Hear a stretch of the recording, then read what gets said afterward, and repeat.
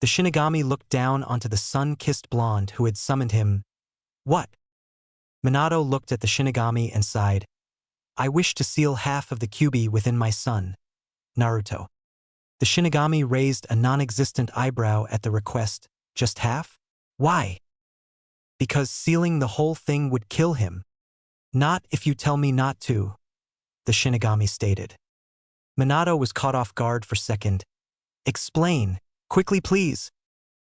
The Shinigami sighed, despite what I am. I can prevent certain deaths from happening, however. The death must be specific, and it is a one-time deal only. The blonde quickly processed everything and was intrigued. It was then an idea came to his mind. Question is, prevent Naruto from dying due to having too much chakra from Bijuu being sealed within him specific enough? He asked with a slight bit of desperation. It is. Do you wish for your son not to die that way? Minato quickly nodded. So be it. I shall seal the Kyuubi within Naruto, and in addition, I shall give him a mark that'll prevent him from dying due to chakra overload from additional Bijuus being sealed within him. In return, I get your soul. Deal, Minato said. I know you'll be able to handle it, Naruto. Hiruzen looked at the scene.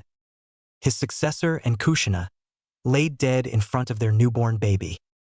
With a heavy sigh, he began walking towards the baby, before stopping in his tracks. The Shinigami appeared next to the newborn and placed 2 fingers on the lower part of his neck. What the hell are you doing? The professor asked.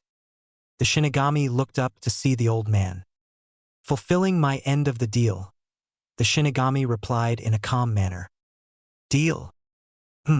Guess he would want you to know. The Shinigami sighed. Minato asked me to place a mark upon the boy that'll prevent him from dying a certain way. Hiruzen raised an eyebrow at this.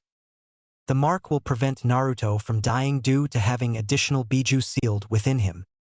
Hiruzen went wide-eyed at this statement. Kami, I hope you know what you are asking for Minato. The Shinigami then lifted his hand off the newborn.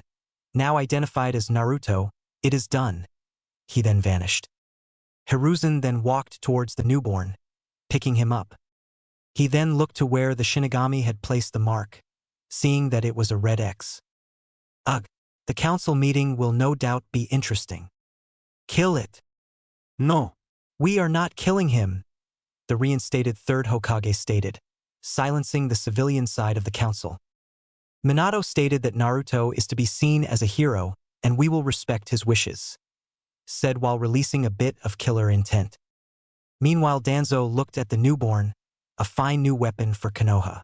One to mold into the perfect shinobi. It was then, squinting, he noticed a red X. It couldn't be a scar or a birthmark. No, it was too red and straight for that. His curiosity got the better of him. Hiruzen. Hiruzen then turned his attention to the old Warhawk, who was once his friend. The two grew apart over the years, ever since Hiruzen was selected for the position of Hokage instead of him. May I inquire about the weird red X on the child? The room went silence, as everyone turned their gaze towards the child, with some not being able to see what Danzo was referring to. The side that did see, however, was the shinobi side of the council and the elder side as well. One of the elders, Hamura, broke the silence. What is that? Hiruzen took a deep sigh, dreading this topic that he was hoping to avoid as much as possible, without the civilian side being present. However, it was now unavoidable. That is a mark that'll allow Naruto to have the other Bijuu sealed within him and not suffer the possibility of death, due to chakra overload. Given to him by the fourth. The room went silent once again. All the Bijuu, sealed within one Jinchuriki. The Warhawk couldn't help but smile. The ultimate weapon for Konoha? How could he say no? It was perfect, really. They would no longer need to put their attention on the multiple Jinchurikis to make sure they were safe and didn't defect, no. All their attention would be on just one. Quickly Danzo spoke up. Well then, what are we waiting for? Let's seal the other Bijuu within the boy already. The civilian side of the council quickly erupted. Are you crazy? We can't allow the demon to grow more powerful than he already is. No way in hell. Hiruzen, quickly growing irritated, then slammed his fist. Quiet! The civilian side did as they were told. Now, this is a very delicate matter. I'd say we vote on it. The professor allowed for a few minutes of silence to pass, so that everyone could make up their mind. Good. Now, all those against having all the Bijuu sealed within Naruto raised their hands. Most of the civilian members raised their hands. Now, all those in favor of sealing all of the Bijuu within Naruto, raise your hands. Most of the shinobi members raised their hands along with the elders. Then it is decided. Naruto will have all the Bijuu sealed within him. Now, any laws regarding Jinchurikis will apply to him. Hiruzen then looked at the civilian side of the council, including the death penalty part. Most of the civilians trembled at the killer intent directed at them. Hiruzen, along with Danzo, Koharu, and Hamura walked into the room. There holding the new Jinchuriki was a tall man with long white hair, one of Hiruzen's students. Is it done, Jiraiya? The professor asked the Toad Sage. With a heavy sigh, Jiraiya delivered his answer. Yes, the other 8 have been sealed within Naruto. I hope you know what you are doing, Minato. Very good. Danzo said, anyways, you should probably be gone soon. Make sure our enemies think we're still strong. After a quick, displeased grunt towards the Warhawk, the Sannin handed his godson to his teacher and headed off. Hiruzen then started to head off towards the orphanage before being stopped. Hiruzen, for the benefit of Konoha, I would dash before Danzo could finish that sentence. Hiruzen cut him off. I know what you are going to ask, Danzo, and the answer is no. The professor said in a tone that made it clear that this topic was not up for debate. Hiruzen then exited the building, leaving behind a scowling Danzo. You can't keep him out of my hands forever, Hiruzen. I will have him under my wing and I will mold him into the perfect weapon for all of Konoha. Meanwhile, in a place that can only be described as sewer-like, the 9 Bijuu sat in silence. After many years of being separated and unable to see each other, they were finally together again. Unfortunately, they wished to have met each other again while they were free, and much to their disdain, they were still caged. After a while, the Kyuubi broke the silence. So, we're finally together again. It's nice to see you all again. The fox then turned his gaze towards the tanuki of the group. Well, some of you less than others. The Ichibi quickly responded, Go to hell, you arrogant fox bastard, he yelled while raising the finger towards the fox. The Sambai groaned. You both act like children sometimes. You know that? Yeah, settle it like true adults and fight. The Yanbi cheered. They can't. We're all stuck behind these cages, you musclehead. The Gobi said in a deadpan voice. Yeah, besides I would win anyways, the fox stated in a smug tone. The Ichibi grew a tick mark. Grrr. So, what now? The Nibi asked. Not much we can do other than sit around, talk and nap, the Hachibi said. And wait for our Jinchuriki to grace us with his presence. He then added, Who knows, maybe he'll be nice. The Rokubi stated in an optimistic tone. The Kyuubi scoffed, Please, he'll probably be like all the rest. I'm actually going to have to disagree. I have a feeling that he will be different. I'm willing to bet on it. The Nanabai said. Well then, I'll hold you to that. Until then, I'm going to sleep. The fox replied. Young blonde boy with whiskers was walking through the snow. The coldness of the snow couldn't compare to how cold he always felt. Ever since he was kicked out of the orphanage, he couldn't help but feel isolated. Nobody wanted to talk to him, hell, no one even wanted to be near him. It was as if they were scared of him and he didn't understand why. He tried to talk to kids his age, but the parents would always make sure that their kids avoided him. The only people who were ever nice to him were the Hokage when he gave him his own apartment and money to live, as well as the people at Acharka's Ramen. However, he rarely saw either, the former because he was always busy, and the latter because he wouldn't go to them unless he had money, so their kindness was short-lived. Taking a deep sigh, he continued his walking, not really having a destination in mind, just walking. Freak! He stopped in his tracks upon hearing that word. It was one of many words people used to describe him behind his back, as if he wasn't listening, along with demon, monster, and many others. Why, what did I do? He looked to see who was talking about him only to see something else. 3 older kids were picking on some odd girl with lavender eyes. "Please stop," the girl said with tears in her eyes. "Please? Wow, for a Hyuga. You sure are pathetic," one of the bullies said before pelting the defenseless girl with a snowball. This caused the boy to become something he usually never felt: angry. He saw a little of himself within the girl, someone who was mistreated for no reason. Quickly, he ran up to the bullies. "Hey, leave her alone." The bullies turned their attention towards the blonde. "Hey, it's that freak my mom told me to avoid. Don't know why. You look like a weak kitten." One of them spoke. "I said, leave her alone," the blonde yelled, proceeding to throw a snowball at one of them. "Oh, you're dead." The bullies then proceeded to rush the blonde. A fight ensued between the 3 bullies and the blonde with whiskers.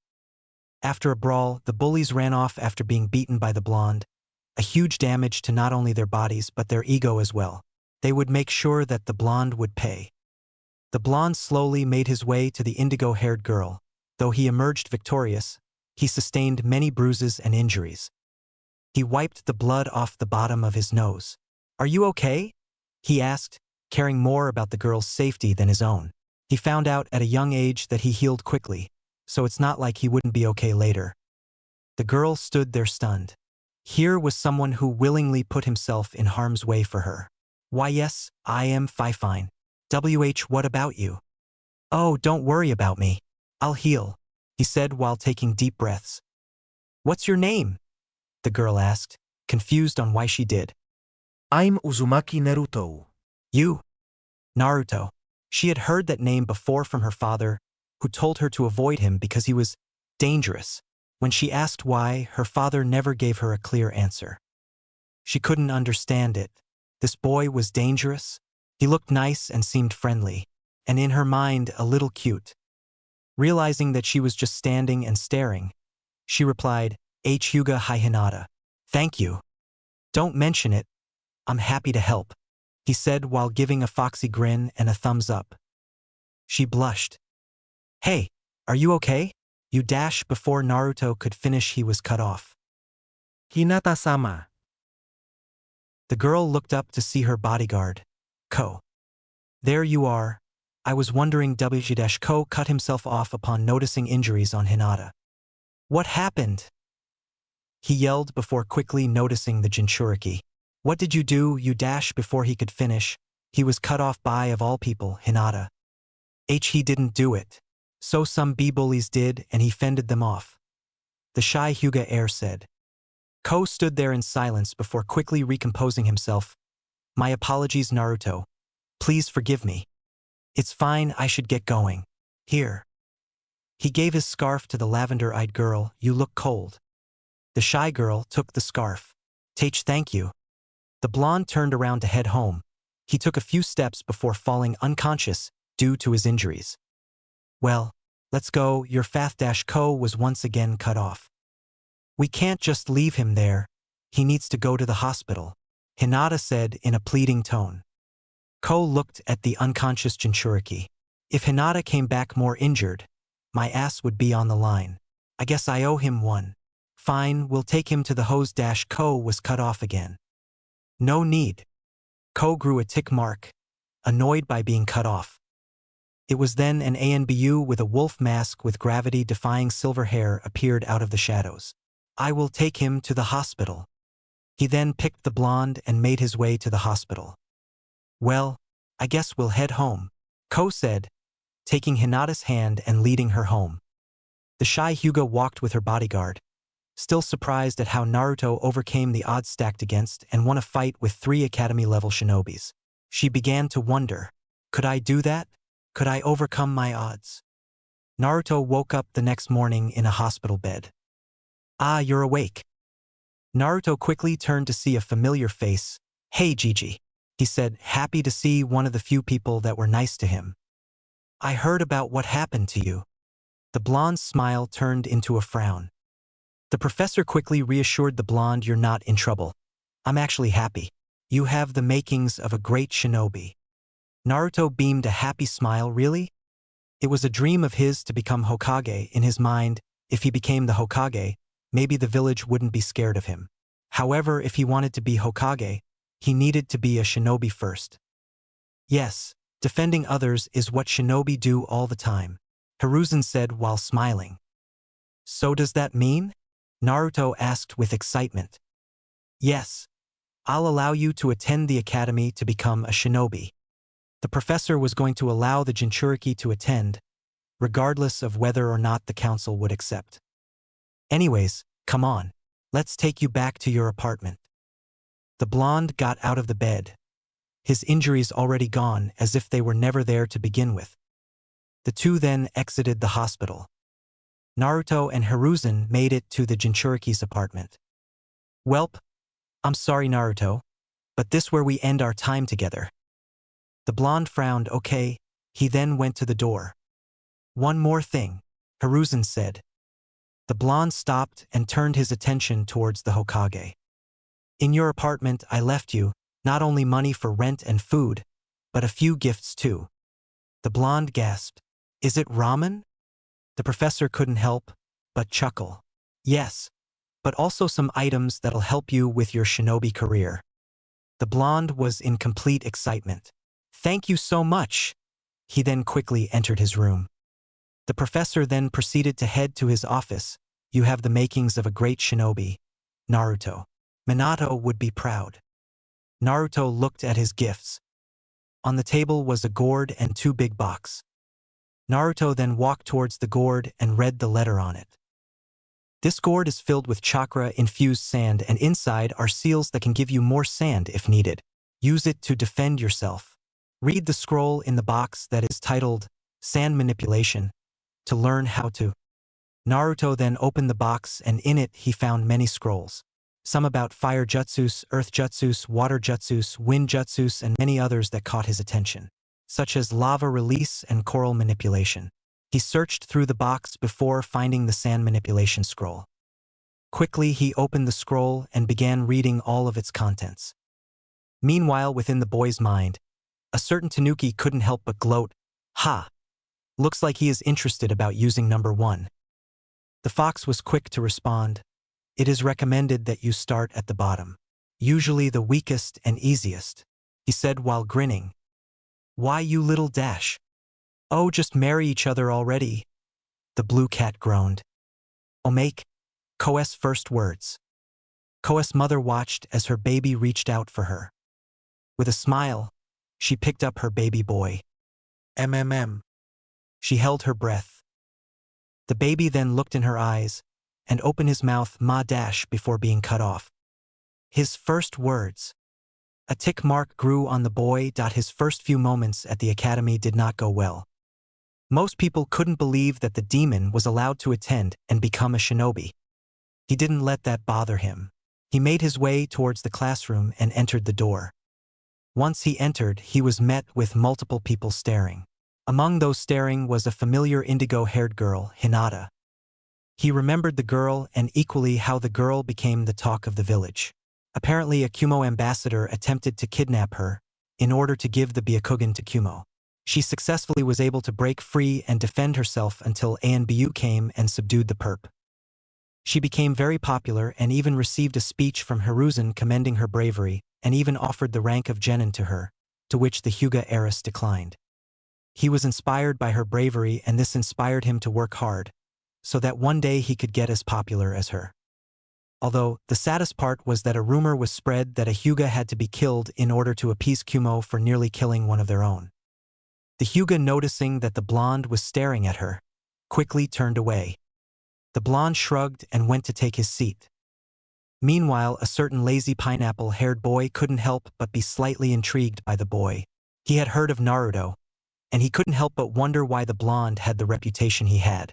He attempted to get answers from his parents, and all they said was, Naruto is a very special person, and refused to emphasize on the subject.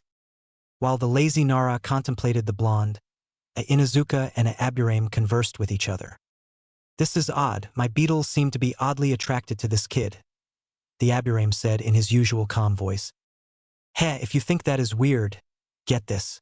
Apparently Akamaru says he smells of tanuki, cat, turtle, ape, horse, slug, beetle, octopus, and fox.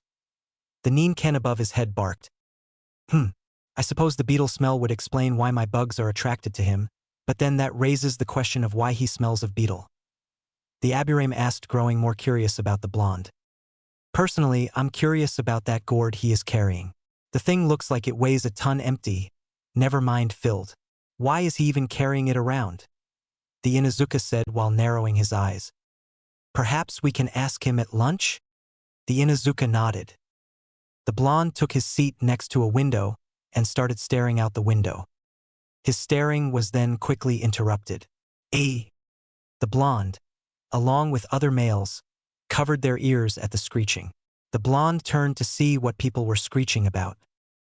Apparently some raven-haired boy had entered the room and a bunch of girls were excited to see him.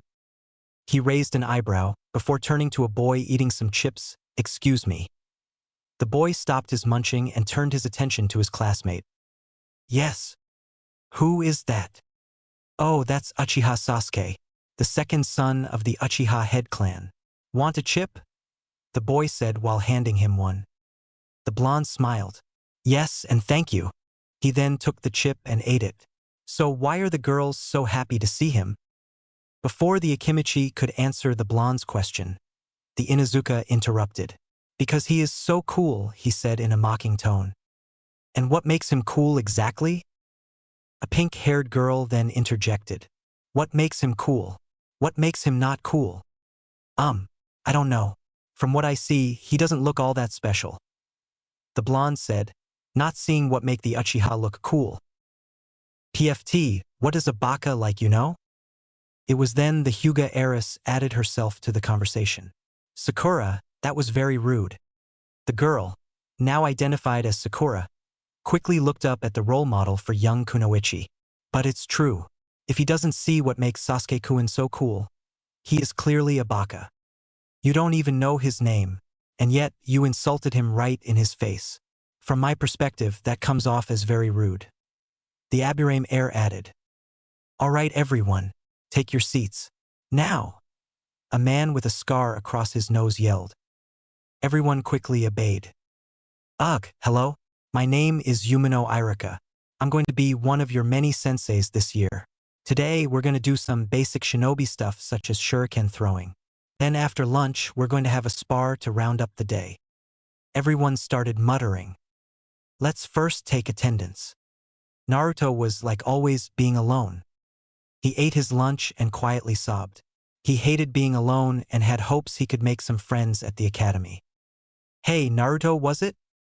The blonde looked up to see a pineapple-haired boy. Yes, why? Want to sit with me and my friends? The blonde was taken aback by the question. You all want me to sit with you? If it's not too troublesome. The blonde stared at the boy before giving his answer.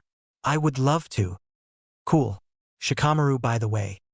The two then went to a table that had 7 other people. He and Shikamaru took their seats. All right, I got him. I already introduced myself, so you can do the rest. The Nara said before laying his head on the table. Choji, Ino, Hinata, Shino, Kiba, and this is Akamaru. The Neen-ken above him barked. Sakura, HN, Sasuke. So cool. The fangirls said with hearts in their eyes. Naruto, and it's nice to meet all of you, the blonde said with a smile. Silence filled the group before the lazy Nara spoke.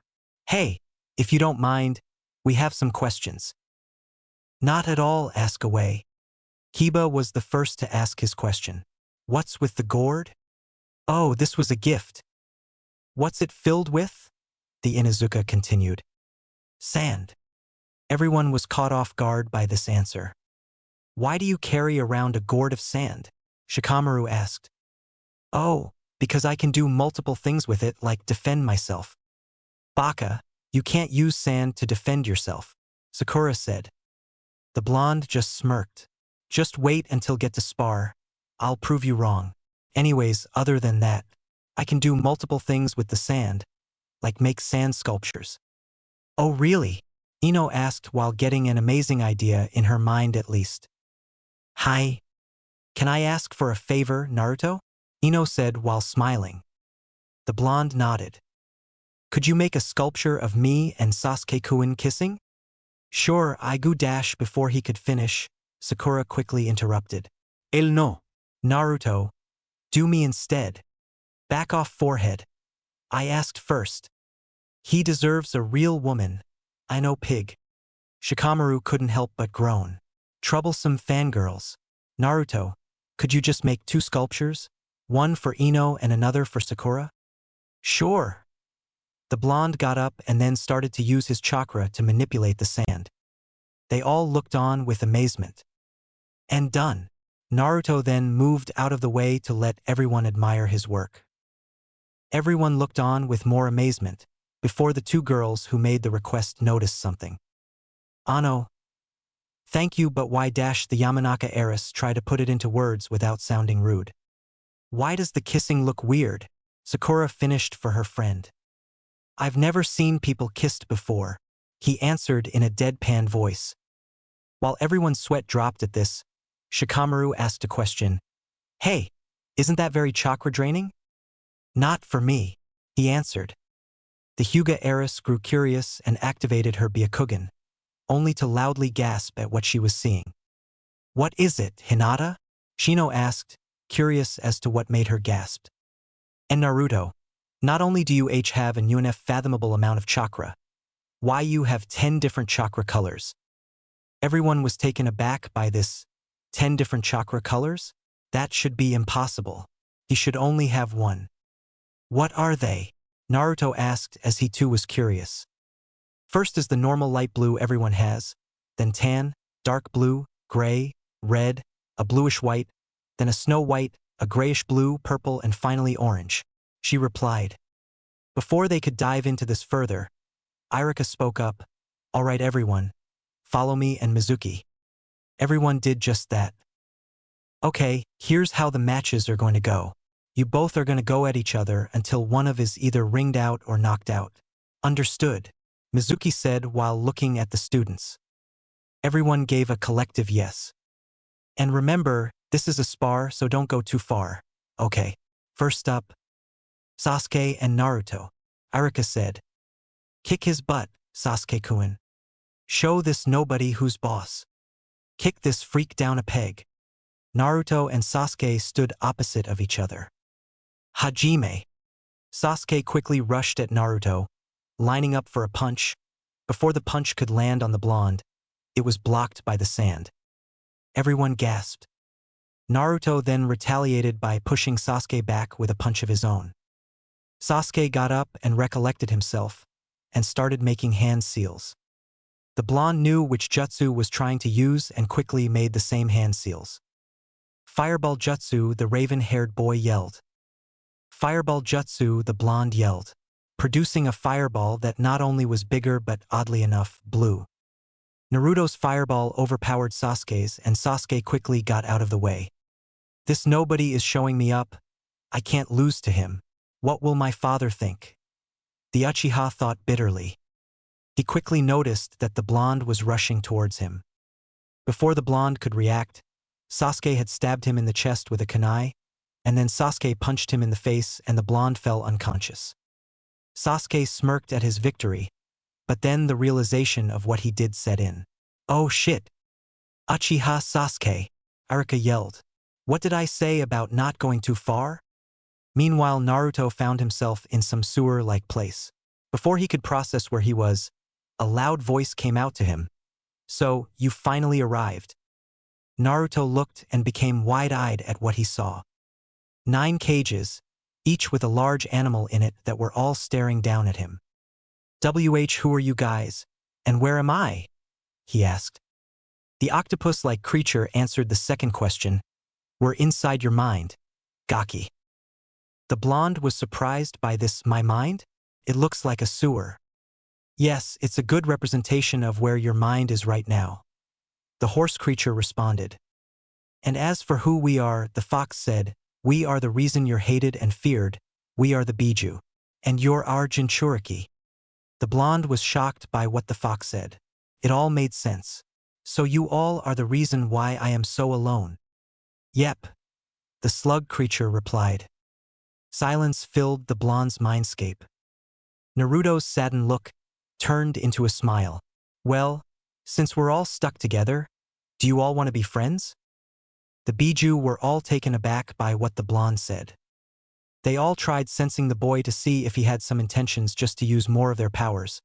But to their surprise, they couldn't find anything, not even the Kyuubi, who was the best at sensing out of all of them. Couldn't. You seriously want to be friends with us? The Shichibi asked.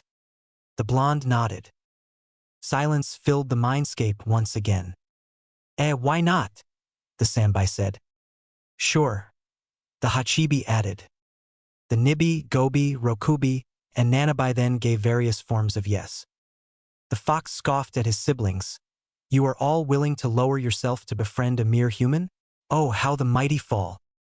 The Nibi rolled her eyes at her brother's remark, prideful as always. Ekurama? The fox quickly became angry at his sister. You moron. Now this human knows my name. Well, sorry, if I don't feel like calling you Kyuubi every time he is in our presence. The Nibi shot back. In fact, you know what? The cat took a deep breath. Shikaku, Matatabi, Isabu, Son Goku, Kokuo, Saiken, Komiai, and Gyuki. There, now he knows all our names. Happy now? The now identified Matatabi asked. The fox did nothing but grumbled underneath its breath. Since we're all friends now, could you please remove these seals and change part of your mind so that it's comfortable for us, please? Yuki asked. Naruto did just that, but only for the Bijuus that agreed to be his friends. He left Shikaku's, Goku's, and Kurama's cage alone. Thank you, Gaki, Kokuo said. Well, I guess I should wake up now, huh? See you all hopefully soon. The blonde said with a smile. Actually, we can still communicate with you when you are not within your mindscape, Yuki replied. Oh. Naruto woke up to find himself in the nursery. Thank God you're all right. Naruto looked up to see Hinata. The Hyuga quickly blushed. How are you feeling, Naruto-kun? Naruto gave the Hyuga heiress a fox grin. I'm doing all right. Thank you for asking. Hinata let out a smile. Sorry, I'm the only one H here. The others H had to go home. I was only able to convince my bodyguard to stay under the promise that we go as soon as you woke up. You didn't have to do that, but thanks. The Hyuga sighed. Well, I need to go now. Go goodbye, Naruto-kun. Bye. And just like that, Naruto's first day at the academy was over. Naruto couldn't help but let out a huge smile as he had made a bunch of new friends. Omake, the seven-tailed beast. Hey Komiai, I have a question, Naruto said to the Nanabai. The Shichibi looked down at its Jinchuriki. Yes, Naruto? In the Japanese version, is it Nanabai or is it Shichibi? It's both, the Nanabai replied. Really? The Shichibi nodded. In fact, it's going to be a running joke in this book that the author constantly changes it. The Nanabai added.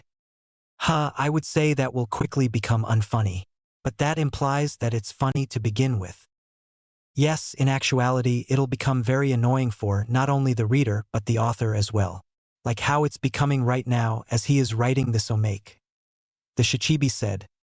Okay, enough breaking the fourth wall, it's expensive to repair, you know? A mighty version of my voice said. Hey, that's my line. Technically it's your mother's. The Nanabai and I said at the same time. Okay, next up is Hinata and Naruto. The blonde left his gourd on his seat. This was just a pure match after all. He wanted to try out his taijutsu that he created after all. He then walk into the arena. Kick his butt, Hinataheim. Show that nobody his place. The Hyuga heiress couldn't help but frown at her fan club. She hated how they treated Naruto-kun. Even after she told them that the reason she is like the way she is today is because of Naruto, they still treated him like crap. She also wasn't a fan of how they tried to pair her up with Sasuke, despite making it clear that she was not interested. She then went towards her opponent/inspiration.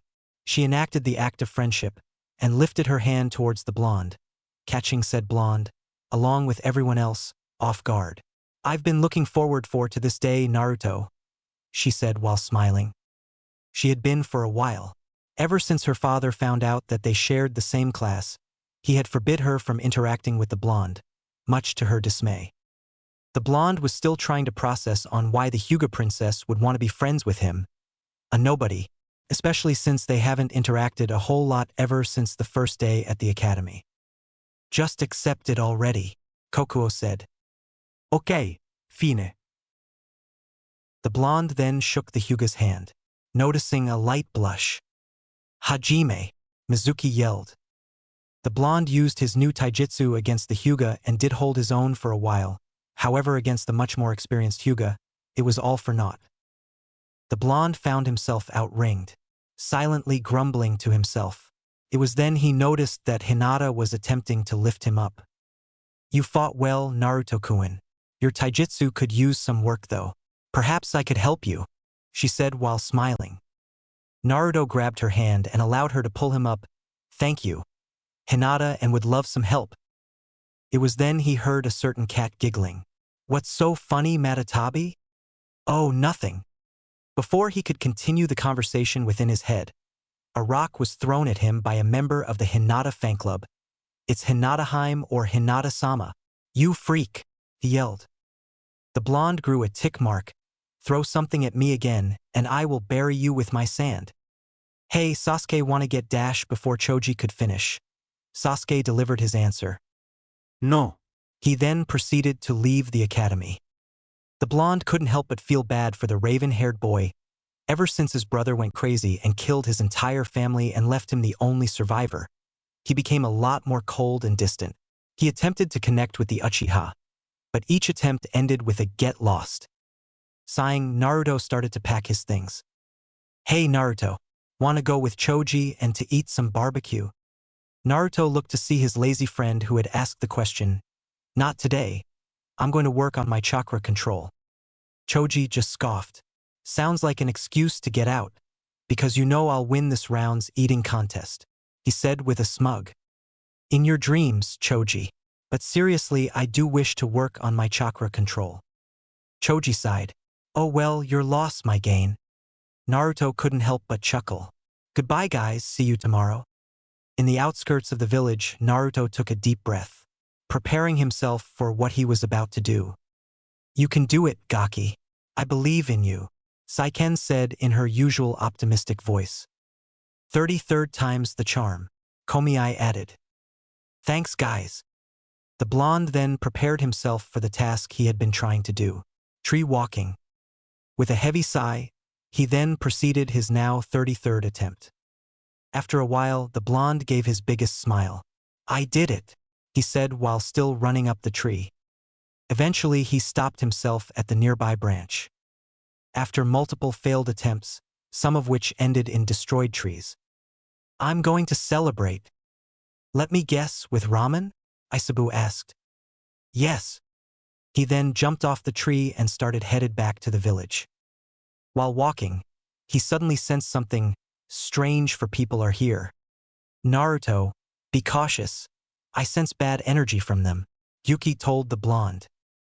Unfortunately, being cautious wasn't an option, as the four people, wearing headbands that appeared to have rocks on them, jumped out of hiding. What are IWA Nin doing here? Probably looking to get their asses burned. I hope so at least, Matatabi said, hoping for some action. So, this is the brat? Yep, matches the description. Ah crap. The blonde gulped. Okay, listen here you. This is how this is going to work. You are going to come with us willingly. The IWA Nin then pulled out a kunai. Or else. The blonde wasn't intimidated by who he presumed was the leader. No, what is going to happen is that you're all going to leave or I'm going to kick your asses. The IWA Nins laughed. Suit yourself. For kunais were then thrown towards him. Using his sand, he quickly blocked all of them. Two of the IWA Nins then rushed at him. Quickly, Naruto pulled out his bamboo jug and pulled out its pipe. Both were also gifts from Hiruzen. With a deep breath, Naruto blew into the pipe and a barrage of bubbles soon followed. The two Lua Nin that were rushing him were internally laughing at the stupidity of the blonde, only to be met with a very big surprise when the bubbles popped. Ah, Sachai-ti, one of them yelled, burning in pain. What the hell kind of bubbles are those? The other yelled in equal amounts of pain. The blonde couldn't help but smirk. The kind that has acid. Naruto, behind you, Kokuo yelled. Naruto quickly dodged to the right, avoiding an ninjato. Naruto quickly then grabbed a hold of its owner, then quickly let go. The IWA Nin was confused, but quickly found out what the blonde did as his body was then encased in coral. The last IWA Nin then made some hand seals, earth-holding jutsu, the ground beneath Naruto, then proceeded to attempt to get a hold of the blonde. Before that could happen, Naruto suddenly grew wings and then flew up, avoiding it. You can always rely on lucky number 7, the Shichibi said in his happy-go-lucky voice. Thanks, Komiai. Naruto then proceeded to make some hand seals, fireball jutsu. Yes, burn that bitch alive, the pyromaniac cat yelled. Mud slider barrier, the IWA Nin said as a wall blocked the fireball. Bullcrap, the cat said bitterly. Naruto then landed on the ground and used boil release to increase his speed. The IWA Jonin was caught off guard by this, and using this to his advantage, the blonde rushed at him, landing a punch on the IWA Nin and sending him into a tree. The blonde smiled. Thanks, guys. You're welcome. Anyways, you should probably head to Hiruzen. Inform him about this. The horse suggested. You're right, Komiai? The Nanabai gave Naruto his wings. The blonde then proceeded to fly towards the Hokage's office. The area fell silent and the IWA Nins laid unconscious. It was then a half-black, half-white creature sprouted from the ground. My, that was quite impressive, the white half said. Yes, I suppose it was. The black half replied. We should probably inform Obito-sama. Yes, we should, and we should also make sure that we refer to him as Madara, 'cause he'll kill you if you say his real name. You moron. With that, the plant-like creature receded into the ground. The blonde made his way to the tower and was about to enter before being stopped by Chunin. Hokage-sama is busy. Get lost. But I need to see him, it's important. I'm sure it is, the Chunin said sarcastically. But it is. Some IWA Nins attacked me. Sure, and I bet the 4th was there. Naruto then began to mad. Look, what's your problem? Currently, it's an annoying brat that is trying to waste Hokage-sama's time. Get lost. The Chunin said while losing his patience. Look, this will only take a few minutes of his time. Then you can wait tomorrow, the Chunin said while growing more and more agitated. I'm not leaving, the blonde said while giving a glare at the man. At this point, the man lost it. I'm not going to say it again. Get lost, you fucking Dadash.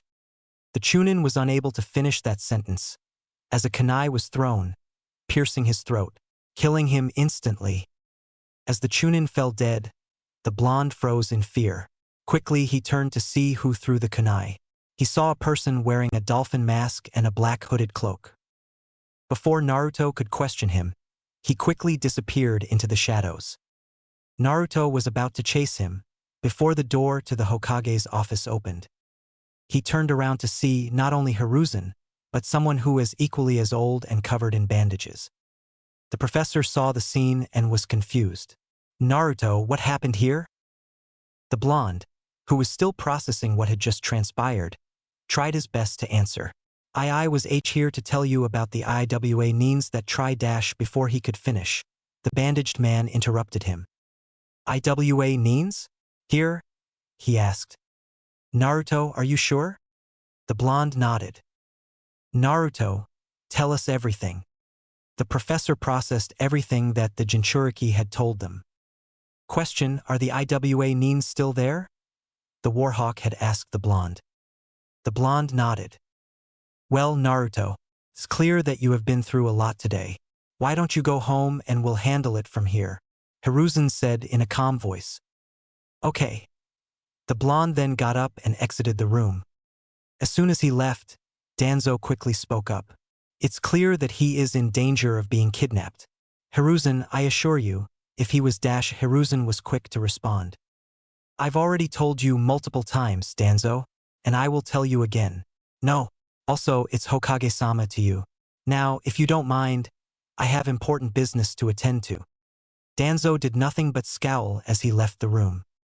You wish to see me, Danzo-sama? The root agent asked. Yes, I'm curious as to why you killed the Chunin. He was about to reveal Naruto's status as a Jinchuriki. Ah, I see, well, you have served your duty to Konoha well. The Warhawk smiled. That is all. You may leave. Time skip. Naruto couldn't help but smile. Today was finally the day he would become a genin. Everyone was muttering and were equally excited. I said quiet down, Arika yelled. Everyone did as they were told. Okay everyone, today is graduation. You've all made it this far.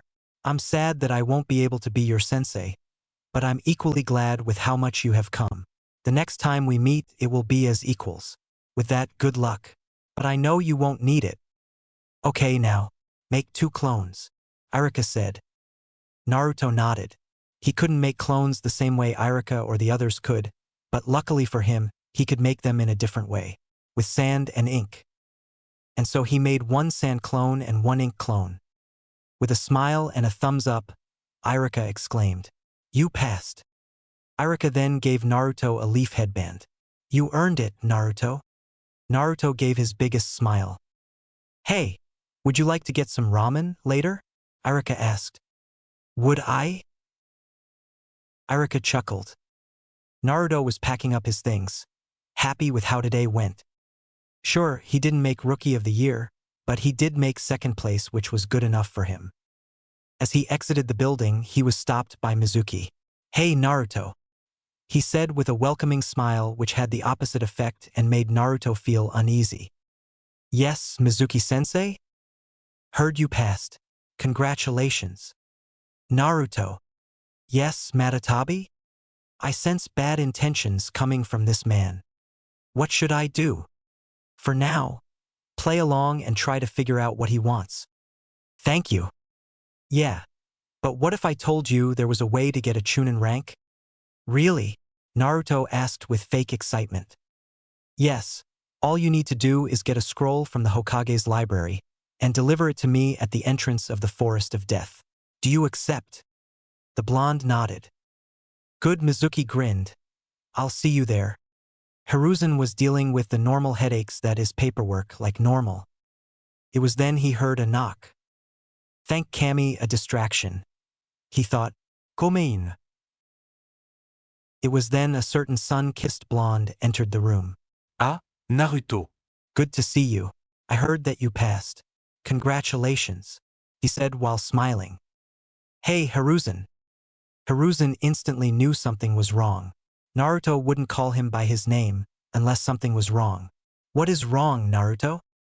Naruto then proceeded to tell Hiruzen everything. I see. Well, thank you for informing me. Umbu. It was then 4 ANBU agents appeared. I want Mizuki captured and sent to Ibiki. Hi. They collectively said and scattered. As the blonde went to go home, he was stopped. Naruto. The blonde turned around to face the professor. With a heavy sigh, Hiruzen prepared for the reactions the blonde would no doubt have. I think it's time you know about why the village is seemingly scared of you. It's because of the Bijuus, right? This was unexpected for Hiruzen. How dash before he could finish, Naruto answered. Day 1 of the academy. Silence filled the room. Naruto, I'm sorry. It's okay. I had time to be upset, and I'm over it. I don't hold a grudge against you or the village. That's good to hear. I was expecting a lot of things. Well, if nothing else, I'll be gone. Actually, I left a few gifts for you back at your apartment, including a scroll on how to make a specific type of clone, different than the ones at the academy or the ones you make. With a smile, Naruto thanked Hiruzen and head off. Once the blonde arrived at his apartment, he looked to see the new gifts from the old man. The first was a black outfit that he already loved, and the second was a scroll titled Shadow Clones. Hope you enjoyed. Leave a review and tell me what you think. Anyways, let's go over some things. Yes, Naruto will still have shadow clones because Naruto without shadow clones is like a BLT without tomatoes. The Akatsuki finally showed up. Yes, it's just Zetsu, but still. And in case you are wondering, no, the Akatsuki will not be attacking soon. I have a specific date for when they do. As for Naruto's new outfit, imagine the clothing killer be Repuden but black. That is all. Day was the day that the genin would be assigned to a team. Naruto was excited. He wondered which team he would be a part of, who would be his teammates, and who would be their sensei. I personally hope it's not with the Uchiha, Kokuo said. Ha! Oh, ignore him. He is just being grumpy, Saiken said. Although, I also hope that we don't get paired up with him too. All right, class. Everyone turned their attention to Irika. Today is the day you'll be assigned to Dash. Before he could finish, he was interrupted by a pink-haired girl, who asked a question that everyone else was wondering. Well, everyone except for Naruto. Irika-sensei, where's Mizuki-sensei? Irika sighed. Mizuki is currently under arrest for attempted treason against Konoha. Everyone gasped and began muttering amongst themselves. Due to the fact that the investigation is still ongoing, I cannot go into further detail. They continue muttering. Anyways, regardless, today is the day that you're going to be assigned to a team. I will be telling you which team you are on. Team 1. Naruto ignored the team assigned until Team 7, Uchiha Sasuke, Uzumaki Naruto, and Hyuga Hinata. Your sensei will be Hatake Kakashi. The Sasuke and Hinata fan clubs groaned in disappointment. Kami, damn it, the 9 Bijuu thought. It was like this before. Their previous Jinchurikis would be assigned to a Uchiha in some way to make sure that they would be kept in check, whether it be as bodyguards or as teammates. I will be on a team with Naruto-kun? The Hyuga couldn't help but smile at this. Not only would she be on a team with someone who was her inspiration but also her crush at the same time. She blushed a little. I hope he returns the feelings. Meanwhile, the Rookie of the Year wasn't as happy, thinking that the two will only hold him back, despite the fact that one of them was the top kunoichi, and the other was a second close to Rookie of the Year. Meanwhile, a certain lazy pineapple-haired boy couldn't help but wonder something. Strange, I thought the formula was Rookie of the Year, then top kunoichi, and finally dead last. He shrugged to himself. Guess they decided to change it up for whatever reason. He sighed, troublesome. Choji looked at his friend. Huh. Nothing. After all the other teams were called, they were collected by their respective sensei. Except for Team 7, who were still waiting for their sensei. Naruto decided to try to get to know his teammates a little better. He first turned to the raven-haired boy. Hey Sasuke, are you excited to be shinobi? The Uchiha scoffed. Don't talk to me, nobody. Typical Uchiha arrogance, the fox said, showing his disdain for the clan. Realizing it was a lost cause, he turned to the Hyuga heiress. What about you, Hinata?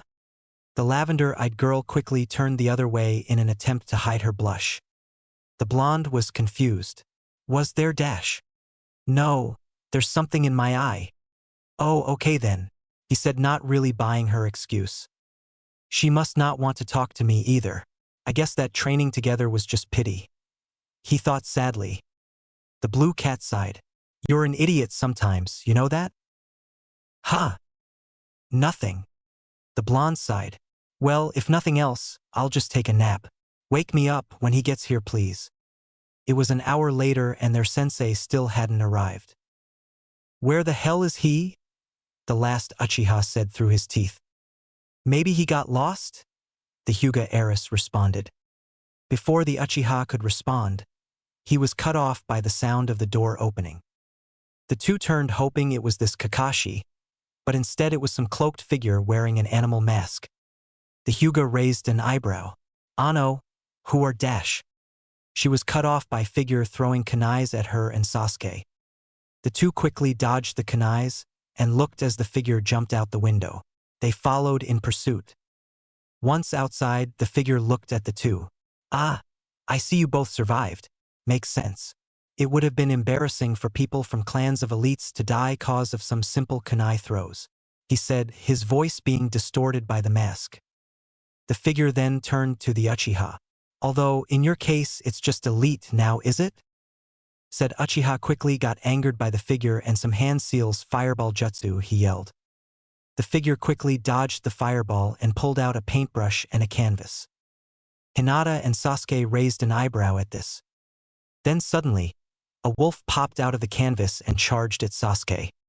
While Sasuke dealt with the wolf, Hinata charged at the figure attempting to punch him.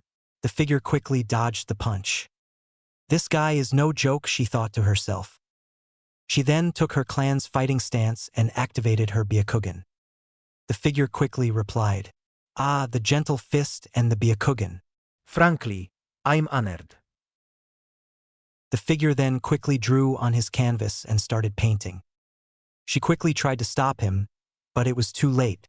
A hawk sprouted out of the canvas and quickly charged and grabbed the Hyuga heiress. As the hawk flew up higher, the Byakugan princess attempted to land a hit on the black and white hawk. Eventually she landed a lucky hit, however she overestimated its durability. With one hit, the creature then exploded into ink. As she fell down, she closed her eyes and embraced for impact, but it never came. She opened of her right eye to see a blonde with whiskers on his cheeks. Lucky number 7 saves the day again, the Shichibi exclaimed. Thanks, Komiai. Are you okay, Hinata? He asked with worry. She realized that the blonde was holding her bridal style. She blushed and pressed her fingers together. I'm fine. Thank you, Naruto-kun. She also realized that they were still in the air. She also heard fluttering. She looked at the source and said source surprised her. Naruto, you have wings? Yes, I'll explain how another time. Now we have to help Sasuke and take down this Weirdo. She nodded in understanding. He then took to the ground and carefully put her down and rushed to help Sasuke. He quickly touched the wolf and encased it coral. Are you okay, Sasuke? TCH, I didn't need your help, the Uchiha said. But thanks, anyways. The Bijuu were all shocked by what the Uchiha said. The blonde then helped the Uchiha up. The trio then turned to face the mysterious figure. My fight is with them, not you, the figure said while pointing at the blonde.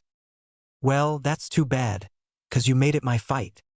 Damn it, Danzo-sama gave me orders to only attack the Uchiha and the Hyuga and to specifically leave the Jinchuriki alone. Maybe I could dash. The figure's thought was cut off by a kunai being held against his throat. Everyone looked to see who was holding the figure. It was a tall masked man with silver gravity-defying hair and one eye, with the other being covered with his headband. The man quickly spoke. I don't know who you are and I frankly don't care, but you are clearly a threat. You and I are going to the T&I department. The figure response was substitution. Everyone looked to find the figure. The blonde yelled, over there on that tree. Everyone turned to where the blonde was pointing and saw the figure painting on a branch. Before they could react, it was too late. A hawk appeared out of the canvas and quickly grabbed the figure, then took off. Everyone stood in silence. It was then the man spoke up. Sorry for being late. If I had known that you were going to be attacked, I would have arrived much sooner. He sighed. Welp, it's nice to meet all of you. I'm Hatake Kakashi. Meet me on the rooftop, he said with an eye smile. He then shunshined to the roof. Guess we'll head up to the roof then, the blonde said while sprouting his wings. Hey, Naruto. The blonde looked at the Hyuga heiress. Yes, Hinata? How do you have so much power? She asked. The lasted Uchiha glanced over, also curious. Like my wings, I'll explain another time. I promise. Hinata nodded. The Uchiha HMFPED, deciding to respect his blonde teammate's wishes. By the way, would you two like some help getting up to the roof? They both nodded. The blonde then made 2 small sand dunes. Get on. Report, a bandaged man said to his subordinate. I can't say for sure if the two are capable of defending the Jinchuriki, as I was not only interrupted by said Jinchuriki, but their sensei Kakashi as well. I'm sorry Danzo-sama. Danzo sighed. Damn it. Fine. Should I try again? No, that won't be necessary. We'll just test them another time. Kakashi glanced up from his book to see the blonde fly down and his teammates jump off the sand clouds. Seems he has good control over the Nanabai. Alright everyone. Again sorry I'm late. I got lost on the path of life. The three genin sweat dropped at the lame excuse. The Bijuu's also sweat dropped. Anyways, let's go over some introductions. Tell us your name, your likes and dislikes, and any dreams that you have. He then looked at the young Jinchuriki. You first. With a smile, the blonde exclaimed. I'm Uzumaki Naruto. My likes are ramen, training, and spending time with my friends. My dislikes are the 3 minutes that it takes to make ramen and ignorant people. My dream is to become Hokage. The Jonin chuckled. He definitely is your kid, Kushina. He then looked over to the last Uchiha. You next. My name is Uchiha Sasuke. There's not a whole lot of things I like or dislike. My dream is not a dream, but a goal. To kill a certain man. Itachi definitely did a number on him. The Jonin sighed. And finally you. My name is Hyuga Hinata. My likes are cinnamon buns, gardening, and flower pressing. I dislike some of my clan's traditions and how it treats the branch side. My dream is to become a great clan heir. She then looked down to hide her blush and pressed her fingers together. And to confess my love to certain someone. I wonder who it is. The Jonin thought sarcastically. Guess I'll go next. You already know my name. My likes and dislikes are something I don't feel like telling you, and as for dreams, I don't really have one. Everyone's sweat dropped at this. The blonde sighed. You give off enough lazy energy to rival a certain friend of mine. My name is Shikamaru then sneezed. Ah, bless me. Anyways, the one-eye Jonin said, you should know that tomorrow, only 2 of you are becoming genin. What? The blonde yelled. But we already passed the genin test. Correction. You only passed the test to show that you are capable of being genin. The actual genin test is tomorrow. Come to training ground 7. And don't eat, you'll throw up. The Jonin said before he shunned Shin away. The blonde sighed. Good luck tomorrow, guys. He then got up and started going home, before being called out by certain turtle. Naruto. Yes, Isabu? Me and the others have been through this before. Whatever the test is, you'll need the help of your teammates to pass. Ah, thank you. Tomorrow had came. Naruto was waiting patiently for his teammates. Hey Naruto. He looked over to see Hinata alongside Sasuke. He smiled and waved at them. Hey guys. The two sat down next to their teammate. Guys, I need to tell you something. The Hyuga and Uchiha looked at their blonde teammate. Whatever the test Kakashi-sensei gives us, we'll need to work together in order to pass. The Uchiha glared. So you can be only one to pass? Why should we trust or believe you? The blonde sighed. Sasuke, he was lying. Think about it, when has there ever been a team that only had 1 Jonin and 2 Genin? And besides, we're Genin. Do you think we could, on our own, beat a Jonin? Much less a very experienced one. The Uchiha wanted to retort, but couldn't find anything faulty in the blonde's logic. It was all true. The blonde continued. Whatever the test is, if we do it alone, we'll fail. I just ask that we work together. Is that okay? The Uchiha thought to himself for a bit. Naruto was one of the few people at the academy who he considered his equal, being able to hold his own against him when they spar. He would never admit it to anyone, especially not to him, but the Uchiha respected the blonde and his power. As long as he doesn't hold me back, I guess it'll be worth it to at least cooperate with him for now. He sighed and gave his answer. Okay, I'll work with you. The blonde smiled and turned his attention to his indigo-haired teammate. Hinata. The Hyuga heiress was more than happy to work alongside her crush and quickly gave her answer. Hi. Then it's settled. We'll wait for the pervert to show up, and then force him to pass us. The Uchiha raised an eyebrow. Pervert. That book he reads is smut. Oh. The Hyuga gasped. Our sensei reads smut in public and in front of us? She asked, appalled by her sensei's indecency. Meanwhile, hiding in a bush, said perverted sensei couldn't help but smile. He was smiling at the many things he overheard. Not only did the blonde find out the true meaning of the test already, he also managed to convince his teammates to work together. And it's clear that he is your son too, Minato. He then gave a small sweat drop. I mean, as if the hair alone wasn't obvious. He always found it confusing on how no one in Konoha made the connection. Yellow sun-kissed hair, similar hairstyle, blue eyes, and had the surname of a woman his sensei was very close to. Sure, their marriage was a secret, but not a very good-kept one. Even the IWA Neens that attempted to kidnap him said he looked similar to the Yellow Flash. If IWA could make a connection years after the war, why couldn't this village? He sighed. I guess hatred really does blind us. It was then that the Uchiha's stomach growled. Hinata noticed. Oh, my family made us some food. She then lifted her bag, that contained bento boxes, one for all three of them. I'll pass, Sasuke said while silently regretting it. Thanks, but I ate, the blonde said. Before the Hyuga could protest to eat the food that her family made, her bag was stolen by a blur. The three looked to see their sensei. Thanks for making me lunch, Hinata. He then put the bag somewhere for later and looked at the three. Are you all ready? The blonde smirked. You bet we are. The Uchiha smirked alongside his confident teammate. Whatever you have, we're ready.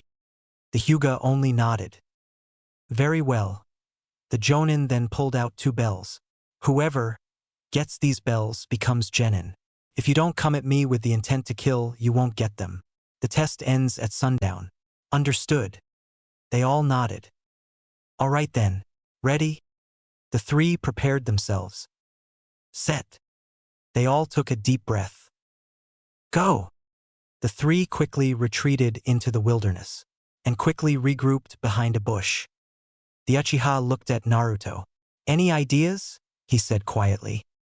Give me a second. Guys. Yuki was the one to respond. We already thought of a plan. Just repeat what I say to your teammates. Got it? Got it. He then looked at his teammates. Okay, here's what we do. It had been 5 minutes since the test started and the three still hadn't made a move. The Jonin looked up from his orange book. What could they be planning?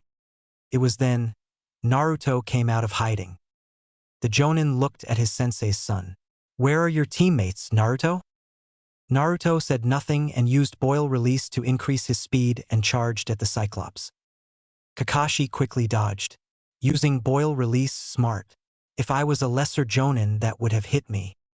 Naruto quickly turned around to rush Kakashi again. This time, Kakashi decided to attack and punched Naruto as he got close. As Naruto was pushed back, Kakashi noticed that Naruto was smirking. It was then that Naruto exploded into a cloud of ink. Before Kakashi could recollect himself, he heard someone yell, "Fireball Jutsu." He once again dodged, but it was then he heard the words, "You're within my range." He turned around to see Hinata with her Byakugan activated and in her clan's fighting stance. 8 trigram, 64 palms. 2 plams, for plams, 8 plams, 16 palms. She yelled as all her attacks landed on him. As he got up, he saw Naruto with his wings charging at him. The blonde was about to grab the bells, touching their surface, before Kakashi was able to dodge and Naruto landed face first into the ground. Naruto quickly got up. Retreat, he said. Naruto, Sasuke, and Hinata quickly ran back into the wilderness. Great coordination, great use of their abilities, and much more, the Jonin thought to himself. They came so close. You know what? I'll pass them. They clearly understand the importance of teamwork. Besides, my chakra has been shut off and I'm not going to use my Sharingan. Meanwhile, Sasuke was gritting through his teeth. It's fine, Sasuke, his blonde teammate reassured him. We'll get him next time. Should be easier now that his chakra is blocked off. The Uchiha took a deep breath and nodded in understanding. What now, Naruto-kun? Maybe we can dash. You can all come out now, the test is over, their sensei said. The three came out in confusion. But the sun is still up, the Hyuga said. Yep. And the test is over because you all pass, Kakashi said while giving a thumbs up. Huh? They all said. The meaning of this test wasn't about getting the bells, it was about teamwork, 'cause like someone once told me, those who abandon the mission are scum. But those who abandon their teammates are worse than scum. The three stood there in silence before quickly celebrating. Even Sasuke couldn't help but smile. With that, I declare Team 7 as official. Come tomorrow for our first mission, Kakashi said before walking off. They were all smiling before the Hyuga heiress realized something. Wait a minute. Where did you put my bento boxes? She yelled, but it was too late as the Cyclops was gone. And finally, what about your team, Kakashi? Irika said, looking up from his clipboard. It was then Kurenai and Asuma, who had given their reports on their own respective teams, looked at their fellow Jonin, curious if his team would be accepted. Hiruzen also looked at Kakashi, also curious. With his famous eye smile, he gave his report. Team 7 has passed, and I will gladly take them under my wing. Everyone was shocked. Kakashi finally passed a team? Wait, passed? They passed your bell test, Kurenai said, still shocked. They didn't get a single bell, but they demonstrated excellent teamwork. Everyone stood silent before Hiruzen broke the silence. Well, that is good to hear. Everyone is dismissed, except for you, Kakashi. Everyone then left except for Kakashi. What is it, Hokage-sama? First things first, remember this. Naruto has an abundance of chakra and can use shadow clones. Use that to your advantage while training him. The Jonin nodded in understanding. Secondly, Hayashi wishes to see you. The Jonin raised an eyebrow. Now? Hiruzen nodded. Kakashi shrugged. Okay then, is that all? Hiruzen nodded again. Okay then. As he went to the door, he turned around. Question. Were you able to find anything on that Bijuu that eked them yesterday? Holding back a sigh, Hiruzen simply stated. I'm afraid not. We've tried but found nothing.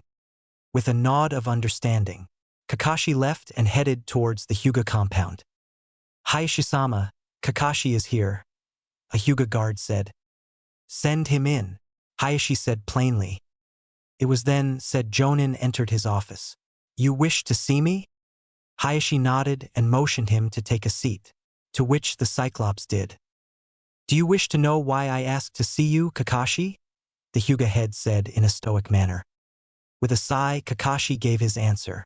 If I had to venture a guess, I'd say it's about your eldest daughter? Hayashi nodded. Correct.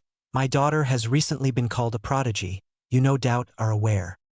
I've only heard Kurenai talk about it, only 1,000 times, Kakashi said while rolling his eye. It was true. Ever since the girl defended herself from the Kumo ambassador and had been called a Hyuga prodigy, Kurenai couldn't help but be proud of the girl who she saw as a daughter, and never stopped talking about it. He even remembered the disappointment she had when Hinata was assigned to him, instead of her, including the talk afterwards. Flashback. Kakashi. The Cyclops looked up from his book. Hey Kurenai, what's up? I wish to talk about Hinata. The girl who could easily be mistaken for an Uchiha said. Ma, don't tell me you're jealous. Ignoring that remark, she continued, look, all that I am asking is that you look after her. You know I care deeply for her, and if something were dash, Kakashi quickly cut her off. You have nothing to worry about, Kurenai. I promise I'll take care of her. Kurenai nodded. Thank you. And question, could you also stop reading smut when dash Kakashi cut her off again? You're asking for too much.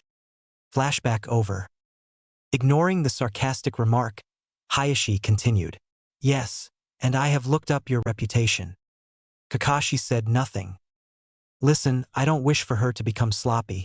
Just because you are lazy, all that I am asking is for you is to take her training seriously.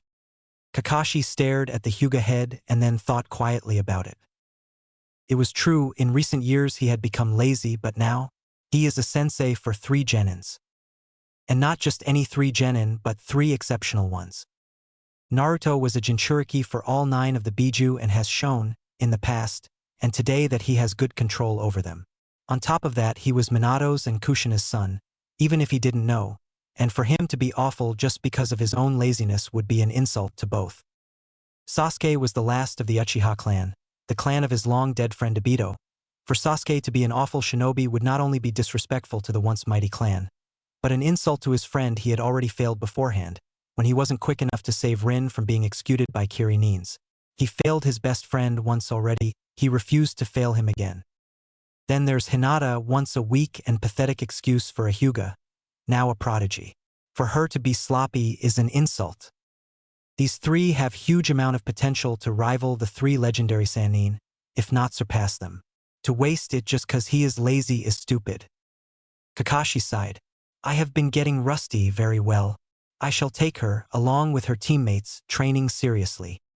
Hayashi, satisfied, spoke. Thank you Kakashi, that is all. Omake 1, Naruto's whiskers. The 5-year-old blonde was staring into his mirror, touching his whiskers. Meanwhile, within Naruto, the Rokubi noticed that the blonde had whiskers. Huh. The blondie has whiskers. They look cute. Heh. I'll take credit for that. Matatabi said proudly. Kurama spoke up. Actually, those are cause of me, thank you very much. He said in a matter-of-fact tone.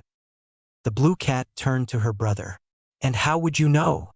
She said. Because they were there when I was sealed within in him, and his mother was my previous Jinchuriki. The fox said. And when exactly did you get a good look at him? Matatabi asked, getting more agitated. I don't have to tell you, he said, not liking his sister's tone. So you're admitting that you don't know? No. I'm not saying anything except that the whiskers are cause of me. And you're trying to steal credit from me, Matatabi said angrily. The fox yelled back. I'm not. The whiskers are because of me, not you, you pyromaniac. Cats are more associated with whiskers. That doesn't mean shit. Meanwhile, the young blonde boy put his hand over his stomach. Why my tummy feel weird? Omake 2, Hinata's mind. Hinata laid in her bed with one thing on her mind. Naruto-kun can fly. Her mind went wild with imagination. She quickly pulled her pillow away and grabbed her secret book. Hinata's book of fanfiction, featuring Naruto-kun 3, is what it said. Unlocking the book and flipping to a blank page, she quickly got to work. Cammy, writing this feels so embarrassing, but it feels so much more good that I don't care. She wrote her book and didn't leave her room for an entire week, except to eat. They were all waiting for Kakashi. Naruto sighed, guys. I think that this is going to be a theme. Sasuke grunted. I heard that this guy was a powerful jonin. Don't know how, considering how late he is, he said bitterly. Hinata stopped eating her cinnamon buns. I'm sure he has a good reason. Naruto rolled his eyes. Yeah, he is probably reading that smut. Or is buying more. It was then Naruto sensed someone. Someone familiar. Naruto turned to a tree. His teammates noticed. What's wrong, Naruto-kun? Someone is there. Show yourself. The stranger complied and showed himself. Naruto squinted at the figure before realizing, hey, you're the guy from before? What are you doing? What did we do against you? The figure said nothing as he threw a dozen senbon at the trio. Naruto quickly used his sand to defend him and his teammates. Using this to his advantage, he ordered several of his birds armed with explosive tags to charge at them. Team 7 noticed the birds and quickly moved to avoid them, and did so more quickly after the birds started exploding. Sasuke decided to rush at the figure, kunai in hand. His attempted stabbing was blocked by the figure's ninjato. While the figure was distracted by Sasuke, Naruto decided to run up and punch the figure. The figure landed into a tree and found himself encased in coral, binding him to the floor. Naruto then lifted the figure's mask, revealing a very pale boy. Who are you? Naruto asked. The figure didn't respond even if he wanted to, which he didn't, The seal on his tongue prevented him. I said, who are dash Naruto was cut off by a kunai armed with an explosive tag landing on the figure. Quickly, Naruto ran away and braced himself for the explosion that never came as it was a dud. Another figure appeared and quickly grabbed the encased figure and Shunshin away. Damn it. He got away again. The Uchiha said angrily. Who did? The trio turned to see their sensei holding some papers. Kakashi-sensei, that guy from last time attacked us again. Naruto responded. The same? Are you sure? The blonde nodded. What is with this guy? The Jonin thought. Okay, I'll fill these holes and we'll get into what we're doing today. After filling up the last hole, the Cyclops then walked to his students. Okay, now as for why I am late today, I'll get into that. The three rolled their eyes. I know, but trust me, I have a good excuse this time. He then continued, okay, after speaking with Hinata's father, I realized that if I continued to be lazy, your progress will be hindered and your potential wasted. So this is how this is going to work. Everyone looked and paid close attention. First we'll arrive here and do some training. We'll work on stuff like chakra control, taijutsu, etc. Then at roughly 2 hours before noon, we'll do some missions, usually 3. Then we'll come back here and do some more training. After all that, we go home, come back tomorrow and do it all over again.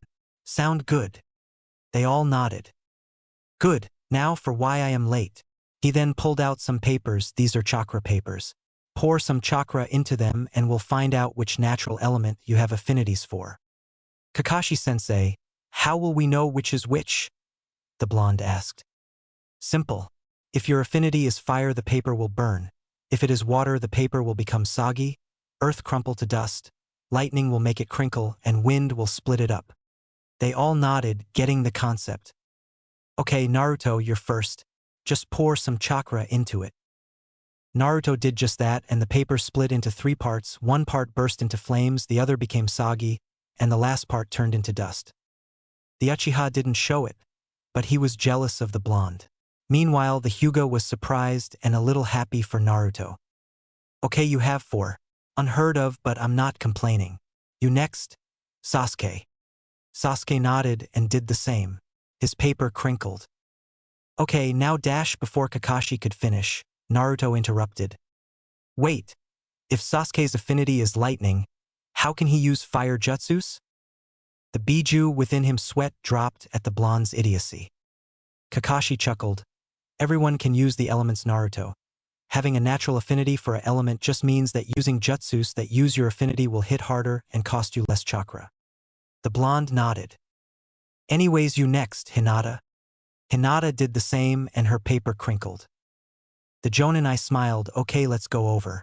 Naruto's affinities are wind, fire, water, and earth. Hinata's and Sasuke's are lightning, which is my specialty. Okay, next up, we're going to do a basic shinobi skill called tree walking. Before you guys say anything, using your affinities will come another day. Kakashi-sensei? Yes, Naruto? I already know how to tree walk, Naruto said while scratching the back of his head. Hinata then added, so do I. Kakashi stood silent. Then I guess, Sasuke will do tree walking and you two can help. The two nodded. All right, Sasuke, watch me. Kakashi then walked to a nearby tree and started walking on it. Eventually stopping on a nearby branch, pour some chakra into your feet. Sasuke then attempted to do just that, only to fail and fall face first into the ground. Naruto, alongside the Bijuu, couldn't help but burst out laughing at the Uchiha's expense. The Uchiha grew a tick mark, quit laughing. While Naruto's laughter died down, he tried his best to calm the raven-haired boy. I'm sorry, Sasuke. If it makes you feel better, that was also what happened to me when I attempted tree walking. The Uchiha did nothing but grunt. Kakashi looked over to Hinata. If it's not too much to ask, could you use your Byakugan and tell Sasuke if he is using too much or too little? The Hyuga nodded, activated her Byakugan. After multiple failed attempts, much to the Bijuu's amusement and the Uchiha's pain, Sasuke eventually got it down. Kakashi smiled and spoke, time for our first mission together. While Hinata and Sasuke looked excited. Naruto didn't, as he had already been told by his internal friends of the suckiness that is D-rank missions. Today we're painting a fence. Time skip. It had been half a month since Team 7 started doing missions. The worst thing about the missions wasn't the mission themselves, but the fact that A and Bijuu-like figures would keep attacking them. Whether it was before the day started to the end of the day, they just kept attacking. Kakashi was walking to the Hokage's office and knocked on the door, with a scowl on his face. "Gomein." Kakashi did just that, and as soon as he entered, Hiruzen sighed again. Fifth time this week, and said week is only halfway over. With deep breath, Kakashi calmed himself. "Hokage-sama, I believe that these attacks are coming from the inside." "I believe so as well." "Hokage-sama, I request a mission outside of Konoha, so we can confirm our suspicions." Hiruzen then looked over his files. "The only out of Konoha mission I have is escorting a builder to the Land of Waves. It's C-ranked. I'll take it." "Kakashi, are you sure that your team can handle it?" Kakashi nodded. "I've been training them hard, and I believe that they are more than ready." "Very well, your client, Tazuna, will meet you and your team at the entrance. Your job is to defend him." Kakashi nodded again. As Sasuke finished his spar with Hinata, Kakashi, along with Naruto, walked up to them. "Okay, today's missions is dash. No more D-rank missions. They are a waste of our time. We deserve a higher-ranked mission," the Uchiha said. Kakashi chuckled, remembering when Obito demanded a higher-ranked mission. "Well, you're in luck, 'cause I got us one. A C-rank mission. We'll be escorting a bridge builder to the Land of Waves." It was then that Naruto gasped. "Really?" he asked with excitement. "Yep. Pack your things and meet up at the front entrance. Okay?" They all nodded. As Naruto packed his things, excited to see the world outside the village, he decided to ask his friends a question. "Hey guys, when was the last time you all went outside of the village?" "It's been a few years, give or take," Isabu replied. "Yeah, Jinchurikis are usually not sent out of the village for many reasons," Yuki added. "Really? Oh well, I just can't wait to see the world outside of the village." "Me too. I wonder what unique people we'll see," Saiken said, encouraging the blonde. "Shame that it's a escorting mission," Kokuo said. "Ha! In my experience, the person who you are escorting is usually an asshole," the horse added. "Same. I remember one time, my last Jinchuriki was escorting this guy who never stopped complaining and was so damn loud, I couldn't nap at all," Yuki said. Komiai chuckled. "That's nothing. One time my Jinchuriki got this client that snored so loudly, my Jinchuriki didn't sleep until they escorted the guy home." "Our point is, Gaki, you're most likely going to dislike the client," Kokuo said. "Oh." As Team 7 walked towards the entrance, Kakashi greeted their client. "Hello there, Tazuna. We're going to be escorting you," he said while smiling. Tazuna looked at the people who he had apparently hired. "Are you kidding me? You are the people I paid for. You are ninja? You all look like a bunch of misfits, especially you, Whiskers." The blonde gave the man an angry glare. "You were right, guys. I don't like this guy at all. Wow, the first minute of meeting him. I don't know about you guys, but that's a record for me," Kokuo said. Hinata quickly defended her crush's honor. "Naruto-kun is not a misfit. He is a very kind and very dedicated person." Tazuna scoffed. "Sure he is, you pale-eyed freak." Tazuna then turned to Sasuke. "And don't get me started on you, emo." The Uchiha clenched his fists. By this point, the blonde had enough of his friends being insulted and let off a bit of killer intent. "You would do well to remember that you are paying us to defend you." The builder gulped. Kakashi reassured him. "Look, trust me, I train them personally. You have nothing to worry about." Tazuna sighed. "Fine, let's go, I guess." Then they all went off to the Land of Waves. Omake, Taro the cat. "Okay everyone, hope you're ready for the bane of all genin. Catching the fire daimyo wife's cat. Tora," Kakashi said. "What makes this mission difficult?" Hinata asked while raising an eyebrow. Multiple things. Tora is hard to find and equally hard to catch. Even if you do catch her, she will scratch you mercilessly. I remember when I first did this mission. Let me tell you, she is a cat straight from Hidash. Question, Naruto said while raising his hand. What is it, Naruto? Is this her? He said while raising said cat. I don't know what you were talking about. She seems very friendly. Kakashi stood silent. The cat purred against the blonde. Ah, come on. Let's take you back to your owner. The cat hissed. Oh, she is mistreating you? Well, I promise that I will fix that, he said, which calmed the cat. As the blonde took off, his sensei continued to stand there confused, but that's how. It was then like a punch from Guy, it hit him the Bijuu, one of them is a cat. Which means,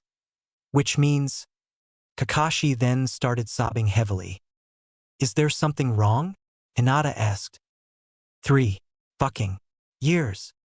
Later, in a place far away from Konoha and inside a cave, a half-black, half-white creature gave his report to a certain orange-masked individual.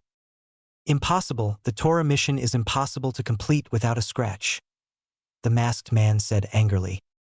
We saw it with both of our eyes. The black part said, yes, I think because the boy has the Nibi within him, the cat takes a liking to him. The white half added, Zetsu that is. It was then the masked man thought about it for a while, realizing that it made sense. The masked man clenched his fists. 3 years. Huh, what was that? 3 fucking years, the masked man said while slamming his fists to the wall. The walk was pretty boring, all things considered. Tazuna along with Team 7 walked towards their destination, not even being stopped by bandits. Sasuke was disappointed, to say the least. He expected more. He was hoping for some action. He sighed. The road was still a long way from their destination. Maybe some action will come soon. Meanwhile, Naruto was humming, until a blue cat called out to him. Naruto, Matatabi called out. What is it? I sense 2 people up ahead, and they give off evil intentions. Thanks, Matatabi. Naruto pulled on his sensei's clothes. Kakashi looked down to his student. What is it, Naruto? Kakashi-sensei, I detect 2 people up ahead. I think they're trouble. Everyone heard him, and Tazuna started sweating. Thank you, Naruto. I'll go take the lead. As they approached the oncoming, they noticed a puddle. Hinata grew suspicious and activated her Byakugan Genjutsu. It was then 2 figures jumped out and threw their chains at the Cyclops. In an instant, they killed Kakashi. Kakashi-sensei, Sasuke yelled. Hinata!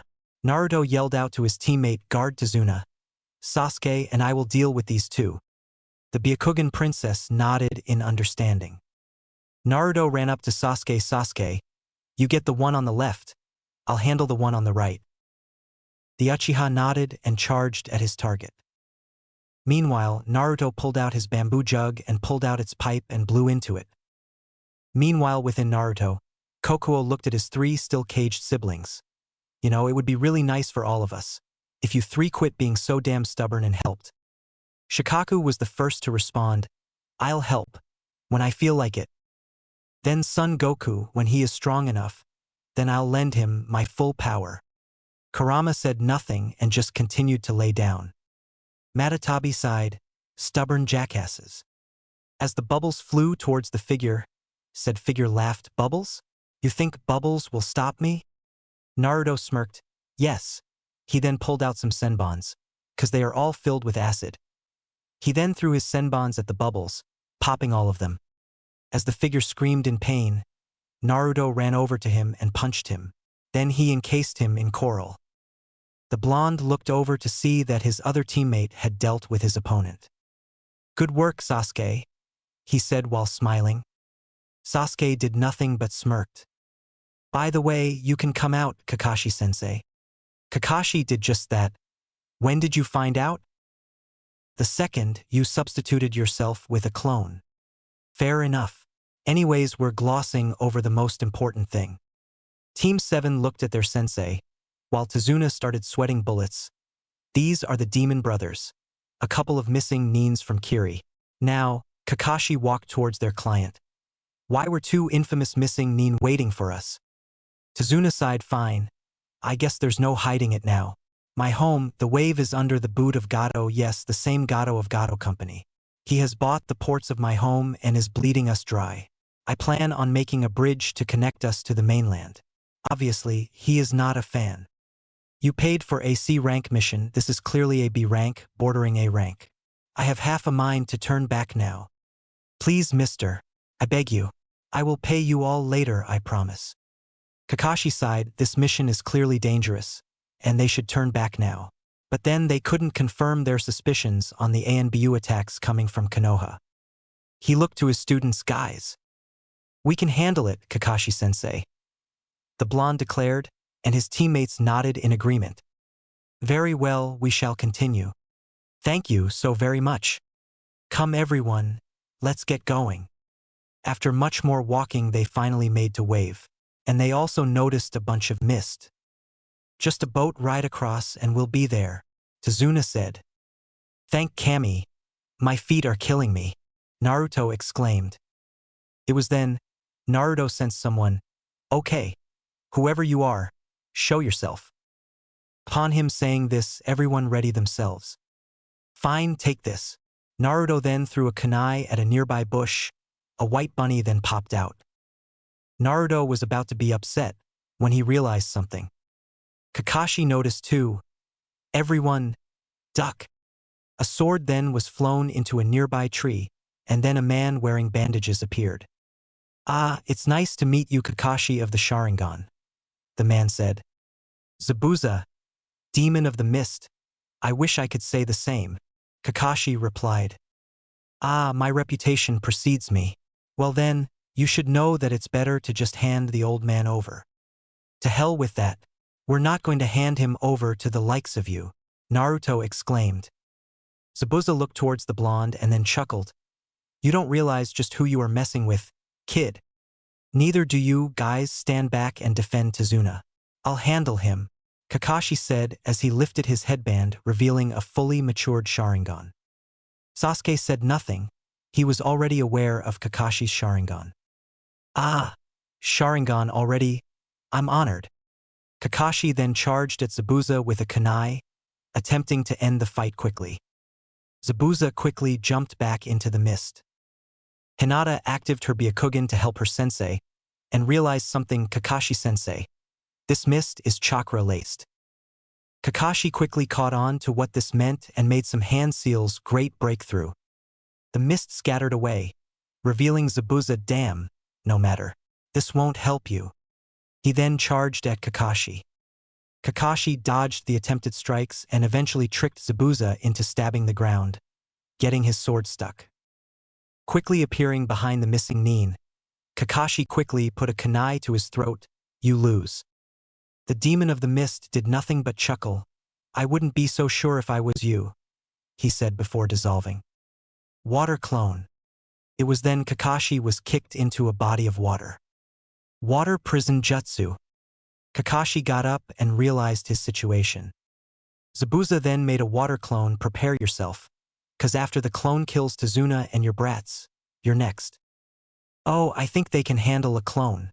The blonde one especially. Zabuza raised an eyebrow at this, confused on why Kakashi specified the blonde. Meanwhile, as the Zabuza clone head towards the group, Naruto quickly came up with a plan. Hinata, Sasuke, you both try and free Kakashi. I'll defend Tazuna. The two said nothing, they just immediately went to try and free their sensei. Dumb move, kid. You're outmatched here. The clone said. Naruto smirked. True, I'm outmatched in terms of skill. He then made some hand seals, but luckily I can make up for it in numbers. Multi-shadow clone jutsu. 15 clones of Naruto then appeared. The original Zabuza went wide-eyed. Impossible. Most jonin struggle to maintain 10 clones and this genin made 15. He also noticed that the clones were steaming. Using boil release to increase their speed, the shadow clones overwhelmed the water clone. Zabuza made 3 additional water clones and threw some senbons at the blonde for good measure. Said senbons were blocked by Naruto's sand. He can control sand too? What the hell is this kid? The three water clones charged at the kid, who covered the client in a sand dome to keep him safe, and sprouted wings and took flight. Naruto then made some hand seals molten rocks, and shot a couple of molten rocks out of his mouth. They successfully made their targets and the clones evaporated. Zabuza was now distracted, not understanding what the hell was going on, and a certain raven-haired boy used this to his advantage. Phoenix Fire Jutsu. Unfortunately, Zabuza was still composed enough to react water wall, and the fire jutsu was successfully blocked. Kid, I use water jutsus. What made you think that a fire jutsu would have hit me? Sasuke smirked. Achin. Who said it was my intention to hit you? Zabuza was about to question the Uchiha on what he meant, when his answer arrived. 8 trigram, 64 palms. Zabuza looked behind him and saw the Hyuga with her Byakugan activated. Shit. 2 palms, for palms, 8 palms, 16 palms. The Hyuga's hits had all landed and the demon of the mist was sent flying into tree. The water prison then dissolved. Thanks for the assistance. Zabuza groaned in pain. Shit. My chakra has been blocked off. Haku, wherever you are, I need assistance now. Kakashi then walked towards the down Zabuza now to finish dash. It was then that 3 senbons pierced Zabuza's neck. It was then a masked figure came out of a tree. Thank you for your assistance. I will deal with Zabuza now. I will contact fellow Hunter Neens and let them know of your assistance. Expect compensation for this tomorrow. Hinata had found this supposed Hunter Neen suspicious and activated her Byakugan. Kakashi. Zabuza's still alive. Finding out that he had been caught, the fake Hunter Neen threw senbons at the Byakugan and threw a smoke bomb to make his escape along with Zabuza. The senbon were blocked by Naruto's sand and the Hyuga turned to her crush. Thank you, Naruto-kun. Kakashi covered his Sharingan. Okay. Then let's get to Zuna's house and rest. They all nodded. After settling down in a separate room, Kakashi had settled down along with his students. Okay. Let's go over some things. It is likely that Zabuza, along with his fake Hunter Neen, will come back to try and end Tezuna's life. So to prepare, we're going to have to train more hard than we usually do train. They nodded in understanding. Tomorrow, we'll be training ourselves to the absolute limits. Omake, Chidori with a Byakugan. Kakashi walked up to Hinata. Hey Hinata! The Hyuga looked up from her book labeled, Totally Not Fanfiction. I wrote, and quickly closed it. Yes, Kakashi-sensei? I've always wondered something. You see, my Chidori needs a Sharingan in order not get tunnel vision, but I've always wondered if the Byakugan could do the same. Hinata placed some fingers on her chin. I see. You wish to satiate your curiosity with me? Precisely. You win. Hinata shrugged. Sure, why not? After Kakashi taught Hinata the hand seals for the Chidori and setting up a dummy, they were ready. Hinata took a deep breath and activated her Byakugan, then started making the required hand seals, Chidori. She then ran towards her target, destroy the dummy. Kakashi walked up to Hinata. So, did it work? Instead of replying, Hinata covered up her mouth. She quickly ran up to a nearby tree and threw up. After a non-stop minute of puking, Hinata passed out. Kakashi stood there silently. Okay. It's clear that the Byakugan makes the tunnel vision much worse. I should get her to a hospital. As Naruto dodged Sasuke punches and retaliated with his own, Kakashi couldn't help but smile. Naruto's unique taijutsu style that he created himself had came a long way, ever since Hinata and recently him and Sasuke started helping him develop it. Sure, Naruto still hadn't thought of a name for it yet, but no one is perfect. The taijutsu itself was very unique, primarily focusing on heavy strikes and blows, while taking advantage of any openings that came. Kakashi described it as animal-like, like predator attacking prey, heavily stamina draining, but for someone like Naruto, stamina isn't an issue. Meanwhile, as the spar dragged on, Sasuke became more and more frustrated. Damn it, I can't lose. If I do, it means that I am the weakest link that is holding everyone back. As Naruto kept attacking him, Sasuke's frustration only grew, until finally, something awoke. Sasuke quickly dodged Naruto's punch and retaliated with his own. This had caught the blonde off guard, but he recomposed himself and continued attacking. Sasuke found himself predicting his teammates' movements and dodging them just as easily. However, this did not last, as the blonde was able to get behind the Uchiha and attack from there. Sasuke fell face first into the ground. As the blonde went over to help his teammate up, he noticed something. Heh! Guess that explains why you suddenly became great at dodging. Sasuke raised an eyebrow. What are you talking about? Smiling, the blonde pointed at his own eyes. They've awoken Sasuke. Realizing what the blonde meant, he quickly ran over to the nearby lake to see his reflection. And sure enough, there it was. A one-tomo Sharingan. Sasuke couldn't help but smile. Kakashi then spoke up, well, this is great. Yeah. The blonde replied, now Sasuke can finally keep up, he said smugly. The Uchiha couldn't help but chuckle, damn right. Now you'll be the one who has to catch up. Meanwhile, the Bijuu were less than happy about the Uchiha unlocking those cursed eyes but decided not to say anything. But one Son Goku had something on his mind. While the Uchiha unlocking his clan's eyes is unfortunate, I cannot deny that for the Gaki to force the Uchiha to unlock them means that the kid is very powerful. Maybe I should... No, at least not yet. Well, this changes some things. Naruto. Yes, Kakashi-sensei? I was originally going to help Hinata with an idea she had, but now that Sasuke has unlocked his Sharingan, I have to train him. Is it okay if I ask you to help Hinata?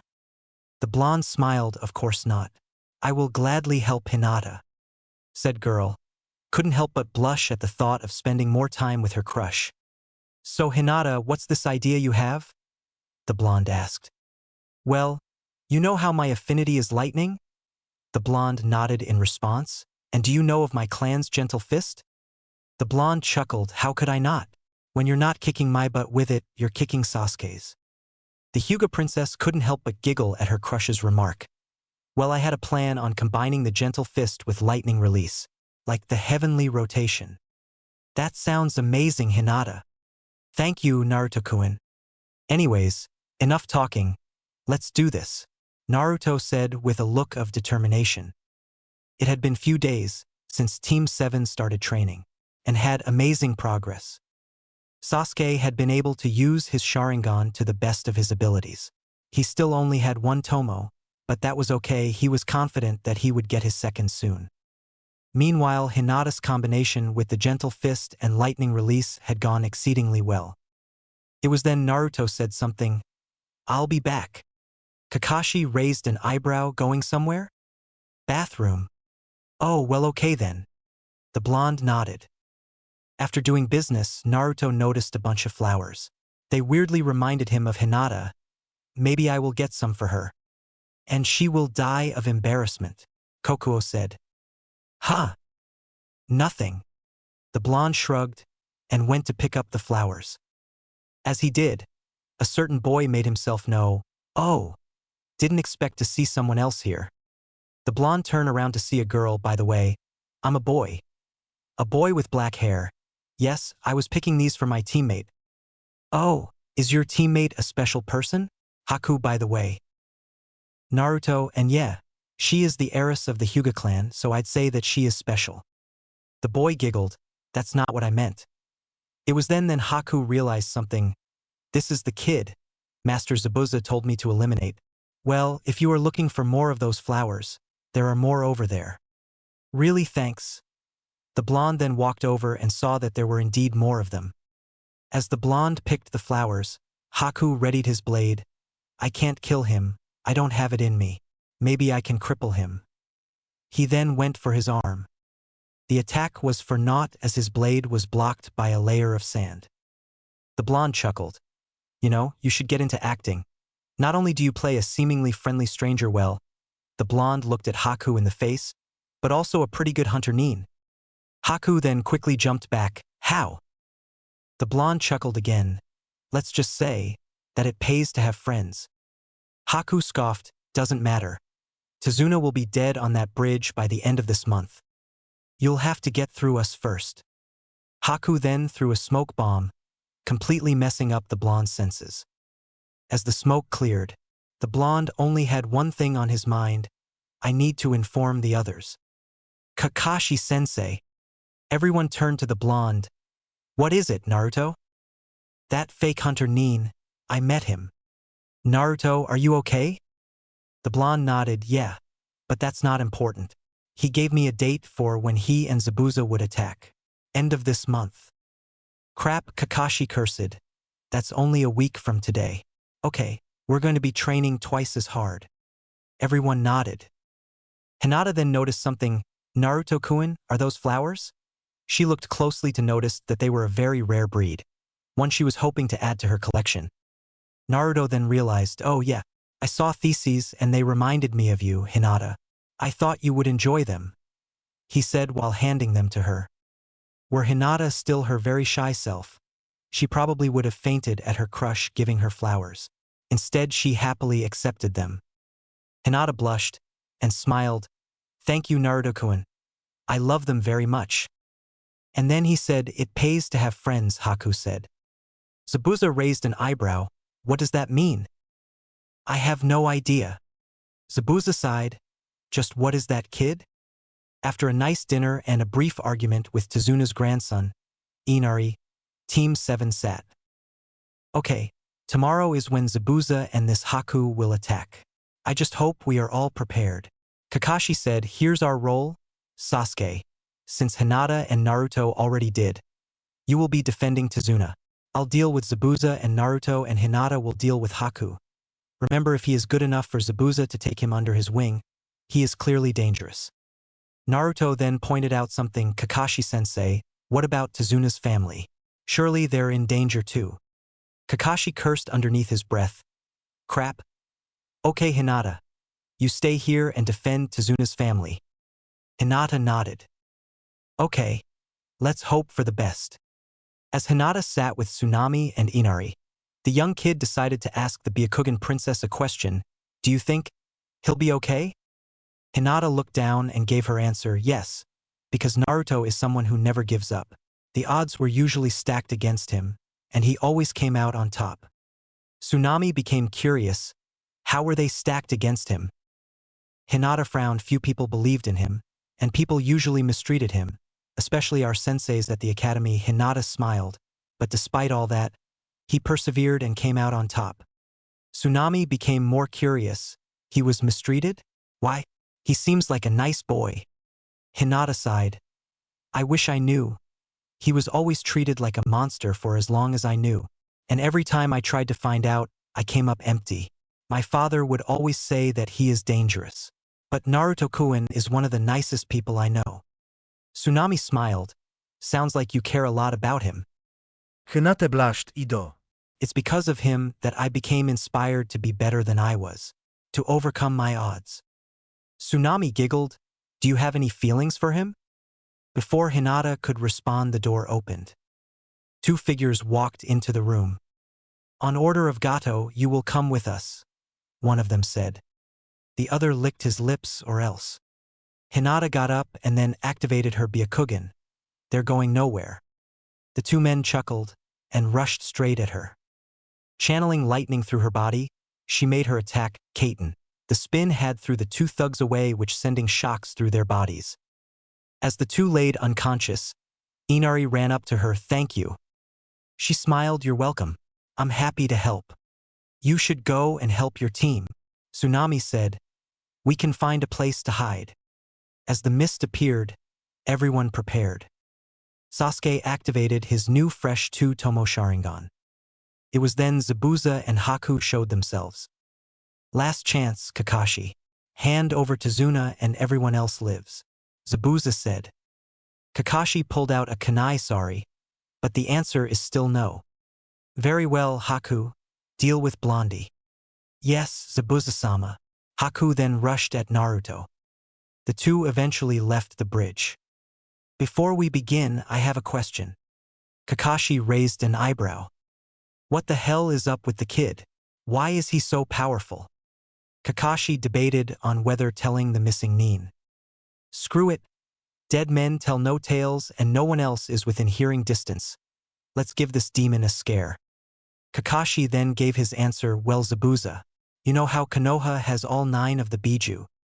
Ah, he's a Jinchuriki. Which one? Kakashi chuckled. I'm getting there. Zabuza raised an eyebrow. You see Zabuza around the kid's birth. We at Konoha were facing a problem. All of our Jinchuriki were getting old and we couldn't find replacements. This got Zabuza more curious. But then Naruto was born, and we looked at him and decided, hey, why don't we seal all of the Bijuu within him? Zabuza went wide-eyed, and Kakashi continued, and the results have not been disappointing. Zabuza wanted to call out Kakashi for lying, but he couldn't. Deep down he knew it was the truth. I need to help Haku. He attempted to get to his tool, only to be blocked by the copy Nin, who chuckled, where do you think you're going? He then lifted his headband, your fights with me. Haku attempted to end the fight without bloodshed. This is pointless. Just give up. Many people have said that to me, and it has worked 0 times. Sighing, Haku then readied his blade very well. Haku charged at Naruto, who quickly dodged the attack and retaliated, Phoenix Fire Jutsu. Haku narrowly dodged the attack and made some hand seals Water Shuriken Jutsu, launching multiple water shurikens. Naruto quickly reacted, using his sand to block it. Naruto quickly poured his chakra into the sand to dry it off. It was then, another person joined the party, Great Fireball Jutsu. The fireball hit Haku, launching him back. Naruto knew who the jutsu belonged to, and looked towards his teammate, Sasuke. What the hell? Don't worry. Hinata got Tsunami and Inari somewhere safe and is currently defending Tazuna. Besides, couldn't let you have all the fun. Sighing, Naruto decided not to protest. Okay, come on then. Haku got up and looked at his new opponent. Ah, I see you have your clan's Kekkei Genkai, Uchiha. Pretty nice.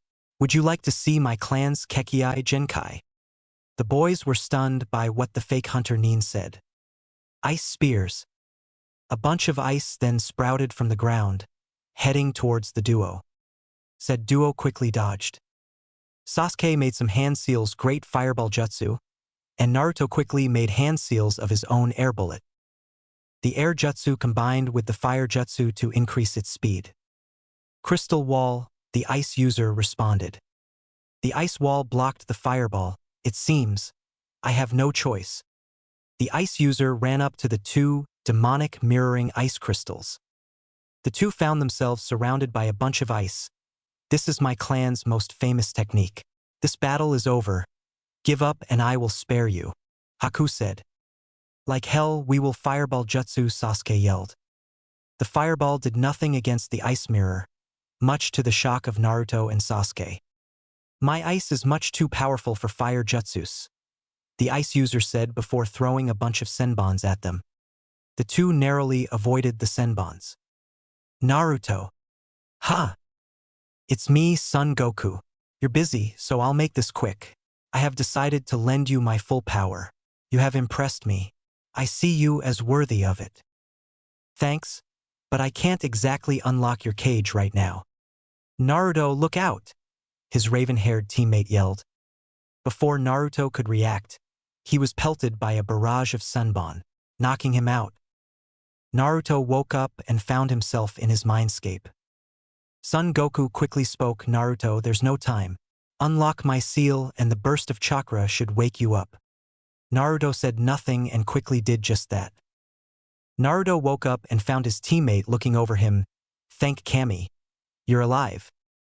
Naruto said nothing but got up. Impossible, the ice user thought. That should have knocked him into a death-like state. Naruto made some hand seals Great Molten Rock.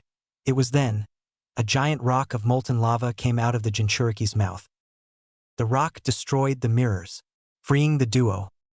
Thanks Goku. Haku dropped his blade and fell on his knees. Naruto and Sasuke walked towards him. Haku looked up them. I'm no longer useful, end it. Reluctantly, Naruto complied and so did Sasuke. The duo started making hand seals. Before they could finish, a crackling of lightning was heard. Maybe I can still be of use. Haku then threw a smoke bomb. Kami, damn it! The blonde yelled. When the smoke cleared, Naruto sensed where Haku was and went after. Sasuke followed. Chidori. Zabuza closed his eyes, preparing for his death. Only it never came. Zabuza opened his eyes. It was Haku with a hand through his chest. Everyone stood silent, including Sasuke and Naruto when they arrived. Haku looked up at Zabuza for the last time. Thank you, Zabuza-sama. For saving me, I'm glad to have served you. Haku then fell forward. Everyone continued to stay silent. Zabuza then shed a tear. Haku. The tone of the area was completely changed by a laugh. Everyone turned their attention towards the source, a short man with a cane. That was a spectacle. Gato, Tazuna said. Zabuza then realized the group of thugs behind the businessman Gato. What the hell is the meaning of this? Simply put, you are too expensive. I can get much more done with a bunch of thugs and for cheaper too. You bastard. It's nothing personal, I swear. It's just business. Zabuza then turned to Kakashi. Truce. Kakashi looked at Zabuza. Fuck it, fine. Gato then pointed his cane. Kill them all. Bonus for whoever gets me Tazuna's head. After a very intense battle, Gato stood at the mercy of the demon of the mist. Wait dash. Zabuza didn't and knocked Gato off the bridge. Everyone stood silent. Zabuza then looked at Haku one last time. I'm sorry for getting you involved with me. The demon of the mist then succumbed to his injuries. Naruto then held onto his sensei. His sensei responded, I know Naruto. I know. I didn't even know them. But still, seeing them die is... Death is never easy, Naruto. Trust me, I would know.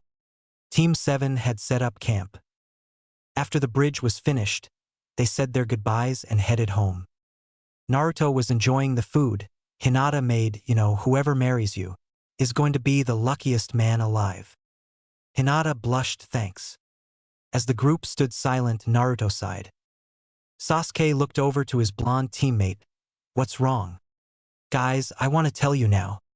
Sasuke and Hinata turned their full attention towards Naruto. They had attempted multiple times to find out why Naruto had so much power through asking him, and the closest thing to an answer they got was, it's the same reason I'm seemingly feared by everyone. And that he would tell them another time. They tried to get answers through Kakashi, who said that while he did know the answer, he couldn't say it. And that, ultimately, the only way to find out was to wait for Naruto to tell them. He also said, when Naruto decides to tell you whatever he says, do not think any differently about him. Kakashi looked up from his book. Naruto, are you sure that you wish to tell them now? Naruto nodded. Okay, but before you do, Sasuke and Hinata, remember what I said. With a heavy sigh, Naruto started to explain his Jinchuriki status, about the Bijuus and everything. Silence filled the sight. Naruto looked down sadly. He then noticed something. Hinata had wrapped her arms around the blonde's neck and was crying, it's unfair. This caught the blonde off guard. Huh. It's unfair how they treat you. You are the only thing that keeps us from destruction by Bijuus every day. You should be treated like a hero, not a monster. Hinata. Well, whatever. I don't care what anyone says. You're a hero in my book, Naruto-kun. Thank you, Hinata. Naruto then looked over to his other teammate. The knowledge I now possess doesn't change my opinion on you. The Uchiha reassured. The blonde smiled. Thanks, Sasuke. Kakashi smiled, happy that nothing had changed, and the team would still be together as one. When the entrance to Konoha became visible, Naruto couldn't help but sigh, home sweet home. As soon as Team 7 entered, they suddenly heard, dynamic entry. It was then, a green spandex-wearing individual with bushy eyebrows came out of nowhere and kicked Sasuke in the face. Sasuke! His teammates yelled out. Ha! My youth shines brightly. Second to dash. The individual was unable to finish as he suddenly found himself suddenly encased in a bunch of sand. It was then Naruto, with anger in his eyes, spoke, I don't know who you are, but since you attacked my friend for no reason, you are in for a world of hurt. Naruto was unable to deliver on his word. as another individual who looked very similar, riding a turtle, came out of nowhere and delivered a punch towards the attacker in the face, knocking him out of Naruto's sand. Sasuke then got up, rubbing his nose. Naruto completely forgot what he saw. Sasuke, are you okay? He asked, genuinely worried for his friend. Yeah, I'll be fine. Lee. Everyone turned their attention to the green spandex individuals. Guy-sensei, the now identified Lee yelled back. You can't just randomly attack people, Guy said. I'm sorry, Guy-sensei. I shall do 150 laps around Konoha, then 150 push-ups with my pinky to make up for it. Lee. Guy-sensei. Lee. Guy-sensei. The two then embraced in a hug and a flash of light suddenly appeared. Hinata was caught off guard. What the dash? How are they doing this? Sasuke yelled. Guys, dispel this, I beg you, Naruto begged his Bijuu friends. We're trying, but nothing is working, Yuki said. What sort of genjutsu is this? Isabu yelled. My eyes, Saiken cried out. Eventually the hug was over and Guy turned around to see his eternal rival. Well, if it isn't Kakashi? Oh hey Guy, how have you been? While Guy and Kakashi conversed, Naruto noticed that the turtle Guy rode was staring at him. Hey, do you contain the sanbai? Naruto was caught off guard by the talking turtle before realizing that it was likely a summon. Yes. I'm his Jinchuriki, among others. Why? HMP. Well, make sure that he knows his place, the turtle said before poofing. Isabu, what was that about? Long story short, we don't get along with our summon counterparts. We, as in, all of you. The Bijuu all gave various forms of yes. So I should avoid getting into any summoning contract with your animal counterparts. Yes, that would be very wise, Gaki, Yuki replied. And I see that these are why you've been a lot less lazy, huh? Guy said with a smile. Kakashi nodded. Yep. I've been training them hard. Oh, have you? Guy said with a smirk. Oh boy, I know that smirk.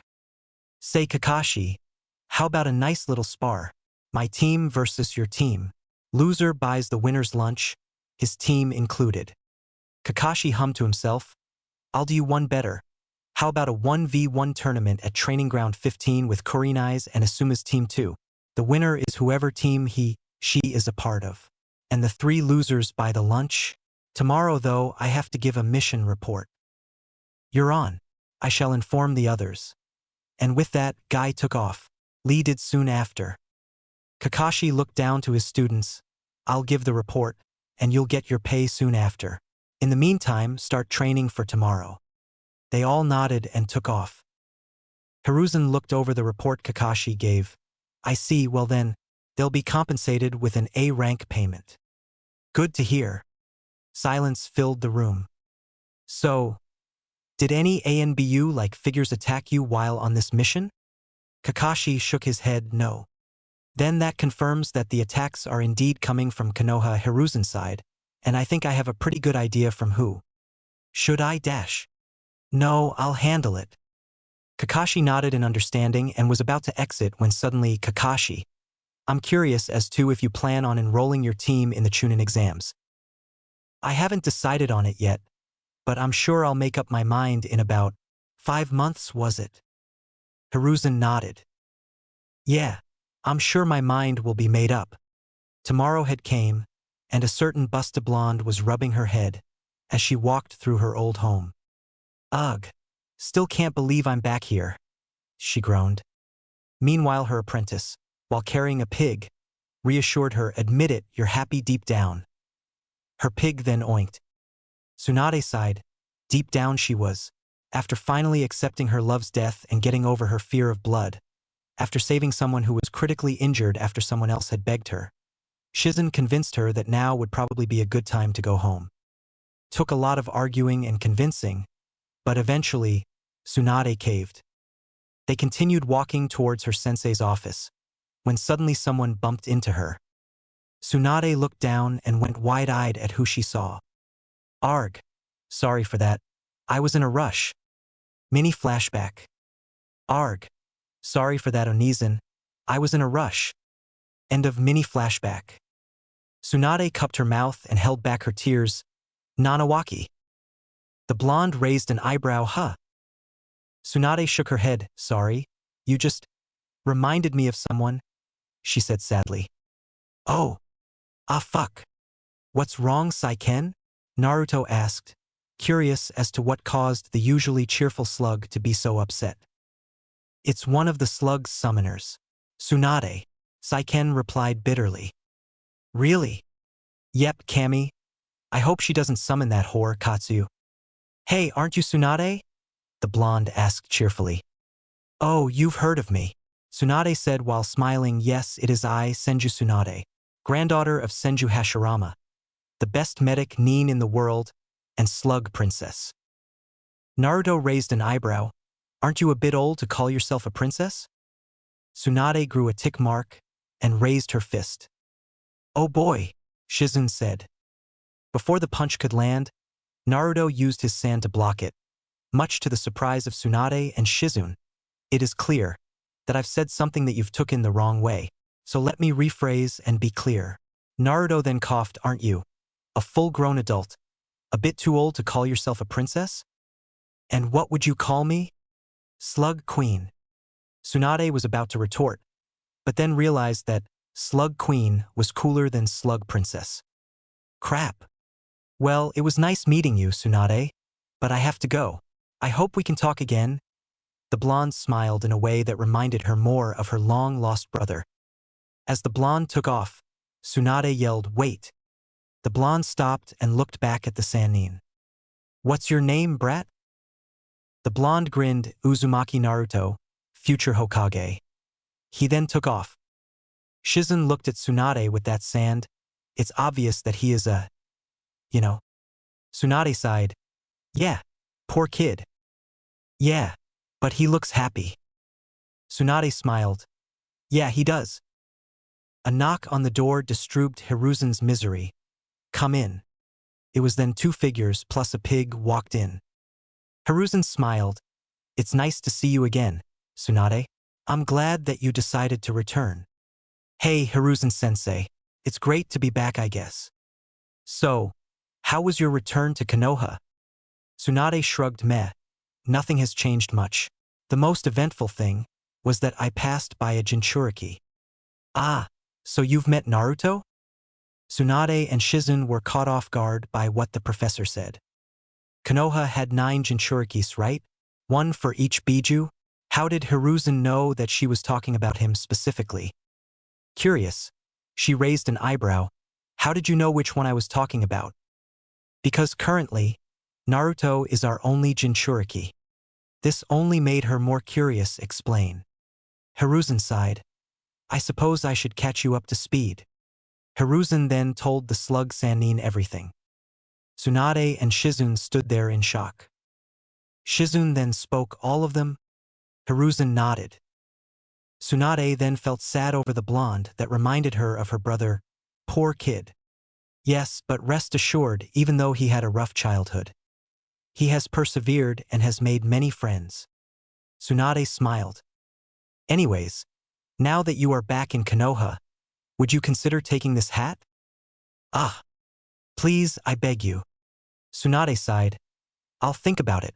For now, I'm going to head towards the hospital. See how it's been. Naruto had finally arrived at training ground 15. Sorry.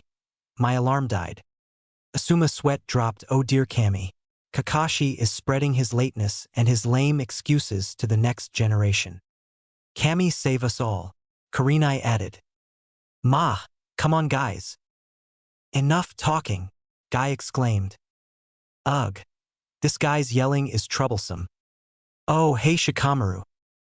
Hey Naruto. Let us begin. Kakashi sighed. This is how this will work. He then pulled out a box. We'll draw 2 names and the 2 shall fight. Whoever loses, their name will be removed. And then rinse and repeat until there is only one. Kakashi then handed the box to Kurenai. We'll take turns. You first, then Asuma, then me, then Guy, and then back to you. Kurenai sighed and took the box. She shook it and took out 2 names. Up first is Lee and Naruto. YOSH. Prepare to see my burning youth in action. Uzumaki Naruto, Lee said. Naruto stood silent. You're a freaking weirdo. The two then entered the marked area that was clearly the arena. Ring out rules, by the way, Asuma said. The 2 fighters nodded. Lee then took his taijutsu stance. Seeing this, Naruto took his. Guy raised an eyebrow at this. I've never seen this type of pose before. Oh, it's a taijutsu Naruto made himself. He hasn't come up a name for it yet, so don't ask. Ah, interesting. I'm curious as to what it'll look like in combat. Well, let us all see for ourselves, Hajime. Lee, at speeds that surprised everyone, ran to punch Naruto. The blonde quickly used his sand to block it and retaliated with his own punch. As the spar between the 2 dragged, Asuma decided to ask, Hey, what's up with his speed? Guy chuckled, You need to ask? Asuma caught on, Oh, weights. Cool. At the mention of weights, Kakashi had an idea. With Naruto having all 9 of the Bijuu within him, he heals exceptionally quick, meaning that Naruto could quickly handle having his muscles torn. I'll have to remember to get him some weights, and for others too. Meanwhile, Guy was impressed by his rival student's taijutsu. I see.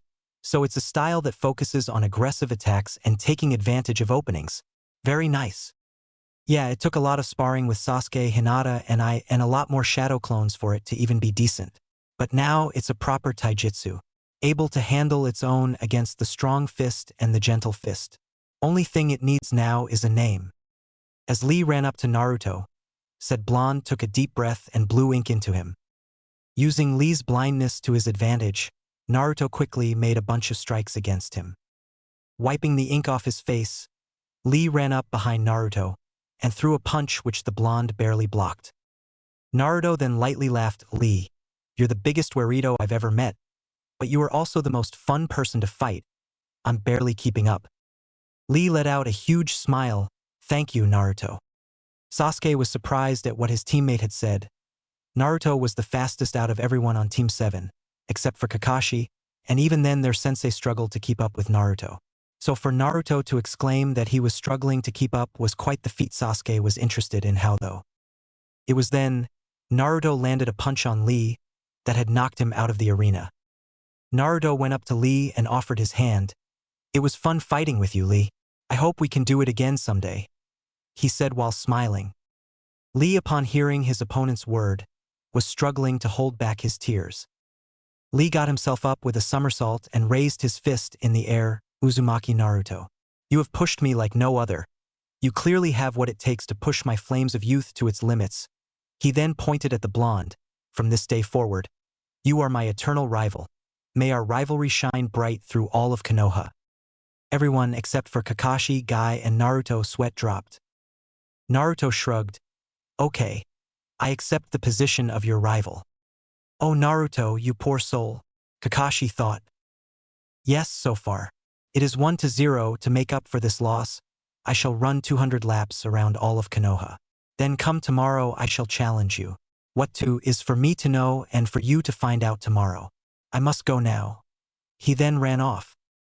I'm proud of you, Lee, Guy exclaimed. Asuma then sighed. All right, let's see who is next. As Asuma shook the box, Kakashi thought of something again. One of Naruto's affinities is air, and so is Asuma's. I wonder if he knows where I can get those chakra blades. Next up is Shino and Shikamaru. Team 7 were currently celebrating their victory over at Icharka's ramen. And then Sasuke finished him with a fireball. Naruto said, explaining how Sasuke won his matchup with Kiba. I am smiled my. You gave them quite the beating it seems. They never stood a chance, Sasuke said. After finishing his bowl, Kakashi got up. Welp guys, enjoy your meal. Tomorrow we meet up at Training Ground 7.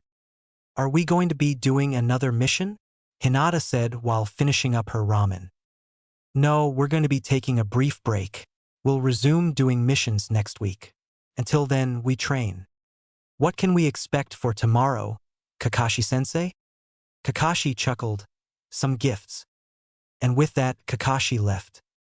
Danzo had entered the Hokage's office. Hiruzen, why did you call me at this hour? Hiruzen said nothing. Danzo scowled at his old friend. Danzo, ever since Team 7 was formed with Uzumaki Naruto, Uchiha Sasuke, and Hyuga Hinata, there have been many instances of unaffiliated ANBU attacking them. Danzo said nothing. Recently, I started to suspect that these attacks were coming from inside Konoha. Danzo once again said nothing. So I had gave Team 7 an out-of-village mission. Said mission lasted 2.5 months. Danzo still said nothing. During this time period, where they were outside the village walls, Kakashi reported that no ANBU attacked them. Danzo continued to say nothing. I investigated the ANBU here, and it came up clear, which leaves the only possible option for ANBU attacks coming from Konoha are from Root. Hiruzen looked up from his desk, towards his once friend. Danzo, are you behind these attacks? Danzo scoffed, and if I was, what would you do? Hiruzen said nothing. Yes, I orchestrated the attacks, but only because I'm not afraid to do what is necessary for the good of Konoha. Unlike you. I've heard enough. Boo. Don't bother, I've already left. Danzo then puffed into a cloud of smoke, revealing that was a shadow clone. I want every ANBU searching. Now. Tomorrow had arrived again. Team 7 eagerly awaited for their sensei. And as if on K.O., the team smiled at their sensei. Kakashi then laid down his bag. He first pulled out some weird metal things. These are weights. They're for all of you. Kakashi then went on to explain the concept. So, the more weights we add, the faster we'll eventually go? Naruto asked, excited about the idea. Kakashi nodded. Sasuke then asked, will we be as fast as Lee? In due time, Sasuke, in due time. Kakashi then pulled out a box and threw it at Naruto. The blonde excitedly opened the box, seeing 2 knives. These are chakra blades. Blades made with a special metal that'll allow you to channel your chakra. For these blades, I would recommend using wind. The blonde nodded in understanding. By the way, there are holsters within that box. Kakashi then threw a pouch that had a tanto at Sasuke. This blade is much the same, only I would recommend using lightning. The Uchiha nodded. Kakashi finally threw a bow and a quiver. I hope I don't have to explain. Hinata looked at the bow. Kakashi-sensei. Not that I am ungrateful, but my clan traditionally uses taijutsu. 3 things. 1. Your clan traditionally doesn't use ninjutsus, and yet you have combined the gentle fist with lighting release. 2. You yourself said that you don't like some of your clan's traditions. 3. Well then, I guess you're screwed if you're up against a ranged fighter. Hinata said nothing. Thought so. Anyways, let's start trainin' dash. Uzumaki Naruto, I hope you are ready. A certain spandex-wearing individual said. As Sasuke finished his kunai throwing practice, Kakashi had noticed that Hinata was unusually quiet today and looked like something was on her mind. Before he could ask the Hyuga, certain blonde appeared, panting heavily. I'm here. Kakashi looked at the blonde. It had been a week since Lee declared that Naruto was his eternal rival, and the two had participated in various activities and challenges, akin to the ones he and Guy would do. So who won today? I did. I think that it's 10-9 now? The blonde shook his head. 11. We did an additional challenge to keep an egg safe, with just our pinkies. I see. Kakashi said, so question, how are the weights? The blonde grinned. I'm wearing as much as Lee now. Hess, so much for me having to catch up with you. As Sasuke? The Uchiha scoffed. I'll get there eventually. Not all of us can heal as quickly as you. The blonde chuckled. Kakashi then spoke up. Unfortunately, there's no mission for us today. So today Hinata interrupted. Are you sure? There's not another out-of-village mission that we can do? Preferably one that'll take, say, another month? Everyone stared at the Hyuga. What's wrong? Kakashi said. What do you mean? Don't play dumb with us, Hinata. Naruto said, "There's clearly something wrong." "What is it?" Hinata sighed in defeat. "My father has requested that my teammates come over for dinner." Everyone stood silent. Naruto rubbed his forehead. "Ugh. They are already complaining." When Naruto explained his Jinchuriki status, he had also explained that he had befriended 7 of the 9 Bijuu. They were all shocked, to say the least, but they accepted the fact that the blonde had befriended the chakra beasts. Besides, the benefits that the blonde received, once he told them, were clearly worth it. Hinata was quick to respond, "Why?" 'Cause to quote Kokuo, he had also told them their names after being given permission by the Bijuu. Uchiha arrogance is only rivaled by Hyuga arrogance. The Uchiha scoffed, but said nothing. Hinata wanted to defend her family's honors, but she couldn't, 'cause deep down she knew that it was correct. Sighing once again, Hinata continued, "I'm worried about how the dinner will go. No offense, but you guys don't exactly mesh well with my clan's tradition." Hinata then looked at Team, seeing the things that her clan disliked and what made them them. Kakashi was very laid back and lazy. True, when he became their sensei, his laziness had significantly decreased, but it was still there. Whenever there was relatively simple task, he would usually let them handle it on their own, while he laid back and read his book. Said book reading was also something that they weren't a fan of. Kakashi also didn't take a whole lot of things seriously. Naruto was a very loud and expressive person, not afraid to voice his opinion. He also didn't get along with serious people like her cousin Neji, telling them to pull a stick out of their you-know-what. Naruto also didn't take a whole lot of things seriously. Sure, these were qualities that made her fall in love with the blonde, but they were qualities that the Hyuga clan frowned upon. Naruto's Jinchuriki status wasn't exactly appealing either.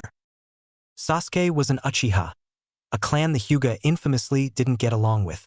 Sure, after the massacre the clan had gave their condolences, but that didn't mean they now liked the Uchiha. In fact, many of the clan's elders were happy that the massacre had happened. Sasuke also respected very few people. Sure, she was one of them, but that didn't translate into respect her clan. On top of that, if Sasuke didn't respect you, while he wouldn't outright say it, he would make it very clear. "So, you're worried that your clan will force you out of Team 7 cause of how we act?" Kakashi said. The Hyuga heiress nodded. Kakashi sighed. "Okay, I think I can handle not being myself for a little while." "Naruto, Sasuke?" The two looked at the ground, clearly not happy with the options they had. "HN, if it's just for dinner, I suppose I can put on a mask. But only out of respect. I will not lower myself like this again." "Ugh, fine, I'll put up with their attitude." The indigo-haired girl smiled. "Thank you. All right, it's settled. I'll go get something nice to wear." "Sasuke, I'm sure you have something.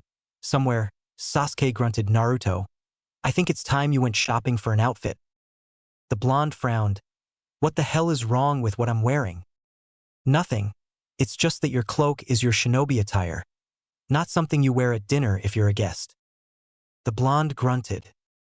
"Well then," Hinata said while smiling, "I'll see you all at the Hyuga compound." As the blonde made his way to the clothing store, he couldn't help but think negative thoughts. "Cammy, I don't know how I'm going to handle a whole room full of those oh-so-serious bastards. How Hinata ever came from them, I'll never understand." "Just follow our advice, and you'll pull through," Kokuo reassured. "Thanks, Kokuo." While walking, Naruto sensed 3 oh-so-familiar chakra signatures. "Maybe he can put a smile on my face." Naruto slowly turned around and surveyed the area.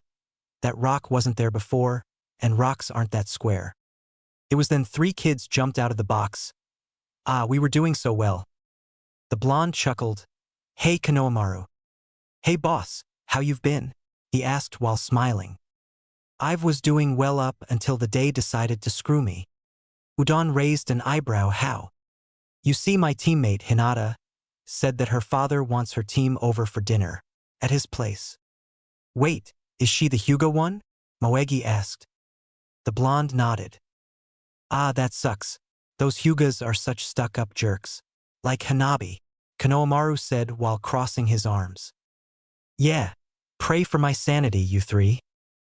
It was then Ebisu appeared. "There you three are," he said in a very tired voice. As the sunglass-wearing sensei walked towards his students, he took notice of the Jinchuriki.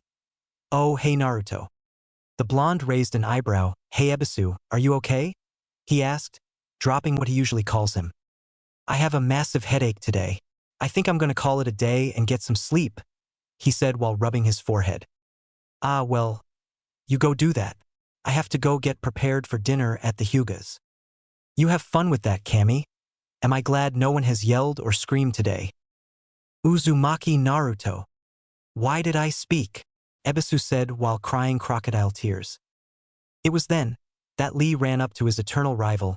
"You may have bested me today, but come tonight, you will dash." Lee's mouth was covered by Naruto's sand. "Two things, Lee. One, I know that you love to scream about your youth, but Ebisu has a headache, so please keep it down. Two, as much as I would love to see what crazy challenge you came up with, I have to attend a dinner at the Hyugas." Naruto then removed the sand from Lee's mouth. "I see. Firstly, Ebisu, I am sorry. Secondly, well then, how does tomorrow sound?" Naruto gave a simple thumbs up. Lee smiled. "Very well. Tomorrow you will know defeat. Until then, I shall run 100 laps around Konoha." Lee then bolted off. Konohamaru looked back at Naruto. "Boss, I have no idea how you handle that guy." "Me too sometimes." "Me too. What a surprise to see you here, Naruto." Naruto turned his attention away from the mirror. "Oh, hey Shizen-san," he said while smiling. It was then the black-haired girl noticed the Harwa Naruto was holding Mai. "What's the occasion?" "Oh, Hayashi has invited us for dinner, and I am trying to pick which between orange and blue. Can you help?" Shizen rubbed her chin before noticing a third option. "How about that one? Over there," she said while pointing. Naruto looked to see a blue heroi with orange stripes running along the arms. Naruto gasped, "It's perfect. Come on. I know it's here somewhere," Sasuke muttered to himself. Sasuke was currently trying to find his black and red heroi. "Ugh. I need to sort my clothes, and soon." After much more searching, he had finally found it. He sighed to himself, "Guess I should prepare then." Hinata was putting on her purple kimono, dreading for what's to come, especially what might happen with Naruto and Sasuke. Though she loved the former and was friends with the latter, she couldn't deny that at times, they were both hot-headed, either towards others or each other. The Hyuga elders made no effort to hide their disapproval on who her teammates were. Will they try to get a rise out of them? Thoughts on how this could all go wrong were interrupted by a knock on her door. "Hinata, are you ready?" Mentally, no. Physically, however, yes, father. She opened her door to see her father. "Your team is here, let's go greet them," he said in his usual serious voice. "Here goes nothing." They both went to the front entrance of the compound. There she saw her teammates. Sasuke looked okay, Naruto meanwhile looked amazing, though that may be a bit biased. Their sensei, wearing gray heroi, spoke. "Hello, Mr. Hayashi. Thank you for inviting us for dinner," he said with an eye smile. "It's good to see that you came," Hayashi responded. Hayashi then looked towards Naruto. "Is there something wrong, Hayashi-sama?" The Byakugan princess sighed in relief at her crush's use of sama. When it came to honorifics, Naruto wasn't a fan of using. It wasn't cause of disrespect or thinking he was superior, he just wasn't a fan. There were very few exceptions such as Kakashi-sensei, Shizen-san, or Tsunade-chan. "Yes, I'm curious as to why you have brought your bamboo jug, some knives, and your gourd." "Oh Kami, it's all going wrong already." Naruto looked to see that he did indeed bring those items. "Oh, this is embarrassing." The blonde turned to face Hayashi again. "Forgive me, Hayashi-sama. I didn't mean to bring these items with me. It's just that leaving the house with these items is just second nature to me. I don't even think when I do it, I just do it," he said while bowing. Hayashi nodded. "Understandable, all is forgiven. I am going to ask that you leave these items in a box inside the compound, except for your gourd, as my clan is curious about something." Everyone was confused at that last part. My clan wishes to see if your sand can defend itself against the 64 palms. Ah, well thank you, Hayashi-sama. The four went inside and Naruto placed his bamboo jug and knives in the box. As they went into the dining hall, a Hyuga elder spoke. Ah, so this is the rest of Team 7. Hinata responded, yes, Haruno-sama. They are. It was then that Hinata's sister came in the room. Hanabi looked towards the blonde that Konohamaru told her so much about. Ah, you must be Hanabi. Nice to meet you, Naruto said while smiling. Likewise. Hey, is it true that you use bubbles to attack people? The blonde nodded. May I ask how? Guys. Just give some lame excuse that they're very special bubbles, Yuki told the blonde. They do come from me after all, Saiken said happily. Well, you see, they're very special bubbles. Hanabi nodded, deciding to leave it at that. Another Hyuga elder spoke, you must be Sasuke. The raven-haired boy nodded. Yes, nice to meet you. Hisanoda. Hisanoda-sama. Likewise. It was then Hisanoda put on a sad face. It's still sad to see the last Uchiha. Sasuke froze. Oh Kami, please help, Hinata thought. Sasuke took a deep breath. You can do this, you're a Uchiha. Don't let him get to you. He then sighed, it's harder being the last Uchiha, Sasuke said in a calm manner. Everyone took their seats, with Naruto sitting right next to Hinata. As everyone waited for their food, another Hyuga elder spoke, so Naruto. The blonde looked at him. My name is Hataba. I've been hearing a lot about you recently, specifically that you've developed a brand new taijutsu, one that can hold its own against our gentle fist. Use this opportunity to pamper up to them, Isabu said. The blonde smiled, hold its own against your clan's gentle fist? People have been saying that. Hataba nodded. Well, if that's true, quite frankly, I'm honored that my taijutsu is able to handle its own against the best Konoha has to offer. Hataba lightly chuckled, yes. It is quite hard for a taijutsu to much less keep up with the gentle fist. Never mind hold its own. I'm curious as to what you plan on calling it, and if you would be willing to spar against a fellow clan member in a pure taijutsu match. Naruto scratched the back of his head. Can that spar happen tomorrow? I'm renting this outfit. Hinata was quite sad that her crush was renting the haroi and she would likely never see him wear it again. No, not at all, Hataba reassured. Hayashi then spoke. You still haven't told us what you plan on calling it. The blonde then went wide-eyed. Oh my Kami. In my challenge with Lee today, I actually forgot. Thank you so much for reminding me, Hayashi-sama. The blonde then looked towards his sensei, Kakashi-sensei. Kakashi then looked towards his student. Yes, Naruto? I finally came up with a name for my taijutsu. I call it the Beastly Fist.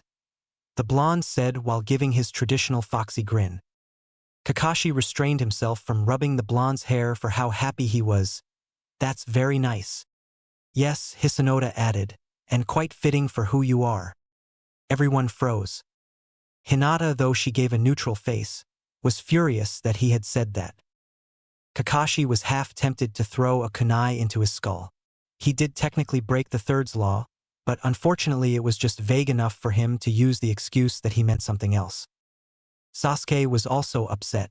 Naruto was one of the few people that he respected, and after Naruto told him about his Jinchuriki status, he was furious by people treating him like a monster. That and, even though he wouldn't admit, he saw his blonde teammate as a close friend. A friend that he wouldn't kill for Manjikyu. Yes, even though he still wanted to kill his brother and needed a Manjikyu to be able to stand up on him. Sasuke couldn't find it within himself to kill the blonde. Besides, in his mind, if he were to kill his friends, he would be no better than Itachi.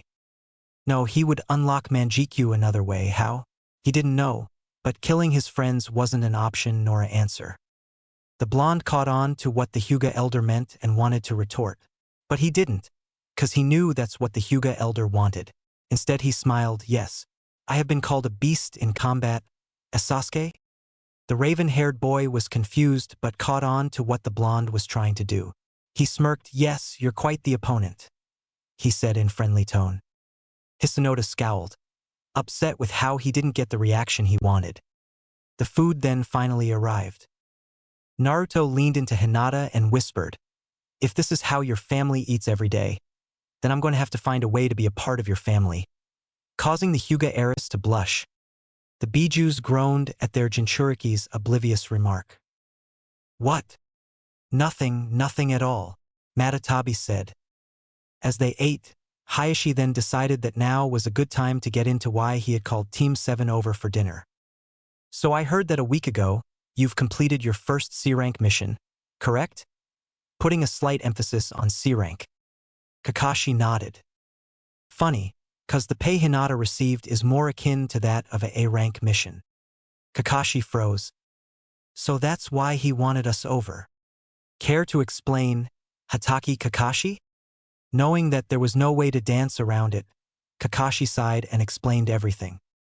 Hayashi frowned. "Care to explain why you didn't turn back as soon as you met the demon brothers, and instead continued to endanger my daughter?" "Mr. Hayashi, I wanted to turn back at first, but I thought your daughter, along with Sasuke and Naruto, could handle it. I've taken her training seriously, like you requested. But even then, I offered the team to turn back and they also believed they could handle it. And we did. Hinata, along with Sasuke, helped free me from a water prison. Hinata defended both Tsunami and Inari, and overall handled it amazingly considering her rank." Hayashi stood in silence and turned to his eldest daughter. "Is this true, Hinata?" Hinata nodded, "Yes, father." "May I ask why didn't you request to go back?" "Because I didn't want to embarrass our clan by turning away from my first real mission." Hayashi said nothing, just stared before finally sighing, "Very well. Kakashi, I am sorry for causing a scene."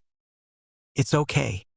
And Hinata, I'm glad with how you handle the mission. Anyways, hopefully dessert can lighten the mood. Is cinnamon buns your favorite?" Hinata beamed. Hiyashi-sama. Naruto said. "Yes, Naruto. Where's the bathroom?" "Down the hall, past the kitchen." "Thank you, I'll be back." As Naruto walked down the hall, his enhanced sensing picked up bad emotions in the kitchen.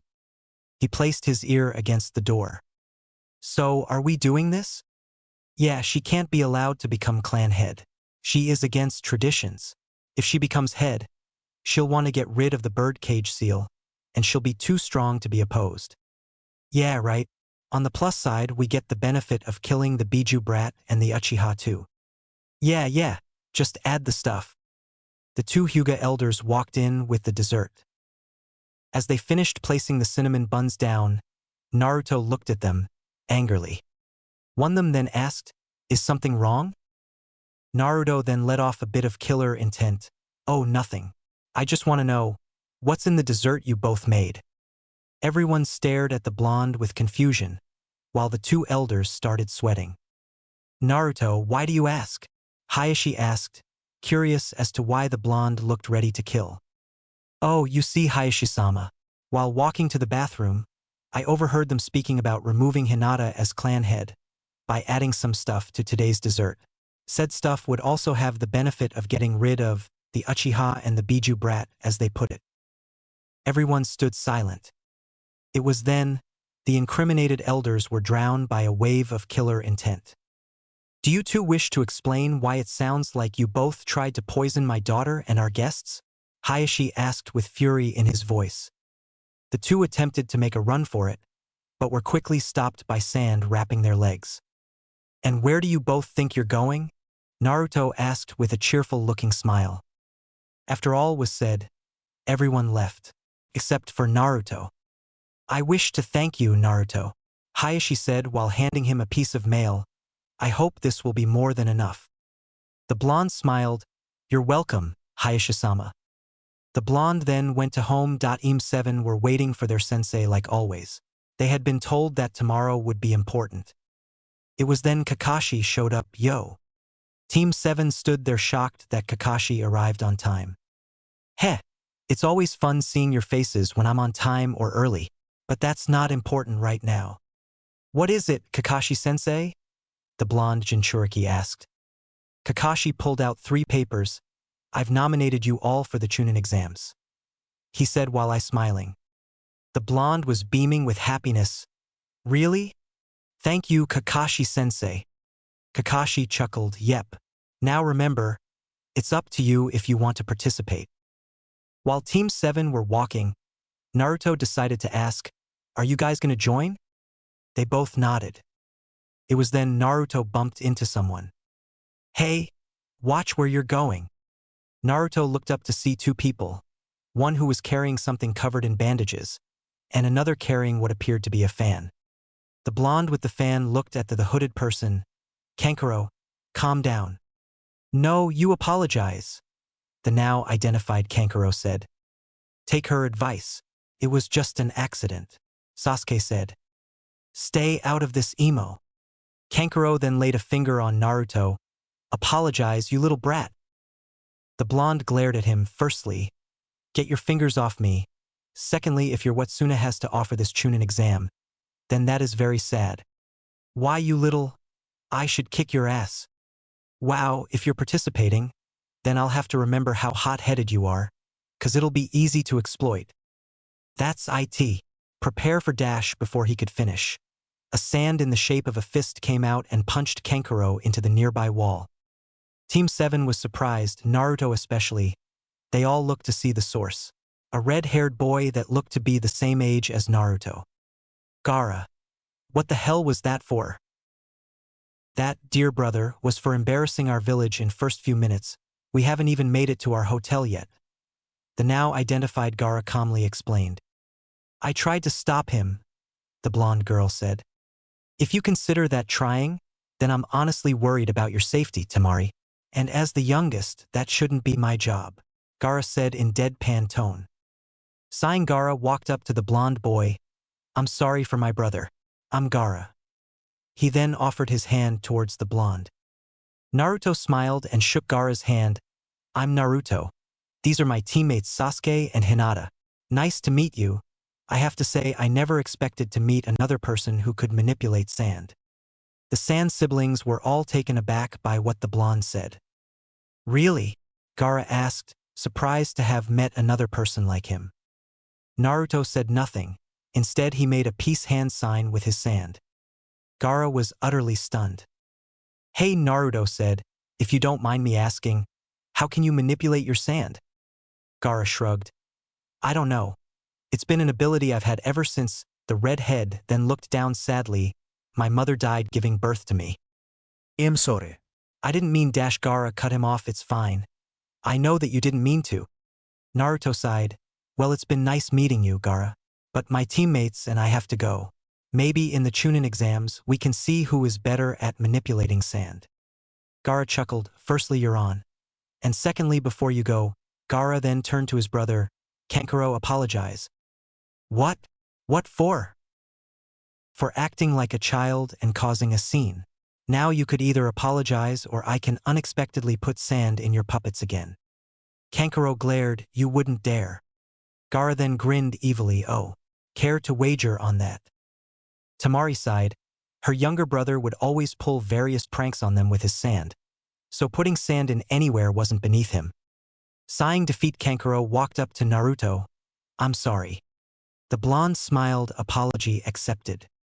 Team 7 then walked off. Heh. Bet you never expected to see another sand manipulator that wasn't your Jinchuriki? As Shikaku? Said Tanuki scoffed. Whatever you say, Gaki. The blonde chuckled. What's so funny, Naruto-kun? Nothing, just talking to Shikaku. Ah, I see. In the months after their mission in Wave Country, Naruto was determined to befriend both Shikaku and Kurama. The attempts, while unsuccessful, did make the two lighten up around the blonde. They were way less mean and even said nice things.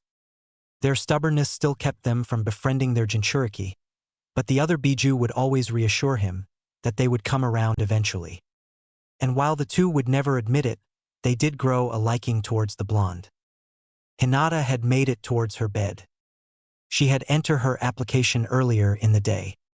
As she lay down on her bed, she stared at the picture of Team 7.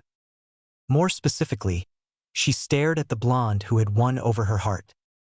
Ever since that day they met, she greatly admired the boy.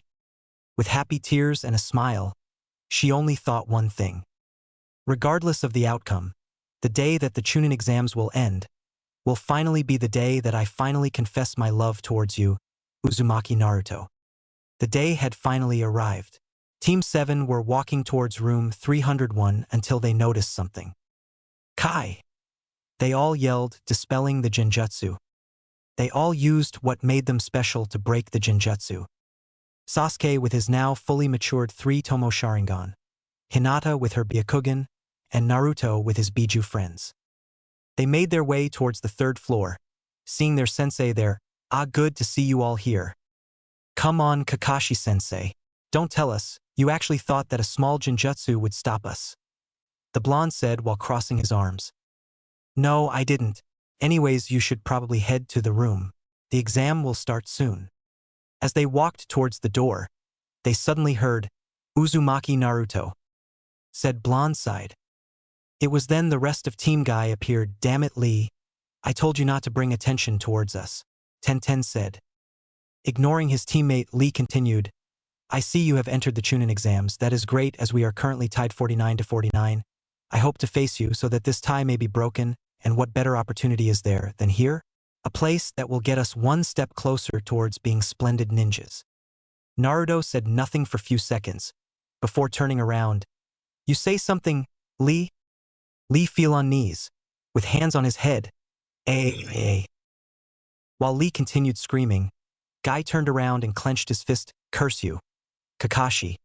Like I have spread my youthful energy towards my students, you have spread your cool hip attitude towards yours. I wouldn't bother if I were you, Naruto. In an instant, Naruto turned his angry glare towards the person that said that. Oh, hello, Neji. Naruto and Neji glared angrily at each other. These two infamously never got along. Naruto hated how Neji treated Hinata, and Neji hated that Naruto was trying to be anything than what he was, wasted strength. Hello, Naruto. So you are going to participate, or are you going to stop defying fate and give up? I'm participating, thank you very much. TCH, even with those Bijuus within you are nothing but weak. Naruto had told the rest of his friends of his Jinchuriki status, and they all accepted him. The reason that Neji knew was because he was there. Neji then continued, TCH, in fact, if the Bijuus were able to be sealed within anyone, it means that they are weak and it was fated to happen. Meanwhile, within Naruto, the Bijuus were all growling and raged at what the Hyuga had said. Who the hell does this little bastard think he is? Kurama said, wishing he could maul the Hyuga. Meanwhile, Shikaku was shaking his cage in anger. It's bad enough that I am called weak by my siblings. Now this good-for-nothing human is? Wow, Neji, you're impressive. Neji smirked, so, you Fina Dash. You've managed to piss off all the Bijuus at once. Even I haven't accomplished that. After that whole debacle, they entered the room. Sasuke-kun. And Sasuke was immediately regretting it. Back off, Aino pig. He is mine. In your dreams, billboard brow. Ugh, troublesome. Oh hey Shikamaru, I'm surprised that you entered. Hey Naruto, and don't get the wrong idea. I'm only here 'cause my mother forced me to. Naruto chuckled, figures. You two should keep it down. Everyone turned their attention towards a silver-haired person wearing glasses.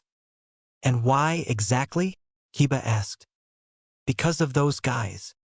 He pointed towards a bunch of people staring at them angrily. While everyone was trembling in fear, Team 7 wasn't.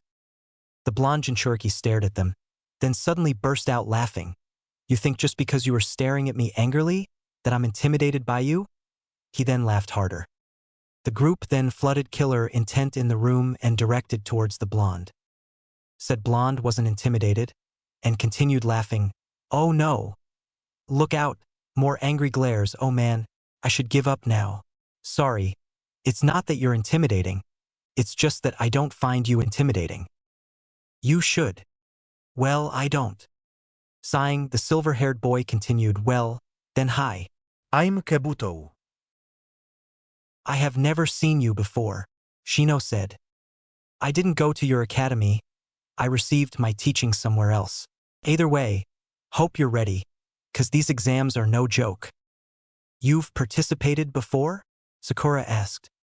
This is my 7th time actually. Embarrassing, but on the bright side, it has given me some experience and information. He then pulled out some cards. Information I have stored in these cards. Ask and I shall give. Naruto. Yes, Gyuki. Tread carefully around this guy, he smells of snake. Kiba then walked up. Uzumaki Naruto. Oh, you know their name. That makes it less fun. He then poured his chakra into the cards. Let's see. Great ninjutsu, great taijutsu, and overall great skills except for genjutsu. That's odd. It says here he has completed one A-rank mission, and that a few months before he graduated he fought and successfully defeated 4 IWA Jonins. Everyone turned at the blonde. Naruto explained. Kiba said, I was in the forest working on my chakra control. Some IWA Nins attempted to kidnap me and I defended myself. And why didn't you tell us, your teammates? Sasuke asked. Naruto shrugged. I didn't think it was worth mentioning. Naruto, those were Jonins, and you weren't even a genin, Shino said. Naruto shrugged. I didn't even know their ranks until now. Besides, they were trying to kidnap me and like you said, I wasn't even a genin yet. They obviously held back and underestimated me. Besides, Hiruzen told me not to tell anyone, as it could cause a diplomatic incident. How does this guy know about that? Before anyone could continue on this, a scarred man walked in. All right, brats, prepare yourselves. Naruto had finished the 9th question. With the Bijuu's vast knowledge, tests weren't hard. Okay, brats, time's up. Everyone looked at the proctor, Ibiki. Now time for the 10th question. Now, if you fail this question, you will never be allowed to take the Chunin exams again. What? Everyone yelled. He's lying, Gaki. That's just an intimidation tactic. Just take it. Thanks, Isabu. I'll take it, Naruto said with determination. Oh, what makes you sure you'll pass? Ibiki said, glaring at the blonde. Let me worry about that, Naruto said back. I warn you that dash. Before he could finish, Naruto interrupted. Let me tell you that there is nothing, and I mean absolutely nothing, that could come out of your mouth that will make me change my mind. Fine, if anyone else wants to throw away their chance of a promotion and remain as worthless genin. Leave now. After some people had opted out and left, Ibiki looked at who remained. To all those who remained, you all pass. Silence. Ha! Ibiki then proceeded to tell them about the true meaning behind this part of the exam.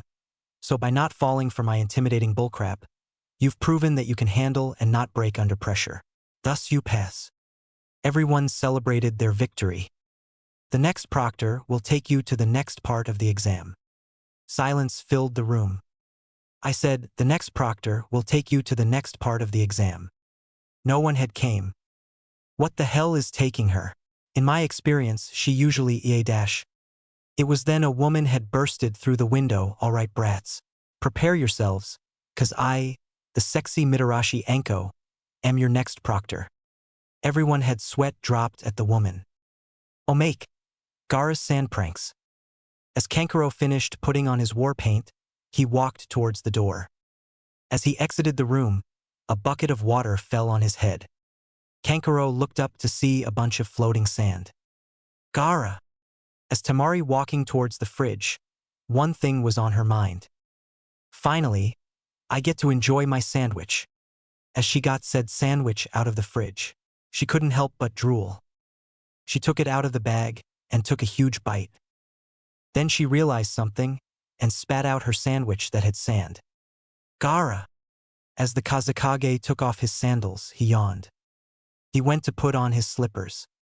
Only, instead of the nice warm feeling he was expecting, it was a hot burning and irritating feeling. The Kazekage took his slippers off and noticed that they were filled with sand. Gaara. All right, brats. Everyone stared at Anko. The next part of the exam shall be in there. She pointed towards the forest behind her, the forest of death. My home. Intimidating, Naruto said sarcastically. It was then a kunai was thrown at Naruto. Naruto quickly used his sand to block it and then placed it in his hand, lava hand. The kunai then melted. Anko grew a tick mark. You jerk. Kunais cost me money. Then don't throw kunais at people not intimidated by your bullcrap, and you won't need to spend money to buy new ones. Grrrr. Fine. Whatever. She then pulled some papers and passed it towards everyone. Just sign these stupid waivers saying that we're not responsible for any injuries or death. Death! Sakura yelled. Anko groaned, yes, you can die there, either by wildlife or by the other participants. Meanwhile in a booth, a certain smoker couldn't help but comment, man, I've never seen Anko so pissed and cranky. You Kurenai? Nope. What else is there? Ano. She said, you're in there for a week. You haven't explained what we're doing yet. Naruto pointed out. Oh, yeah. Okay, each team will have a scroll, either a heaven or a earth. Your job is to get the other. Once you do head to the tower, you have 5 minutes to decide on who carries your scroll. After everyone received their scroll, Team 7 received theirs, a earth scroll. Okay, so who should be the one to carry it? Sasuke asked. I'll do it, Naruto exclaimed. I'm the best for defending it. Seeing no protest, Sasuke handed the scroll to Naruto. Naruto-kun. Yes, Hinata? I have an idea.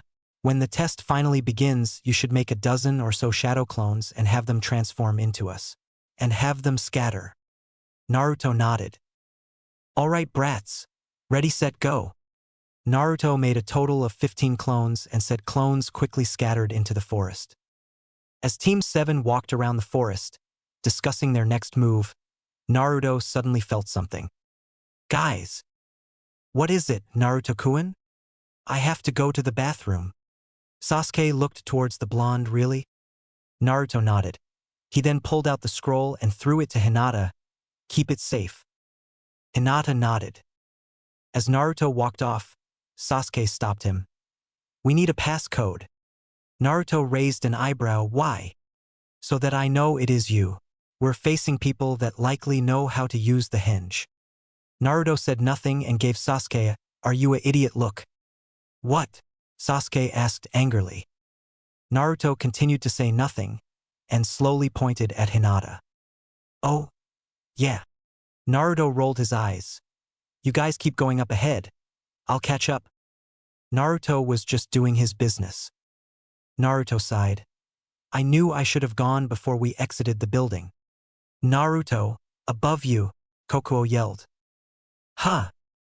Before Naruto could properly react, a snake had rained down upon him and swallowed him whole. The snake burped at its meal, and as it made its way to its destination, its stomach felt weird. The snake looked down at its stomach. A knife suddenly came out of its stomach. Using wind release, Naruto quickly cut open the snake's stomach. As the snake laid dead, Naruto crawled out of its stomach. Gah! That's disgusting. As he got up, he saw 3 people wearing a musical note headbands. So this is the brat? Yep. It was then Naruto noticed something. You guys have pretty big chakra reserves for genins. More akin to that of jonins. It was then the middle one walked up. Yeah, we're not genin. But that's not important. What is important is that you're coming with us. Naruto pulled out his other knife. No, I'm not. The 3 said nothing as they charged towards the blonde. Hey Sasuke. Sasuke looked back at Hinata. Yes. I want some advice on something. The Uchiha groaned. What is it? I'm about to confess my love to Dash. Before Hinata could finish, the Uchiha cut her off. Oh, you're finally going to confess? Finally. I was beginning to worry that I would lose. Hinata raised an eyebrow. Lose? I made a bet with Kakashi on when you would confess your love to Naruto. He said after this year. I said before. The Hyuga heiress grew a tick mark. I have half a mind to use 64 palms with lightning release on you. Sasuke gulped. Hinata sighed. Anyways, yes, after the exams are over, I plan on confessing my love towards him. And you're asking me how to do it? Hinata nodded. The Uchiha groaned. You came to the wrong person. But if you really want my advice, just go up to him and say, I love you, Silence filled the area. Hinata's sweat dropped. Really? Like I said, you came to the wrong person. If you really want love confession advice that badly, go to Ino, Sakura, or one of your fan club members. Before Hinata could respond, a certain blonde boy came out of the bush. Hey guys, he said with a smile. Hinata actived her Byakugan. Sorry, I just real dash. Naruto was cut off by Hinata. Arjich, Hinata, what was that dash? You are not Naruto-kun, Hinata said angrily. What are you talking about? I am dash. Naruto cut himself once he looked towards the Byakugan princess. Shit. Naruto then dropped his disguise. The figure then rushed at the two. Naruto battled the men. Fireball jutsu, one of them yelled. It was then Naruto sprouted the Nanabai's wings, and once again, lucky number 7 saves the day. Thanks, Komiai. Naruto then pulled out his pipe and blew into it. Look out, those things have acid in them. HMPF, so you've done your homework. Naruto said in calm voice, no matter, whatever information you have will not help you. Naruto then landed on the ground and made some hand seals, fireball jutsu. A blue fireball charged at one of them, knocking them out. Ha ha ha, yes.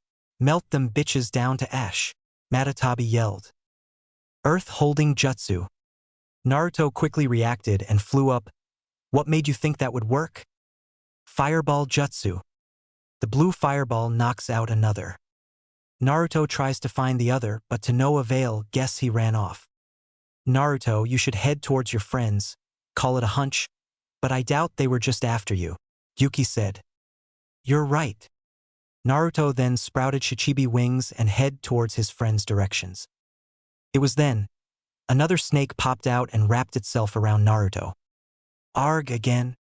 The snake went in to bite Naruto, but before Naruto yelled lava armor, and he was suddenly encased in lava. The snake hissed in pain before finally letting go of Naruto. Thanks, Goku. Naruto looked down towards the snake, when suddenly it puffed out of existence. A summon? Who the hell summons snakes? The blonde stood there, pondering before it finally hit him. Oh shit.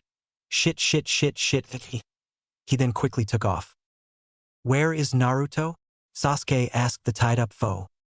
I ain't telling you fuckers shit, he replied. Hinata then struck one of his ribs. Arg. Fucking bitch. You will if you wish to keep your bones intact, she said coldly.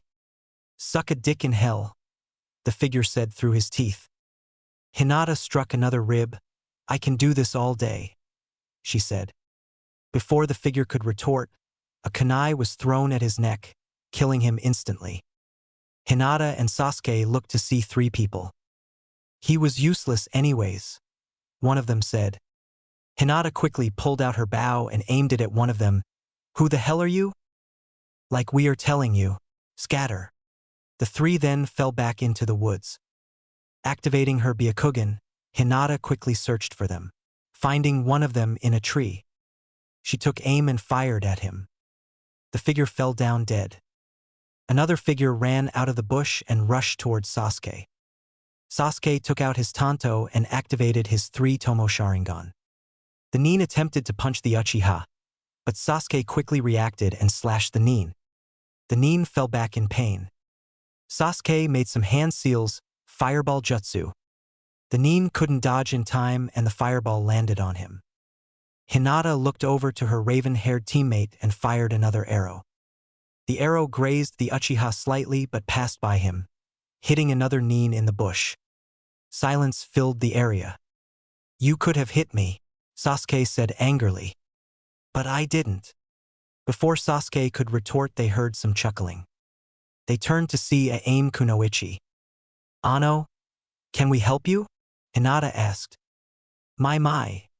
The Kunoichi said while smiling, the Sharingan and the Byakugan. What a treat. I wish I could have both, but I sadly can't. Oh well. The girl then turned his attention towards the Uchiha, a 3 Tomo Sharingan. Very nice, Sasuke, she said while licking her lips. Sasuke threw some shurikens at the Kunoichi, who quickly dodged and ran towards the Uchiha. Hinata pulled back her bow, only to be hit into a tree by a snake. Hinata! Sasuke yelled. It was then, the figure picked up the Uchiha by the throat and threw him into a tree. Hinata recomposed herself and looked up to see 5 snakes heading towards her. While the Byakugan princess dealt with that, up on a branch the Aim Kunoichi looked at the Uchiha. Say Sasuke, don't you wish to avenge your clan? Sasuke froze at what the girl said. 'Cause I can help. How? The girl smirked. Simple. All you need to do is accept my gift. The Kunoichi's neck grew in length, and Sasuke stood there in fear at what he was seeing. As the girl went towards Sasuke to give him a gift, she was suddenly stopped by a block of sand. Shit. Naruto. It was then that said blonde landed in front of his teammate. The hell are you doing here, Snake? Oh, you know who I am? Yes. The girl smirked and ripped off a mask, revealing a pale-looking man. It is nice to see that they still teach history. The hell are you doing here, Orochimaru? Naruto asked angrily. Oh, I'm not telling. But all you need to know is that I need both you and Sasuke, Orochimaru said while giggling. Sasuke then looked at Naruto. Naruto. Hinata is in trouble. Go help her. I'll handle him. Naruto looked back at his teammate and debated on whether he should do as he said. He then decided that Sasuke could handle Orochimaru on his own, or at least until him and Hinata could help. Okay, you got this, Sasuke, he replied before jumping down to help Hinata. Sasuke then pulled his tanto. Hehe, nice sword. Want to see mine? Orochimaru then reached into his mouth and pulled out a white tanto. The two then rushed at each other. While that was going, Hinata was struggling with the snakes. They were quick, and even with her 360 vision, it was hard to react to them in time. As a snake went to bite her, it was then that air bullet was yelled. She smiled at who it was, the real Naruto. Naruto-kun. Hinata, are you okay? She nodded.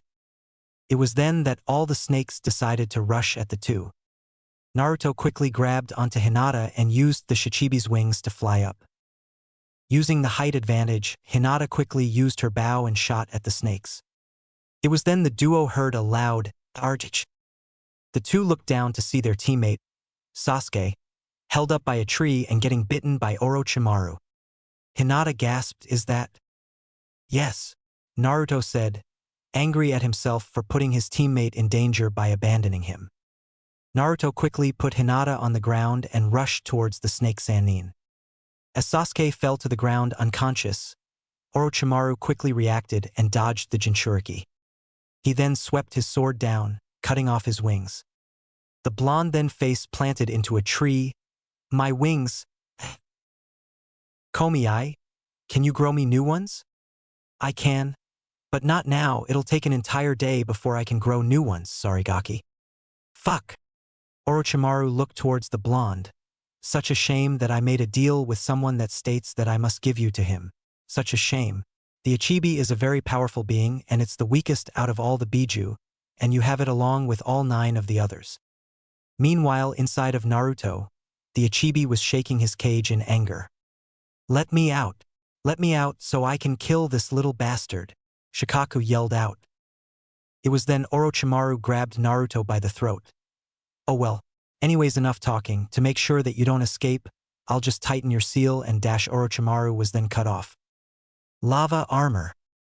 Ah, you little shit," Orochimaru yelled while quickly backing away. Orochimaru then threw a kunai at the blonde. He said not to kill you. He didn't say anything about you being unharmed.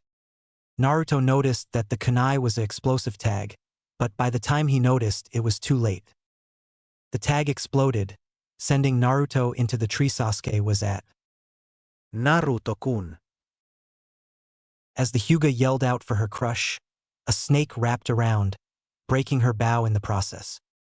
Channeling lightning through her body, she yelled, "Kaiten," and successfully got the snake off her. Orochimaru sighed, "Actually, I'm curious.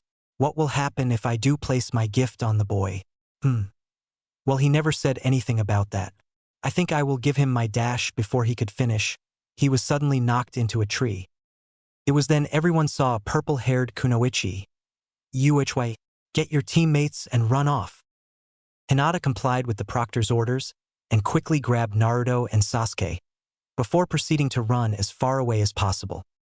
Hinata was laying next to a tree. There she looked towards his unconscious teammates. Breathing heavily, she counted herself lucky that she was unharmed. She activated her Byakugan to check for any danger, seeing 3 genin heading towards her. Quickly she hit her unconscious teammates. "It's okay. I'll defend you." She then looked towards the blonde, especially you. After hiding, she waited for the 3. After a while, the 3 showed up. "You!" the bandaged one called out. "Give us Naruto and Sasuke, and don't you dare lie and say that you don't know where they are." Hinata said nothing and took her taijutsu stance. "So you want to be like that, huh? Fine. Zaku, Kin. Deal with her. I'll look for the 2 targets." Once the bandaged man left, the kunoichi of the group threw a couple of senbons towards the Hyuga. Hinata dodged and quickly threw a couple of shuriken towards the kunoichi. One of them hits the girl's arm. "Shit. You fucking bitch." Hinata runs towards her and threw a punch, sending her into a tree. It was then that the other one sent some airwaves which sent the Hyuga heiress towards a tree. She quickly got up and recomposed herself. "Is that all you got?" Hinata had noticed that one of them was reaching for something. "I don't know what she is reaching for, but I know it can't be good." She then threw a kunai directly at the Odo kunoichi's arm. "Arg! Fucking bitch!" she yelled out. The other Odo nin let out another airwave attack, only this one was bigger. Hinata was now laying against the tree in pain, but she refused to let her teammates down. She spat out the blood and got up. She then pulled out a chakra metal kunai and channeled lightning into it. She then threw it towards the Odo shinobi. The shinobi shrieked in pain. Before he could react, Hinata then ran up to him and channeled lightning through her fists. 8 trigram, 64 palms. 2 palms, for palms, 8 palms, 16 palms, 32 palms, 64 palms. The Odo genin is then launched into a nearby tree. The Odo kunoichi stands there, unsure of what to do. Hinata then knocked her out. "So, you've managed to deal with my teammates, huh?" Hinata looked to see that the bandaged genin had returned. "I'm sorry guys, but I don't have any more energy left within me." The bandaged genin then ran up and grabbed the Hyuga heiress by the collar and proceeded to punch her in face. Hinata could only look at the spot where she hit her teammates. As the punches continued, the Odo nin kept asking where the 2 were, and she only chuckled at the question, which caused the punches to get more and more brutal. Before he could land another punch, he suddenly noticed a bunch of chakra in a nearby bush. "So that's where you hid them. So close yet so far." It was then that Naruto and Sasuke got up and walked out of the bush. The blonde looked at his raven-haired friend, noticing that part of his body was being covered by some weird black flames. "Sasuke, are you okay?" "Arg, no. Shit, what is this crap?" the Uchiha said through his teeth. Naruto then turned to see a bruised and bloody Hinata being held by a bandaged genin. This sparked something within him. In that moment, all he saw was someone he cared deeply about nearly killed. Naruto growled in anger and a red aura surrounded his body. His body grew animalistic features, most prominently claws. "Hey, wait dash. Boil release." Naruto then rushed at the bandaged genin and proceeded to beat the life out of him. After many slashes and strikes, Naruto had enough. The bandaged genin barely had time to react before he found his heart being grabbed by the Jinchuriki. He looked up at the blonde, anger in his eyes. "You made your last mistake." The blonde then crushed the genin's heart. As the genin fell dead, Naruto just stood there, afraid to look at his friends. "They'll probably think that I'm a monster." He had always feared that he would go berserk. The Bijuus warned him, and he feared that his friends would suddenly change their opinions on him, suddenly rejecting him. It was then Naruto found 2 arms wrapped around his chest. He looked to see Hinata, who had gathered the last of her strength to comfort her blonde teammate. "It's okay, Naruto-kun," she said weakly. "I'm okay." The red aura slowly died down, along with his animalistic features. "Hinata!" Sasuke then walked up to his teammates. Come on, they had the other scroll. Let's go. The blonde looked over to the raven-haired boy Sasuke. What I saw doesn't change my opinion on you, so don't worry, Sasuke reassured. The blonde smiled, thanks guys. After much more walking, Team 7 had finally arrived at the tower. Finally, Kami, I'm drained, Naruto said. The Uchiha chuckled, you tired? I never thought that I would see the day. Naruto didn't respond, he only fell down unconscious. Come on, Tsunade said while healing the blonde. Ano Tsunade, you should dash. Shizune was cut off. Shut up and help me.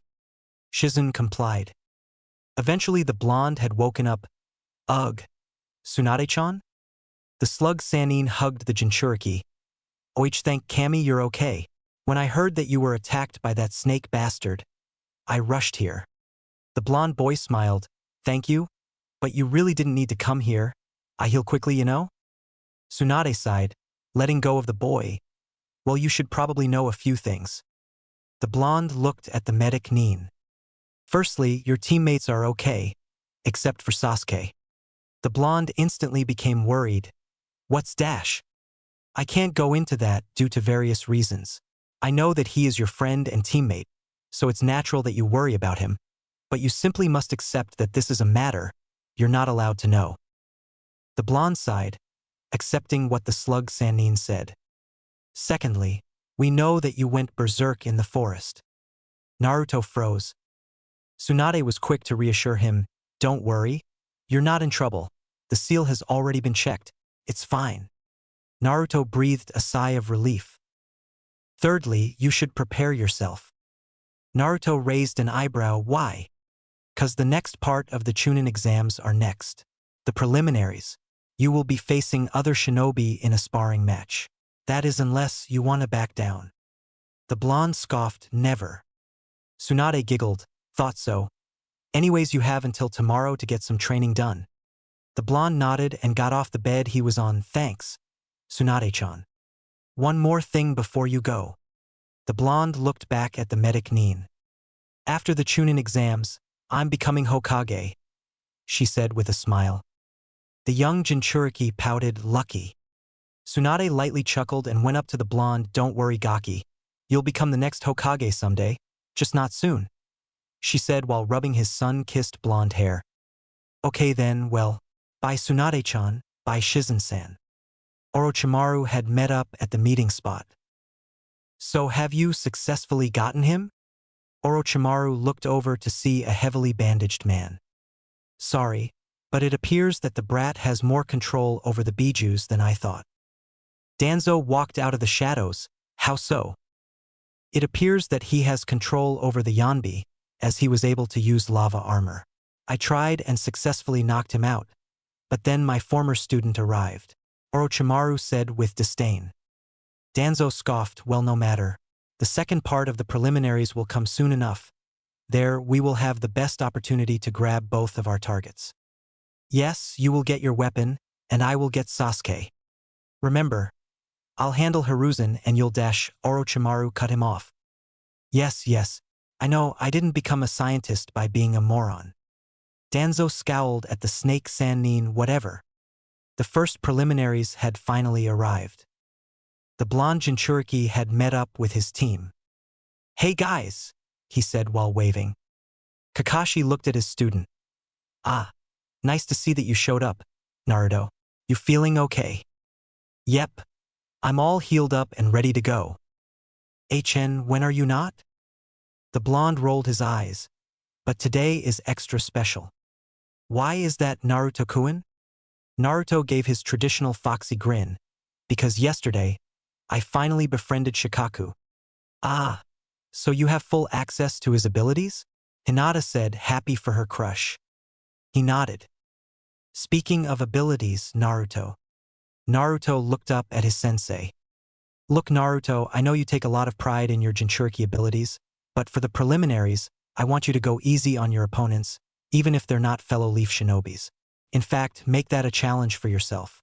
During the match against whoever your opponent is, you're only allowed to use one of the Bijuu's abilities. Can you do that? Naruto gave another foxy grin and a thumbs up, you bet, Kakashi-sensei. I accept the challenge, 'cause I will overcome any challenge thrown my way. Kakashi chuckled. Okay then, let's stop wasting time. Team 7 then made their way into the building. As they walked in, Naruto noticed something. Hey Hinata, did you get a new bow? Hinata nodded, yes, this one is purple. It looks great. Hinata blushed a little, thank you, Naruto-kun. Alright everyone, the proctor coughed. I'm Gecko Hayate, the proctor for this part of the exam. He coughed again, here are the rules. As Hayate listed the rules, the crowd spoke amongst itself, especially one medic Nin and her apprentice. So who did you bet on making it past this part? Shizune, do you really think that I would bet on such on thing? Tsunade said, offended. Shizune's sweat dropped. Tsunade grew a tick mark. Well, if you must know, Naruto and that Lee kid. Really? I heard that few had bet on them passing, and everyone else had bet against them. Everyone else are morons. Okay, with all that out of the way. The proctor coughed. Let the preliminaries begin. Up first is Rock Lee and Gaara. YOSH. I'm first. Lee then quickly ran up to his position. Gaara, using his sand, also got into position. Gaara. I hope you are ready to see my burning youth in action. Gaara stood there in silence. You're a freaking weirdo. Hajime. Lee quickly ran up. Gaara was caught off guard by the Leaf Nin's speed and his sand barely blocked the punch. Gaara quickly encased the bowl-cut boy and tossed him into the nearby wall. Lee got up and recomposed himself and then ran circles around the red-haired boy. This guy is fast. Lee then appeared behind Gaara and punched him. Unlike the previous punches, Gaara's sand couldn't react in time. Gaara was launched into the nearby wall. His siblings, as well as his sensei, were surprised. Gaara's sand defense protected him from everything. Gaara got up and saw something that made him go wide-eyed. Blood, but not just any blood, his blood. Gaara had seen plenty of blood before, but never his own. Proctor, I forfeit. The winner, by forfeit, is Rock Lee. Yash, take that Uzumaki Naruto. Let's see you top that. Naruto stood silent. You say something, Lee? Gaara. Curse you, Kakashi. Up next is Hyuga Neji and Hyuga Hinata. The two Hyugas then got into position. Kick his butt, Hinata, Naruto yelled. You should give up, Hinata. Ha! You should give up now, it is fate that you dash. Neji, whatever you are going to say, I don't believe it. Hajime. Neji ran up to the Hyuga heiress, who quickly dodged the oncoming and retaliated with her own. Neji was thrown into a wall. Gritting his teeth, he ran up to the Byakugan princess. It was then, Neji did something that surprised everyone. Kaiten. Hinata got up and smiled at the Hyuga branch member. Neji, I'm proud of you. Ha! You've defied your fate. Neji gritted his teeth. What are you talking about? No one can defy fate.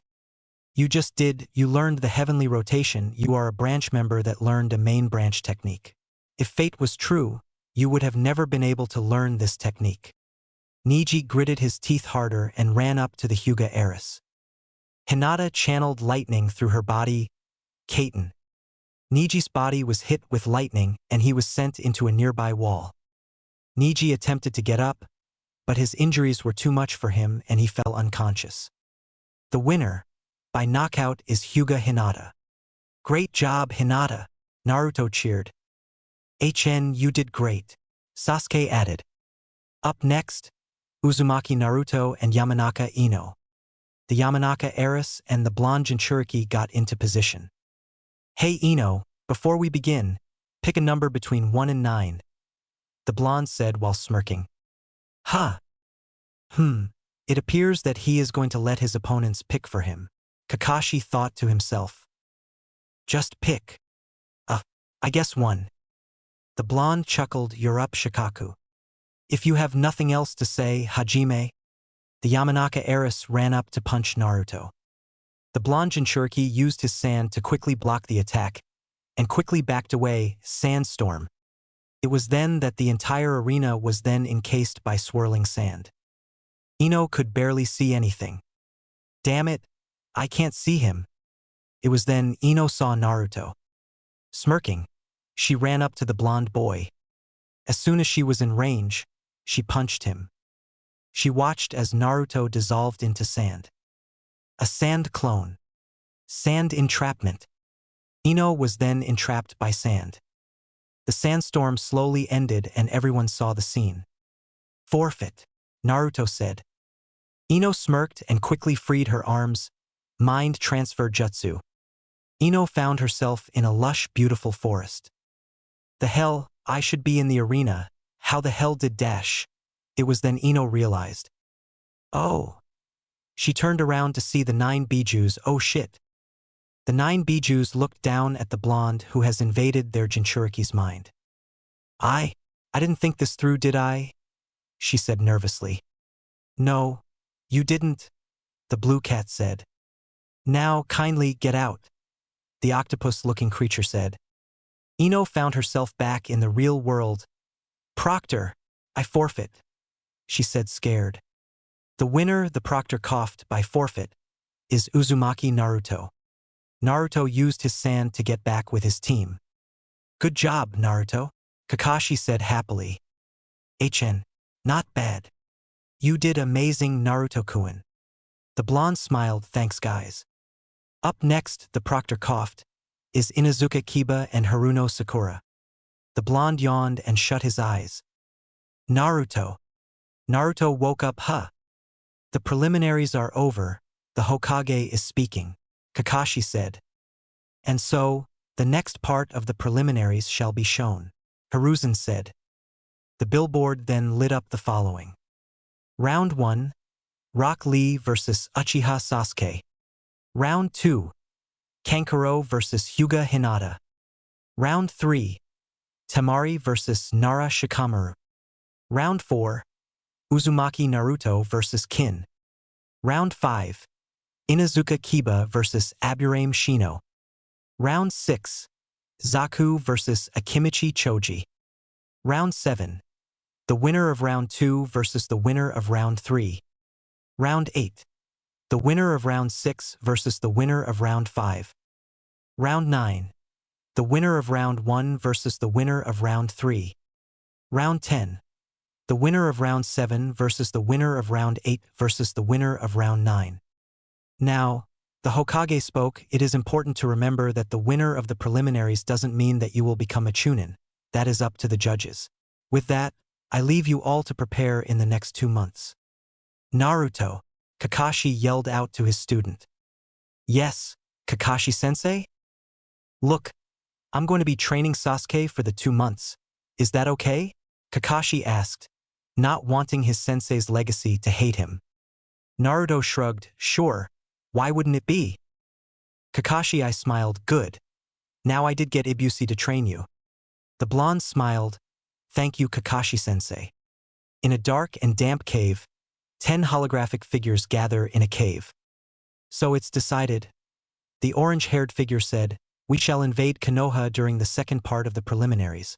There the Jinchuriki will be at his weakest. Excited to go home, Itachi? The tall blue figure asked. Itachi said nothing. Leader-sama, a black and white figure spoke. We think you should know that Orochimaru is planning on invading Konoha at roughly the same time. It matters not if Orochimaru decides to interfere, we'll deal with him. Until then, ignore what he does. Can't wait to get my hands on him, the short hunched figure said. Konoha will see true art, the blonde ponytail figure said. Prepare yourselves, everyone, 'cause soon Konoha will know only pain. Flashback. So that's where Naruto most likely is, the Cyclops said. Thank you, Kakashi. I'll be off. Before you go, you should know something. The Toad Sannin looked back at his number 1 customer. When teaching him, don't ask him his control over the Bijuus or if he would like better control over them. He won't take it well. Jiraiya raised an eyebrow. Why? He doesn't like using the word control when describing his friends. Jiraiya went wide-eyed at this. Friends? Kakashi chuckled.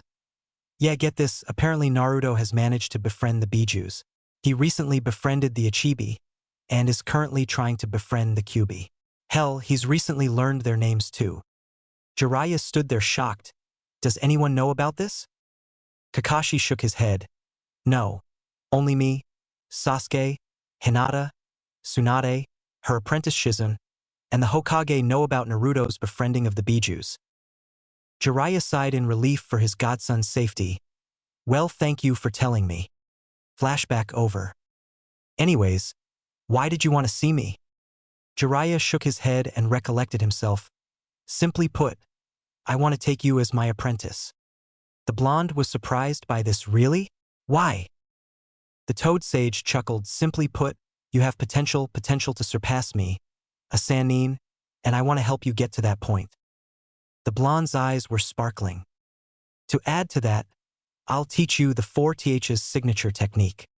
Really? Jiraiya nodded. I accept. Hold on, I'll inform Ibushi-sensei. And with that, the blonde was off. Jiraiya yelled, meet me at the hot springs. He then sighed, guess I'll get some water balloons. Time skip. It had been a week since Jiraiya started training the young Jinchuriki. He had finally mastered the Rasengan. Rasengan. The tree the blonde aimed at then exploded. Great work, Gaki, Jiraiya said with a smile. Thanks, Arrow Sennin. I've told you multiple times not to call me that, the Sannin said with a tick mark. The blonde chuckled. Hey, is it possible to add other affinities? Jiraiya sighed, should be, but so far, not even the fourth could find a way. Really? Yeah, believe me, I saw him try. Whenever he tried adding another element, it quickly became unstable and exploded. The blonde hummed to himself for a bit before getting an idea. What if I tried using clones? Huh. What if I made a Rasengan and used clones to add the element and keep it stable? Jiraiya stood there silent, before bursting out laughing. The blonde grew angry at the Sannin's laughter. It could work. Oh, I'm not laughing at your idea. His laughter died down. I'm laughing at how you, someone who just learned the fourth technique, overcame a problem that he struggled with for hours, even days. The Sannin took a deep breath and sighed. Go ahead. Let's see if it'll work. The blonde nodded. I'll try using fire. He then spawned 2 clones, one to help keep the Rasengan stable, and another for a dummy. He took a deep breath and made a Rasengan. The clone then slowly added fire to it. Fire Rasengan. It worked. Yes, the blonde yelled out. Jiraiya smiled. I'm proud of you, Naruto. And Minato would be proud too, after getting over his bruised ego. Thank you, Arrow Sennin. Ignoring the Arrow Sennin part, Jiraiya sighed. Well, now for something else cool. The blonde gleamed. What is it?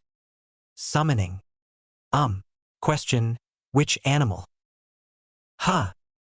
Which animal? 'Cause if it's tanuki, cat, turtle, ape, horse, slug, beetle, octopus, or fox, I'm not signing it. Jiraiya raised an eyebrow. The Bijoos don't get along with their summon counterparts. Oh, well, it's toads. Guys, we don't have any grudge against the toads, so don't worry, Gaki, Kokuo said. All right then. Jiraiya made some hand seals and bit his fingers. Summoning a toad. Hey Gamma, I need the contract. The toad did just that and gave the toad sage a summon contract. Just draw some blood and sign your name here. Naruto did just that. Okay then. Now what? Now, just do the hand seals I just did and try to summon a toad. Naruto then did just that. It was then, after the smoke cleared, a giant toad with pipe appeared. The toad looked down at Jiraiya. Jiraiya, why have you summoned me? Jiraiya stood there silent, and that's another bruise to Minato's ego.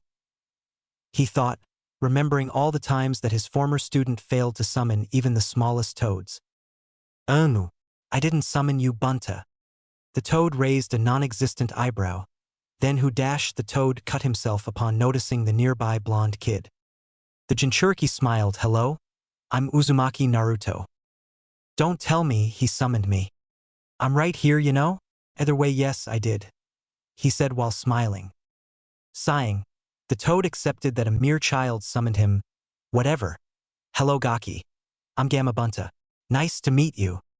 After getting to know Gamabunta and the other toads, the sun was setting. "Welp, it's been nice training with you, Erosenin, but I got to dash." "Wait. Before you go, you need to know something." The blonde looked towards the Sannin. Jiraiya sighed, "There is a group called the Akatsuki. They're after you, more specifically, they are after the Bijuu inside you." The Bijuus all collectively growled. "They're composed of S-class missing Nins. Why do they want the Bijuus? I don't know, all I know is that they are dangerous and after you. You need to be careful and cautious. That is actually why I wanted you as my apprentice, to protect yourself from them." The blonde stood there in silence, before quickly becoming angry. "Damn it! Why is it like this? First most of the world is after me, then this root organization, and now this Akatsuki? You've got to be kidding me." Flashback. Naruto, along with his sensei Kakashi, entered the Hokage's office. "Hey Gigi, why did you want to see me?" "Sit down, Naruto." Naruto did just that. Hiruzen sighed, "Naruto, do you remember Danzo?" The blonde raised an eyebrow. "That creepy old bandaged man?" Hiruzen nodded, "What about him?" "Naruto, Danzo is behind the random ANBU attacks." Naruto froze, before an angry scowl appeared on his face. Hiruzen continued, "Danzo has been looking after you in the shadows, so that he may mold you into a mindless killing machine." Naruto's scowl only grew. "Why did he attack my friends?" Hiruzen held back a sigh, to make sure that his weapon was safe. "That bastard." Kakashi put his hand on the blonde. "Naruto, calm down." "Look, Naruto, Danzo has recently left the village. What he will do next, I have no clue. I'm telling you all this, so that you are aware of the threat." Flashback over. Jiraiya sighed, "I'm sorry, Naruto." The blonde frowned, "It's fine. Anyways, I should get going. Thanks for telling me this." Omake 1. Pranking the pervert. Naruto was annoyed. The legendary Toad Sage was focusing on being a pervert, peeping on the girls. "Oh hey Naruto." Naruto turned to see the red-haired Suna shinobi. "Oh hey Gaara. What are you doing here?" Naruto sighed, waiting for him. He then pointed at the Sannin, to stop acting like a creep and peeping on the girls in there. Gaara gave a disapproving look towards the Toad Sage. Suddenly an idea popped up in Sunanin's head. He grinned evilly, "Hey Naruto, want to pull a prank on him?" Naruto shrugged, not usually a prankster, but sure, what do you have in mind? Meanwhile, within the hot springs itself, the slug Sannin was currently enjoying herself. "Man, I can't tell you how good this feels, Shizune, especially knowing that pervert, Jiraiya, isn't here peeping." Tsunade's apprentice chuckled, "I'm sure it feels great." While the Hyuga heiress was enjoying herself, she suddenly noticed something. She squinted at what she was looking at. "Is something wrong, Hinata?" Kurenai asked. "No, it's just that there's sand in the air."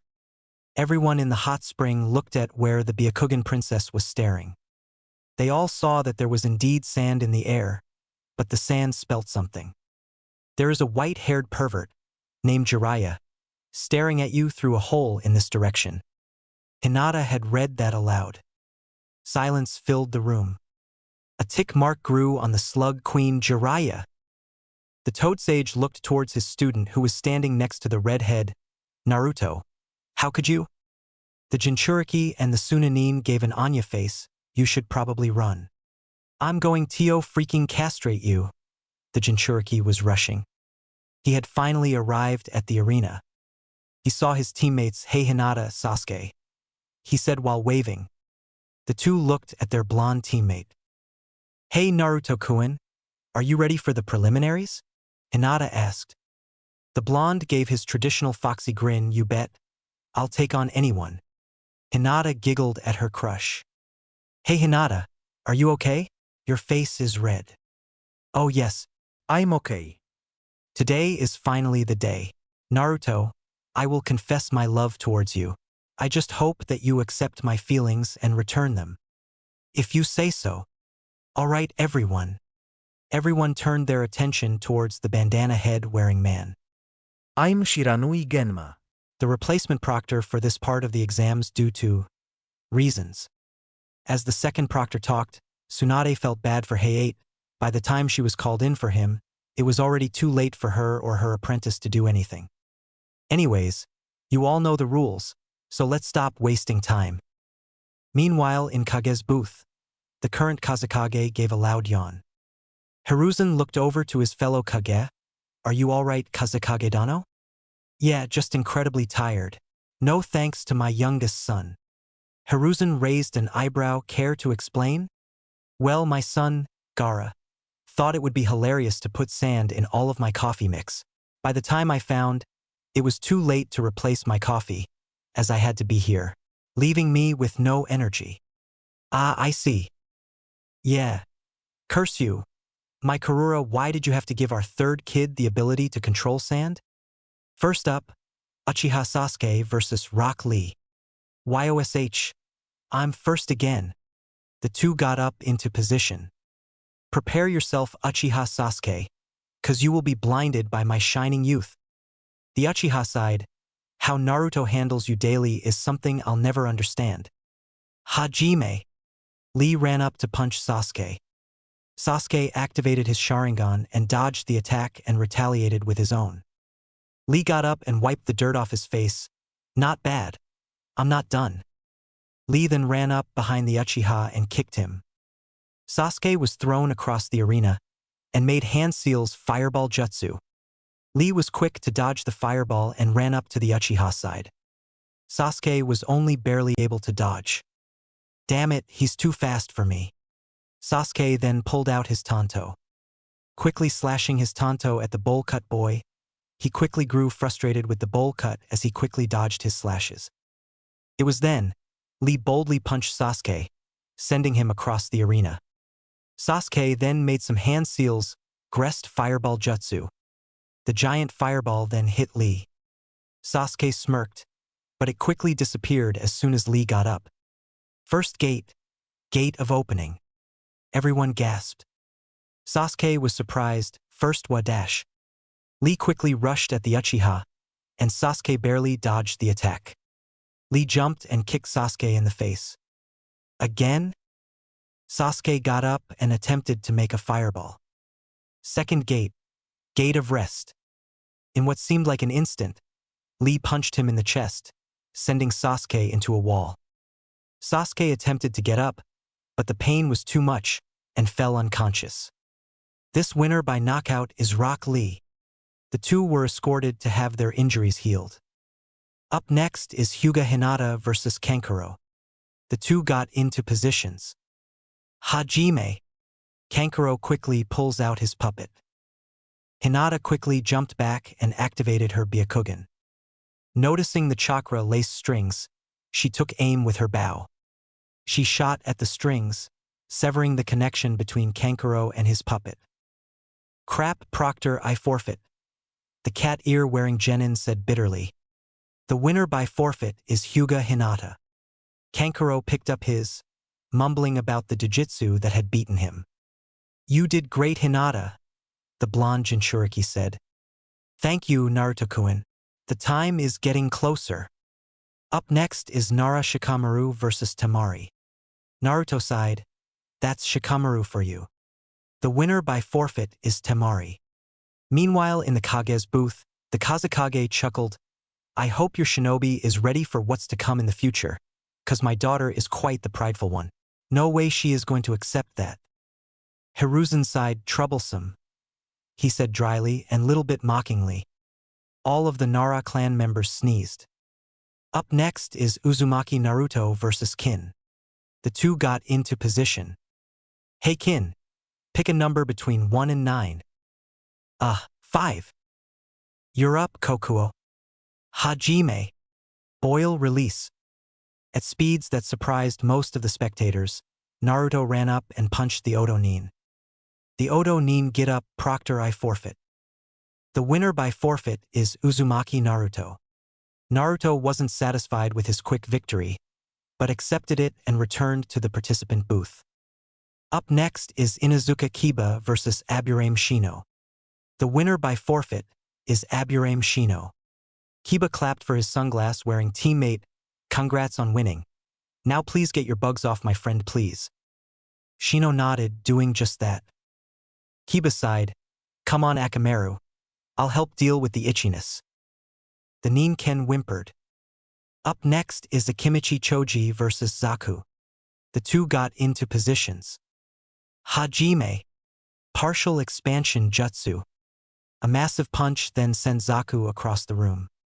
Zaku coughed and got up. Proctor, I forfeit. The winner by forfeit is Akimichi Choji.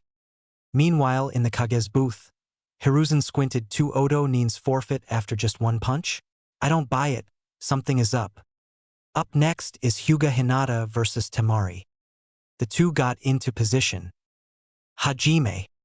Temari pulled out her fan, Sickle Weasel. A huge tornado was then sent towards the Hyuga heiress. She quickly dodged it. Crap. Wind release user. My bow is pointless. She then ran up to the blonde Kunoichi. Temari swung her fan at the Byakugan princess as soon as she was within range. Hinata was thrown back, but she quickly ran up to Temari.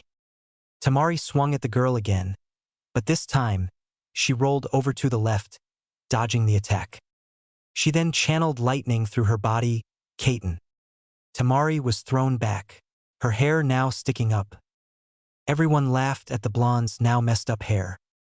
Gaara meanwhile took a picture. Kankuro looked at his younger brother. You know she is going to kill you if she finds that. Gaara grinned. I'll give you 5 for your silence. Make it 10. Deal. Temari grew a tick mark, Sickle Weasel. Hinata was unable to dodge this one. Temari smirked. Proctor called dash. I'm not done yet. Hinata then proceeded to land a barrage of punches on the Sunakunoichi. Temari, after getting over the punches, retaliated with a barrage of hits from her fan. The fight continued on like this. Eventually, Hinata had enough and ran up to the Sunakunoichi. 8 trigram, 64 palms. 2 palms, 4 palms, 8 palms, 16 palms, 32 palms, 64 palms. After all the attacks landed, the sand Kunoichi fell unconscious. The winner by knockout is Hyuga Hinata. Way to go, Hinata! The lavender-eyed girl looked up to the blonde boy who said that. She smiled, before falling over due to exhaustion. Medic Nins then took the 2 Kunoichis to get some recovery. Up next is Akimichi Choji versus Aburame Shino. The winner by forfeit is Aburame Shino.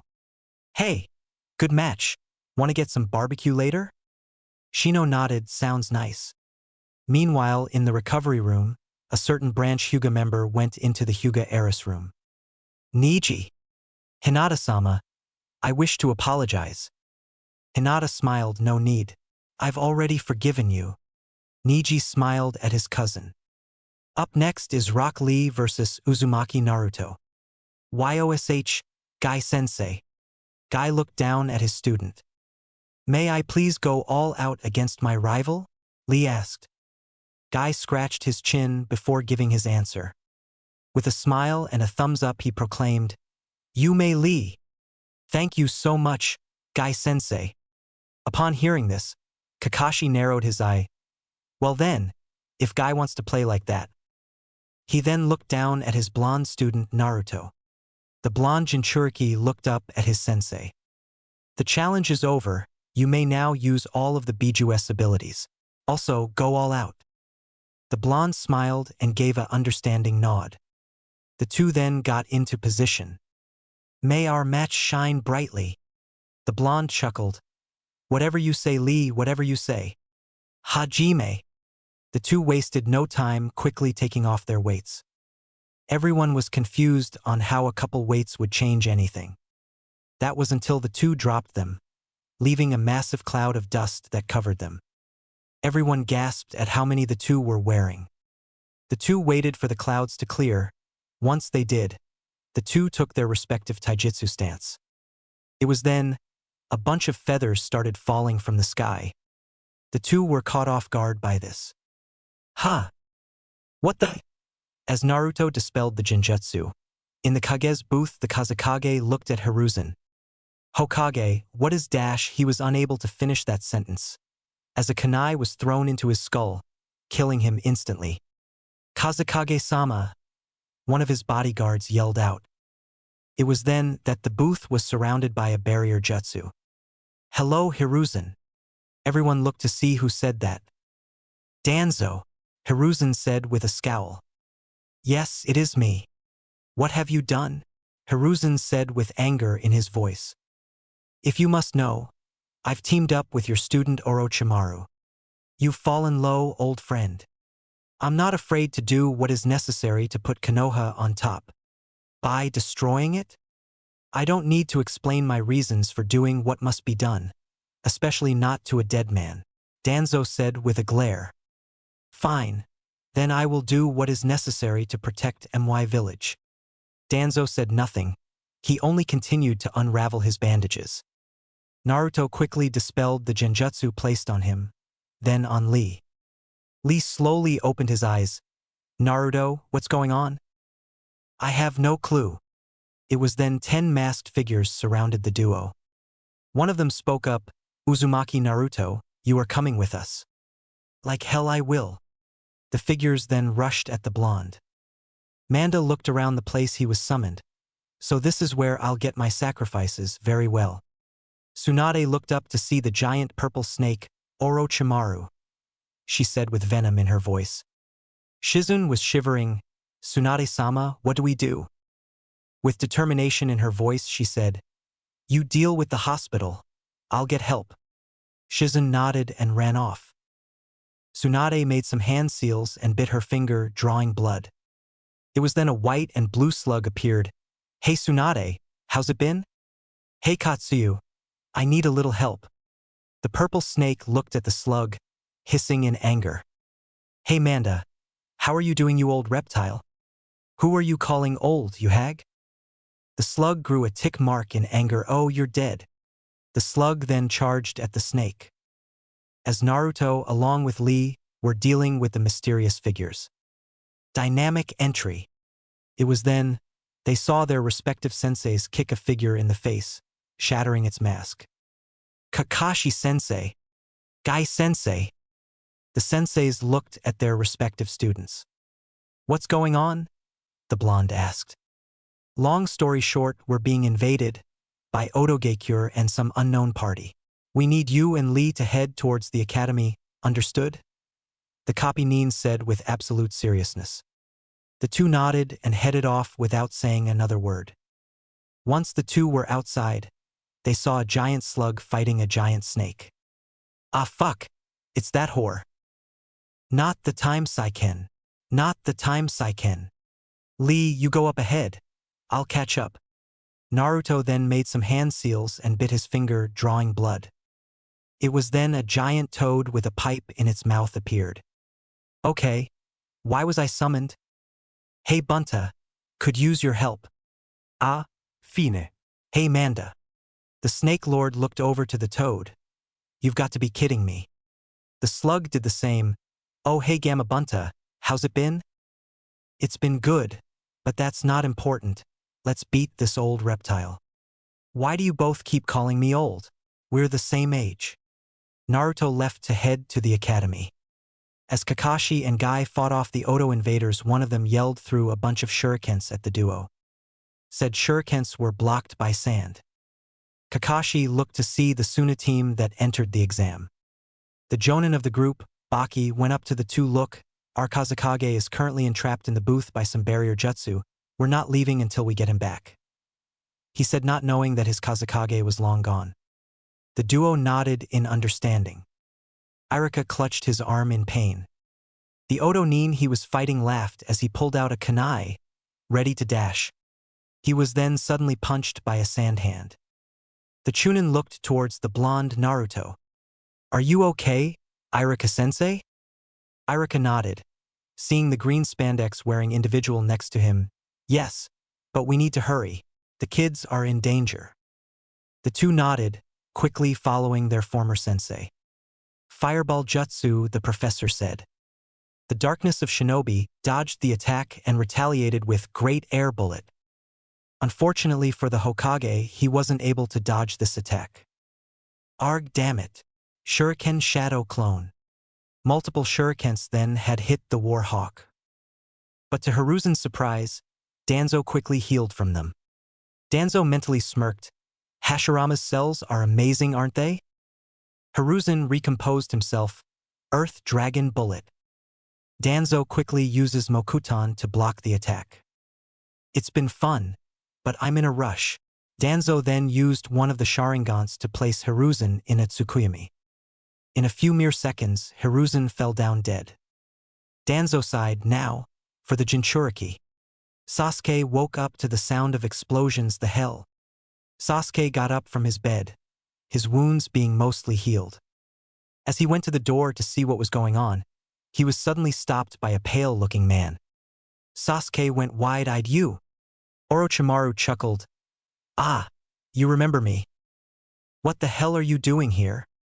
Orochimaru smirked, to make you a offer. Not in dash. Aren't you tired? Sasuke froze. Aren't you tired of being the weakest link? Aren't you tired getting constantly overshadowed by Naruto? By Hinata? Aren't you tired of being weak? Sasuke said nothing. Admit it, Konoha is holding you back. Holding you back from your dream of avenging your clan. Sasuke did nothing. What he said was true, he was tired of all of it. He always felt like he was the one holding back his team. Well, if you aren't interested, I'll just dash. I'll go. Orochimaru did nothing but smile. Naruto was quickly running back to the arena. After he and Lee dealt with the last of the Sound Nin, he wanted to go check up on his teammates. As he finally arrived at the entrance, he saw one of his teammates, Sasuke. He saw him walking alongside Orochimaru. Sasuke! The Uchiha looked back at his blonde teammate. What the hell are you doing with him? Konoha is holding me back. At this rate, I will never kill my brother and avenge my clan. Goodbye, Naruto. Sasuke dashed before the blonde could finish. He found himself suddenly encased in wood. The Bijoos were all shocked. It can't be. They all collectively thought. Orochimaru smirked come Sasuke. The Sannin and the Uchiha then took off. It was then, a bandaged man appeared in front of Naruto. Hello there, Uzumaki Naruto. The blonde narrowed his eyes. Danzo. What the hell are you doing here? Silence. No. You didn't. The Warhawk scowled. I do what I must to protect Konoha. By teaming up with a traitor To invade it? The blonde yelled in anger. I don't need to explain my actions to a weapon. Danzo then lifted the bandages covering his eye, revealing a Sharingan. Danzo quickly used Koto Amatsukami. The blonde stood there, frozen. The image of a red and black 4-point pinwheel appeared over his normal blue eyes. Danzo smirked. Now, to make the perfect weapon, you were always meant dash. The red and black pattern quickly disappeared, returning his eyes to normal. Lava armor. The lava quickly melted the wood. What? I don't know what kind of genjutsu you used on me, but rest assured that it won't work again. Danzo scoffed. No matter. I have other ways to make sure you are loyal. Loyal? To you? Heh. Over my dead body. Naruto then rushed at the Warhawk. Naruto quickly knocked Danzo into a nearby tree. Tricky little brat. Fireball jutsu. A blue fireball was then launched at Danzo. It had successfully hit him. Finally that dash. Naruto was then suddenly encased in wood again. Huh. Naruto then turned to see the somehow living Danzo. Naruto. What Gyuki? We don't know for sure, but we suspect that the Sharingans on his arm are how he survived. Only one way to test that theory. Hypothesis. Whatever. Lava armor. Naruto then recomposed himself, molten rock. A rock of magma was then launched at Danzo. Danzo quickly dodged the magma rock, only to be struck by a steaming Naruto. Danzo fell down, and before he could get himself up, Rasengan. Naruto then struck his Rasengan into the Warhawk's heart. Naruto kept guard, not fully believing he was dead. Vacuum wave. Naruto quickly rolled out of the way. Naruto then looked at Danzo's arm, seeing that one of the Sharingans became white. So those eyes allow you to escape death, huh? Danzo said nothing. Try escaping this. Naruto then encased the Warhawk in sand. Sand coffin. Naruto then used the sand to crush him. A few seconds went by. Suddenly a tree grew around Naruto. Lava armor. Naruto then turned to the Warhawk. Okay, you're really starting to piss me off. Well then, I wouldn't be doing this if you just give up and pledge your loyalty to me. Fine, y swear. That I will send you to hell fireball jutsu. Danzo quickly dodged the attack. Vacuum serial waves. Naruto was then hit by the attack. You certainly are more of a challenge than Hiruzen. Naruto then went wide-eyed. Oh, don't worry about that fool, he's dead. I made sure of it myself. Naruto stood there silent, shadows covering his eyes. First you invade my home, then you kill one of the few people to show me kindness? Naruto's body was then encased by a red aura of chakra and grew more animalistic features. He also sprouted a tanuki tail. I'll fucking kill you. Naruto then lunged and struck Danzo's heart. Naruto sensed around the area. There you are. Naruto then rushed at the place Danzo was hiding from. The two continued to fight, until Naruto-kun. Naruto turned to see his other teammate, Hinata. Hinata rushed to help her crush, until she was suddenly impaled by a branch of wood. This doesn't concern you, Danzo said coldly. Naruto went wide-eyed. Hinata! Naruto ran over to his teammate, worry in face. Hinata looked up at the blonde, blood drooling from her mouth. Hinata, please be okay. Naruto, she then smiled. I love you. Naruto froze. Hinata then pulled all her strength and kissed her crush. Hinata then passed out. Naruto watched helplessly as he sensed the life fade from her. Tears fell from his face. Danzo scoffed, another wasted tool. All my life up until this moment, I've always wanted to prove that I wasn't a monster. Danzo raised an eyebrow. And every time I met someone who didn't see me as a monster, it made me happy, even more so when I was greeted with positivity. The people at Acharka's gave me ramen, Irika always encouraged me, and many others. I'll always remember the time when I told my teammates my secret and their reactions. Kakashi already knew but said that he is glad that I was always positive despite what I went through. Sasuke said he didn't mind the fact, and Hinata, she hugged me. Is there a point to this? Ignoring Danzo, Naruto continued. She told me how it was unfair, how I didn't deserve it, and how I was a hero in her book. I always wondered why she cared for me. Now I do. Danzo scowled. How touching. Tell me, why should I care about what a weapon thinks about a tool and vice versa? Naruto then carefully placed the girl down and turned his attention towards Danzo. I'm no monster, but for you, I'll make an exception. Naruto's red chakra flared, and an additional 4 tails sprouted. One of a cat, turtle, ape, and a horse. His animalistic features grew. Naruto then rushed and grabbed Danzo's leg, encasing it in coral. Naruto then proceeded to punch Danzo. It was then a root agent kicked the blonde away. Naruto looked up to see Danzo had brought additional backup. You will be mine. No, he won't. Everyone turned to see a orange-haired figure with purple eyes, as Sasuke and Orochimaru went down, avoiding the chaos. Orochimaru couldn't help but smirk. The plan may not have gone without major problems, like how Sasuke and Naruto didn't get matched up against one another, thus making them separated. But the ultimate goal was achieved. It seemed like everything was going well for the snake Sannin. Where do you think you're going? Orochimaru and Sasuke quickly turned around and went wide-eyed at who was there. There, wearing a black cloak with red clouds and a scratched leaf headband, was Itachi. Orochimaru stood there horrified. No, if he is here then that means. Itachi looked at his younger brother Sasuke. Sasuke rushed at him, kunai in hand. I'll kill you. Itachi quickly dodged the attack. I'm just here to talk. Shut up. Sasuke yelled angrily as he continued to attack the man responsible for his clan's death. Orochimaru was about to say something, until two figures made themselves known. There you are, you fucking snake.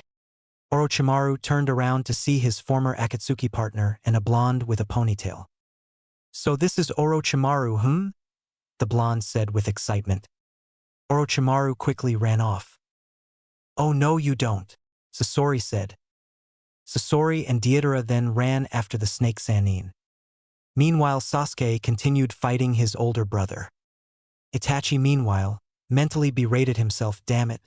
I should have known that Orochimaru would have gone after him. Sasuke then activated his curse mark. Kisame watched with interest as a snake fought against a toad and a slug. Man, if only Itachi didn't run off, then I could enjoy the spectacular fight with him. The shark-like man said with a grin. Eventually, after laying down humiliated, the snake yelled, Damn you Orochimaru, if you dare summon me again, there will be consequences. He yelled before poofing away. Kisame frowned. Ah, it was just getting good. He sighed. There was nothing to do but wait for Pain to eventually get the Bijuu brat, and then quickly seal the Bijuus within some statue. He then saw two Jonins fighting Oto Nins. One of them was wearing a ugly green spandex and another was wearing a face mask. His grin returned. Maybe they can entertain me. He then pulled out his Samahata. Meanwhile, as chaos ruled Konoha, a man wearing an orange spiral mask that had one eye hole watched on top of the head of his former sensei. This makes the Nine Tails attack look desirable in comparison. It was then a half-black, half-white creature sprouted from the ground. I'm surprised that you aren't participating. Yeah, we would have thought that you would be there with Pain. The masked man turned to Zetsu. There's no reason for me to risk myself. The Bijuus may be powerful, but the Rinnegan is more so. Naruto and Danzo looked on in disbelief as the man effortlessly destroyed an Bijuu sent to him. Pain, not wanting to waste any more of his time, deciding to kill the Warhawk now. Bansho Tenin. Danzo was then suddenly pulled into the man's grasp. Pain then used the human path to rip out his soul, killing him instantly. Naruto stared at the now dead Danzo, seeing the eyes, including the ones he didn't use yet, on his arm close.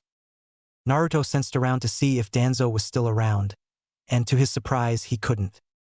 Danzo was now truly dead. Pain then turned his attention towards the Jinchuriki. As I was saying, come with me Naruto.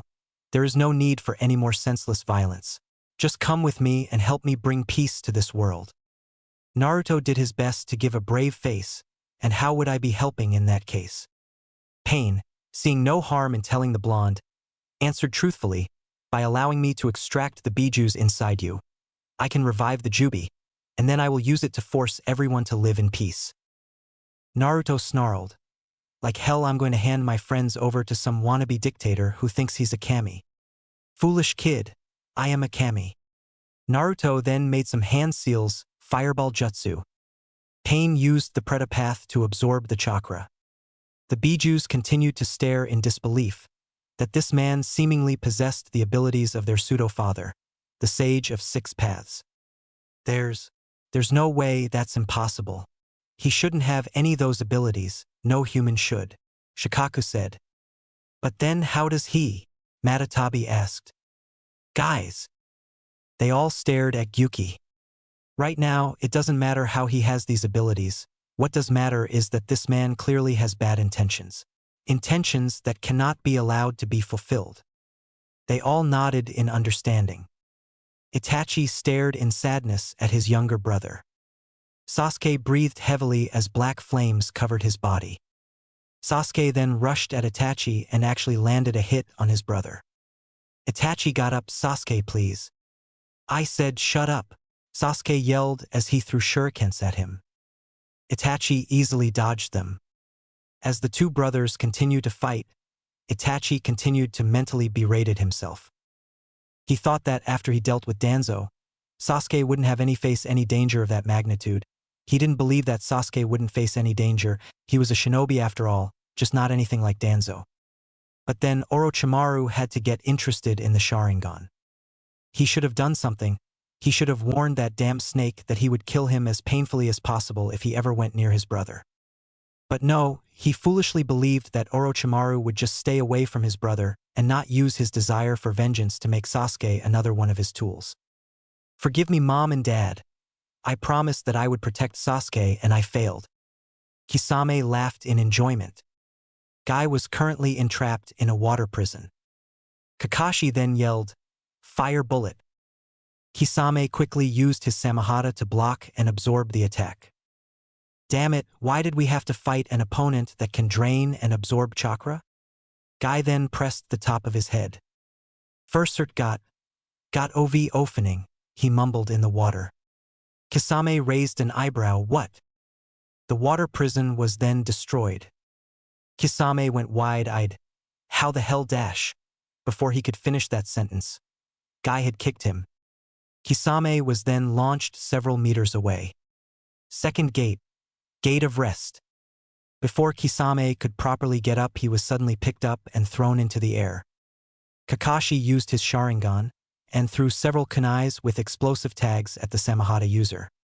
Once the kunais landed, they all exploded. When Kisame fell down, he quickly got up. This is fun. Stand still, you damn traitor, Sasori said, angry that he was unable to hit the snake Sannin. Yes, please do so that I may show you true art, Sasori's new partner, Deidara, said. Orochimaru was running for his life. Sasori and Deidara then were attacked by one of the other snakes that joined the invasion. Sasori sighed, "Guess we'll deal with you first." Naruto was heavily injured. He tried his best, but he was no match for the man known only as Pain. As Pain walked towards his target, he suddenly felt someone. Rasengan, Jiraiya yelled as he launched his attack at the Preta path, destroying it. Naruto was relieved. Jiraiya, who entered Sage mode, looked at the leader of the Akatsuki. He thought that the man looked familiar. "HM, you destroyed one of my paths. Not bad," Pain said in a calm voice, but he was upset that he lost his most defensive path. Naruto. Yeah, Gyuki? Look, I don't have time to explain.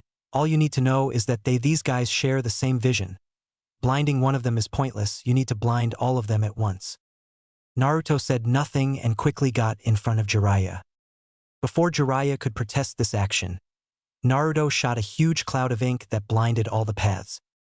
These guys share the same vision. You destroyed one, I'll destroy another. How does he know that my paths share a vision?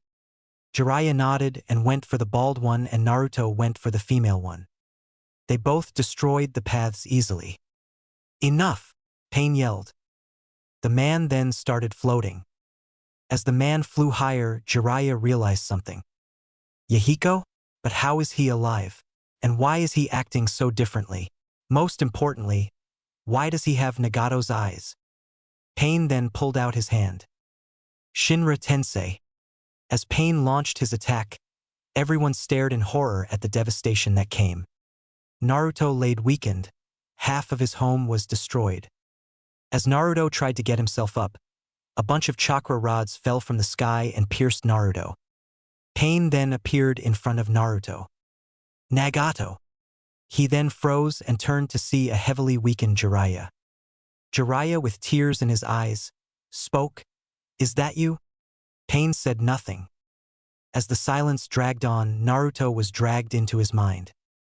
Naruto. Naruto then turned to see Kurama. "I was wrong about you. I see that you aren't like the others, and that you are a truly kind person. In fact, you remind me of someone long ago." Naruto said nothing. "You've impressed me by befriending my siblings and much more. So I think that I will accept your offer. Naruto smiled, thank you Kurama. But I'm afraid that it's pointless. I've lost. No. You haven't, you can still win this. Just unlock my cage and you will see. Naruto continued to smile. He then unlocked Kurama's cage. So you finally came around, eh? Komiai mused. Took you long enough, Shikaku said. Like you are in any position to talk. Matatabi said. Yes, yes, yes, enough talking. Let's deal with this wannabe sage. Kurama said. But how are we going to win? The Bijuu all smirked. Simple, by giving you all of our power at once. It really is you, isn't it Nagato? The man you once knew as Nagato is dead. I am now Pain, Kami of this world. I don't believe that. I know that deep down you're still that same Uzumaki I trained back in AIM. Believe what you want, it doesn't matter. Naruto then got up. Jiraiya stared in disbelief. Oh, you want more? Naruto said nothing. It was then, an explosion of chakra appeared around Naruto. Naruto's hair turned into a glowing white, along with his cloak. Jiraiya stared in disbelief. Pain, however, simply stared at the Jinchuriki, so that's the full power of the Bijuus combined. Impressive but futile. Shinra Tensei. Pain didn't use as much force as he used last time, but he did use half. As the landscape was destroyed and sand clouds covered the area, Pain simply waited. When the clouds dispersed, Naruto was still standing there, completely unaffected. What? Naruto was about to rush the orange-haired man, before he was called out. No, destroying the paths is pointless, you need to take out the one controlling them. And how will I find him? Simple. Just close your eyes and try to sense for someone. Naruto did just that. After a few seconds, Naruto opened his eyes and smirked, found you. Naruto then quickly rushed at the true Pain. Bring him here, Jiraiya yelled. Nagato stared in horror. What happened? Conan asked. I don't know, he answered truthfully.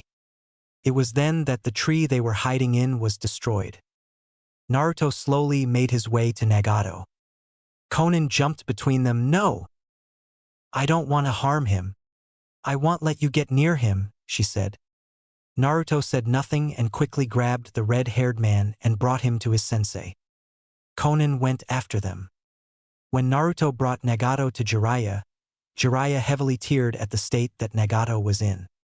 Naruto then closed his eyes, trying to find someone else. Naruto opened his eyes. I'll leave you two alone. I need to stop someone. As Naruto left, Nagato and Jiraiya stared at each other. Jiraiya then hugged his former student. I'm sorry. Sasuke got up, his vision slightly blurry. It was then he saw a white-haired boy with whiskers. Sasuke squinted at the kid, Naruto. It was then, Naruto hugged Sasuke. Please Sasuke, don't go. HN, why do you care if dash? Because you're one of the few who understand. Sasuke said nothing. You are one of the few people who understands what it's like to be alone, the isolation, the loneliness, everything. And I don't want to lose a friend who can understand me, Naruto said with tears in his eyes. Naruto, Sasuke said quietly. Please stay, whatever you want. I'll help you with it. Just please don't go. Itachi saw the whole thing unfold. I can use this to my advantage. You should take his advice, Sasuke. Sasuke looked at his brother. If you truly do wish to kill me, then don't waste your time with people I can effortlessly defeat like Orochimaru. How do I know that I can defeat him? Simple, I already did. Sasuke said nothing. Yes, if you want to get power to kill me, stay here and you'll get it eventually. Until then, don't waste your time with snakes. Goodbye. Wait, Sasuke said. Itachi looked back at Sasuke. You said you wanted to talk. About what? Itachi smiled. Another time, Sasuke. As Itachi slowly turned into a bunch of crow, one thing crossed his mind. Now, to make sure that he truly doesn't go to Orochimaru. Orochimaru got up, coughing as he did. Arg shit. As Orochimaru got up, he started to look around. Looking for my brother? Orochimaru went wide-eyed. He turned around to see Itachi. Only instead of the cool, calm, and collected look Itachi usually had, Itachi had a look of anger on his face. Itachi slowly walked towards the Sannin, who while backing away, tripped and fell on his back, never taking his horrified gaze off of him. When I was forced to kill my entire clan, I made it clear to Danzo that if he ever went near my brother, that there would be consequences. Orochimaru slowly crawled away. It's clear that when you became interested in the Sharingan, I should have done the same. Itachi then closed his eyes. But that's okay. And you want to know why? It's because you will never have an opportunity to make the same mistake again. Itachi then opened his eyes, revealing a shuriken pattern. Orochimaru gasped in horror, fear coursing through his body. Now, shed your skin and show me your true form. Orochimaru, being unable to stop himself, did just that. Itachi looked at Snake. Good now. Amaterasu. Black flames covered the snake as he screamed in pain. Eventually, the snake was burned to ashes. Good. Now to make sure that there are no loose ends. The Sound Four, along with Kimimaro, stared in horror. What the F, Yusuke? Tayuya yelled. What do you think has happened to Orochimaru-sama? Yukon said. I don't know, but we should dash. Kidamaru was cut off by Kimimaro slitting his throat with his bones. The Sound Four looked at their former member in horror. What the fuck, dude? Tayuya said in horror. It was then, Jirobo's skull was pierced by a kunai. Kimimaro then used his bone release to impale both Yukon and Sakan. Kimimaro then slit his own throat. What the fuck is happening? Tayuya yelled. Behind you. Tayuya turned around and gasped in horror. There staring at her was one of the most dangerous missing nins of all time, Itachi. Itachi slowly walked towards her. Shit. Fuck. Shit. Itachi stopped himself when he noticed the Sound Nin's red hair. You're an Uzumaki? Huh. I said, you're an Uzumaki? And if I am, what the fuck does it matter? She said, knowing that cursing was probably a bad idea, but at this point, she didn't care. She was gonna die anyways. Well, if you aren't, you will die a very slow and painful death, Itachi said, hoping she would buy it. Tayuya weighed her options. She sighed, yeah, I'm an Uzumaki. Guess the fucking red hair gave it away. Why do you want to know? And better yet, how do you know about the Uzumakis? I thought most of the world thought we were all extinct. You're not in any position to ask questions. But I will answer your first question. 'Cause I am curious as to why a clan such as yours would ally itself with someone like Orochimaru. Tayuya scoffed, that bastard?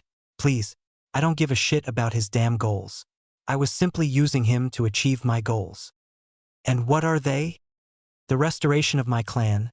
I was banking on the bastard finding enough members to help restore my clan. Once I determined we had enough, I would stab the snake in the cock and then we would settle somewhere and then restore it to the clan's original numbers. Tayuya sighed, but that doesn't matter any fucking more 'cause you're about to kill me. Fuck my life. Itachi smiled. Quite the opposite, actually. Huh. There is an Uzumaki here, named Naruto. Unlike the rest of the Uzumakis, he has blonde hair. Tayuya went wide-eyed. In fact, I think you should know something about him. What? You know Kushina? Tayuya raised an eyebrow. Yeah. He is her son. Tayuya was silent. The heir to the Uzumaki clan was here in Konoha. Why are you telling me this? I don't need to explain my reasons. Either way, I'm going to make a deal with you. What is it? Now I need directions. You provide me them and I will let you go, and you'll be allowed to restart the clan in Konoha. Or I will force you to give me them and then force you to take your life, Itachi said, flashing his 3 Tomo Sharingan. Tough choice, but can I make one request? There's another Uzumaki under Orochimaru named Karen. Can you please send her to me? Sounds fine to me. Now, where is Yakushi Kabuto? Nagato sighed. prepared to do one last good deed. Jiraiya was trying and failing to hold back tears. The conversation between him and Nagato had successfully brought his former student back into the light. It was sad, however, that it wouldn't last. Geto Rinne Tensei. It was then that the king of hell appeared and brought everyone back to life. Nagato was careful not to bring back Orochimaru or Danzo. Slowly, everyone was brought back to life. As soon as it was done, Nagato passed away. Goodbye, Nagato. Konan then wrapped her paper around her last friend. Konan looked at Jiraiya. Goodbye, Jiraiya, and thank you. Konan then took off. With Nagato's corpse, a few weeks had passed. After the invasion, Konoha stood, beaten but strong.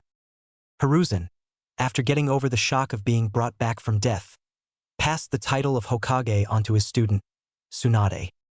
But right now, Naruto didn't care about that. As he sat in the hospital waiting room, only one person was on his mind. Hinata. It was then Shizune appeared. Naruto looked at her. Hinata is now available. Thank you, Shizune-san. Naruto quickly made it to Hinata's room. Upon entering, the Hyuga princess stared at the blonde Naruto-kun. Naruto quickly ran up and hugged her. Thank Kami. You're okay. I don't know what I would do without you. Hinata blushed, Naruto-kun. Naruto then let go. Silence filled the room, as both sides waited for the other to bring up a certain topic that was crossing both their minds. Naruto was the one who broke the silence. So, you love me? Both of their hearts started beating. Yes, ever since you fended off those bullies, I've always admired you. Your smile despite all the hate you receive, your determination to never give up, no matter the odds against you, everything. And the admiration eventually turned to love. She said while blushing. Naruto-kun, I love you. Naruto stood there in silence, hating on how he never noticed. I'm going to be honest, at first, I didn't think of you as a love interest, he said. Hinata's smile turned to a small frown.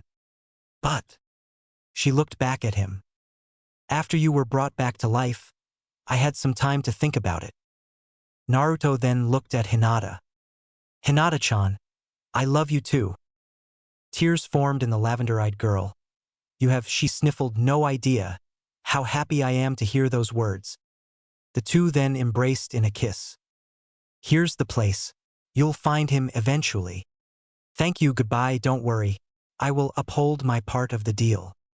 Kabuto cursed. He had no idea what to do now that Orochimaru was dead. He couldn't go back to either Sasori or Danzo. The latter was also dead, and the former would likely kill him for now being useless. Damn it, what the hell am I going to do now?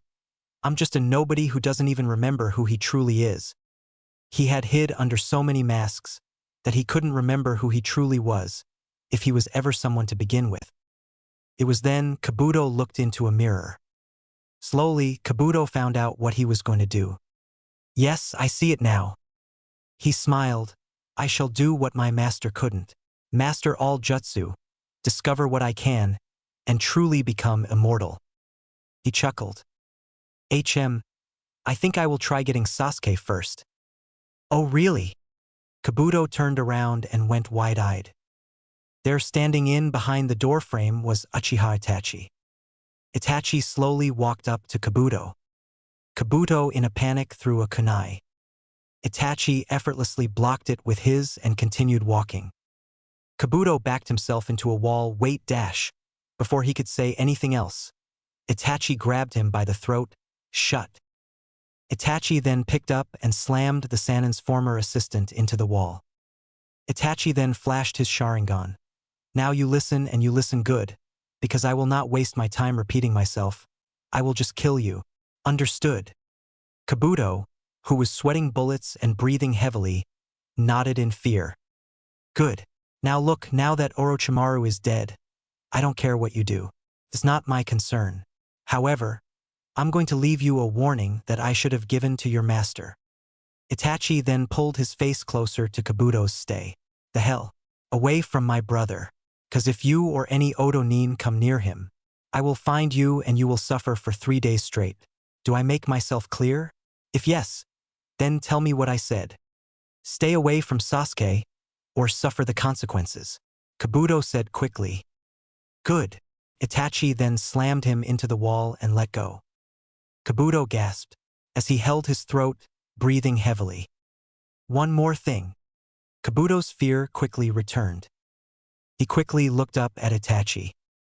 That Uzumaki Karen. You are to release her and send her to Konoha. Yes, I understand. I promise. She'll be on her way as soon as I contact her. She better be. Itachi then walked off. Kabuto stood there in fear of what had transpired. A knock had awoken a red-haired girl. The knocking continued and clearly wouldn't stop unless it was answered. She sighed. First Orochimaru dies, then this headache. The knocking continued. She put on her glasses. I'm coming. The knocking persisted. She grew a tick mark. She then finally opened the door, surprised to see who it was. Kabuto looked at the Uzumaki, fear visible in his eyes. Kabuto-senpai? What dash? Get out. She went wide-eyed, huh? Get the hell out of here and never come back. What? Why? Just fucking leave. But where will I dash? Konoha. You will go to Konoha and only Konoha. Go anywhere else and so help me. I'll fucking end you. Karen stared at Kabuto in confusion and disbelief. Kabuto, what's dash? Did I say stay? No, I said go. Pack your crap. Leave. Go to Konoha. Stay there and never come back. Karen stood there in silence. You have 1 hour. If you don't have everything, tough shit. The gray-haired boy said before walking off. Karen stood silent before deciding to follow what he said. As she packed, one thing was on her mind. What the hell has gotten into him? As Tayuya stood there, a good distance away from the front entrance of the village hidden in the leaves, she took off and stared at her Odo headband one last time. She then started to remember all the time with Orochimaru and Odo. None of it good. She smirked and quickly tossed the headband at a nearby bush. Goodbye Orochimaru, goodbye Odo, goodbye snakes in my showers, goodbye horrible room, goodbye whatever horrible shit I forgot. She then looked at the entrance with the biggest smile on her face. And hell-fucking Konoha and Uzumaki's future. She then walked towards the entrance, happy to finally have a place to restore her clan, with the clan heir nonetheless. Meanwhile, within the confines of a deep dark cave, a masked man was currently gripping his throne in anger. He then got up and flipped over a nearby table. Damn it all! The white half of Zetsu spoke. Obito, you need to calm down dash. Shut up Zetsu. Before I kill you. Eep. And calm down? Do you know how much our plan has been fucked? White Zetsu said nothing, and Black Zetsu decided to let Obito vent. The capturing has failed, the Bijuu brat has grown more powerful than we could imagine. The Akatsuki has pretty much disbanded, with everyone leaving and going back into hiding. And you're telling me to calm down? Silence filled the room. Regardless, we now have to reshape our plan. Obito sighed, you're right, we just need to think around the current situation and plan accordingly. Failure is not an option. So what will we do? The white half asked. Obito sighed again. For now, nothing, we will sit and wait. You two will continue spying. Both Zetsus nodded. As soon as Zetsu left, Obito sat back on the throne. Just stay calm. The Eye of Moon plan will succeed, and the shinobi world, along with war and suffering, will end. The Mizukage Temari was currently groaning. Damn papers. It was then a knock on the door was heard. Thank Kami, come in. It was then a man with moused-up blue hair and an eye patch covering his right eye entered. The delivery boy is here. Thank you, Zhao. Send him in. Ao nodded and went to get the delivery boy. Mei smiled. She had heard that the person delivering her package was one of the new Sannin. Ao then entered alongside said delivery boy. The boy was blonde and had blue eyes. The most distinguished part of his face were his whiskers. He wore a black outfit with a Jonin flak jacket. On his back was a orange, cylinder gourd that he wore like a backpack. On his hips were 2 holsters that held knives and a bamboo jug. May looked at the blonde. Oh man. I had no idea this guy would be so cute, so handsome, so hot. The blonde went up to the red-haired woman, pulling out a package. Here you go, Mizu dash. Mei-chan. Huh. Call me Mei-chan. Ah, well in that case, Naruto. Mei smiled. What a nice name. Naruto then put the package on the desk. Here's the package. Thank you, Naruto-kun. Naruto yawned. Well, I am going to take a quick rest and then head off. It was nice meeting you, Mei-chan. As Naruto went for the door, Mei spoke. If you want. Naruto turned around back to the Mizukage. You can rest at my place. There we can have some fun. She said the last part in a sultry voice. She then winked. Naruto smiled at the Mizukage. I have a girlfriend. Mei pouted fui. Naruto was walking. While walking, he was whistling aimlessly. It was then, black vines grabbed a hold of Naruto's wrists and Achilles' tendons. What the? It was then Naruto saw a bunch of feathers falling from the sky. Naruto. Naruto then looked up to see 9 giant creatures. To the left was Gyuki the Hachibi, Saiken the Rokubi, Son Goku the Yanbi, and Matatabi the Nibi. To the right was Komiai the Nanabai, Kokuo the Gobi, Isabu the Sanbai, and Shikaku the Achibi. And in the middle was Kurama the Kyubi. Kurama continued, wake up. The genjutsu was broken. Naruto then pulled out his knives. It was then 2 nins came out brandishing tantos. Naruto then noticed their headbands. Why can't you IWA nins just leave me alone? One of the IWA nins rushed at getting ready to strike. Naruto added wind release to his knives to block the attack. Naruto then kicked the IWA nin away. The second IWA nin then rushed at him before hearing dynamic entry. He was then kicked into a tree.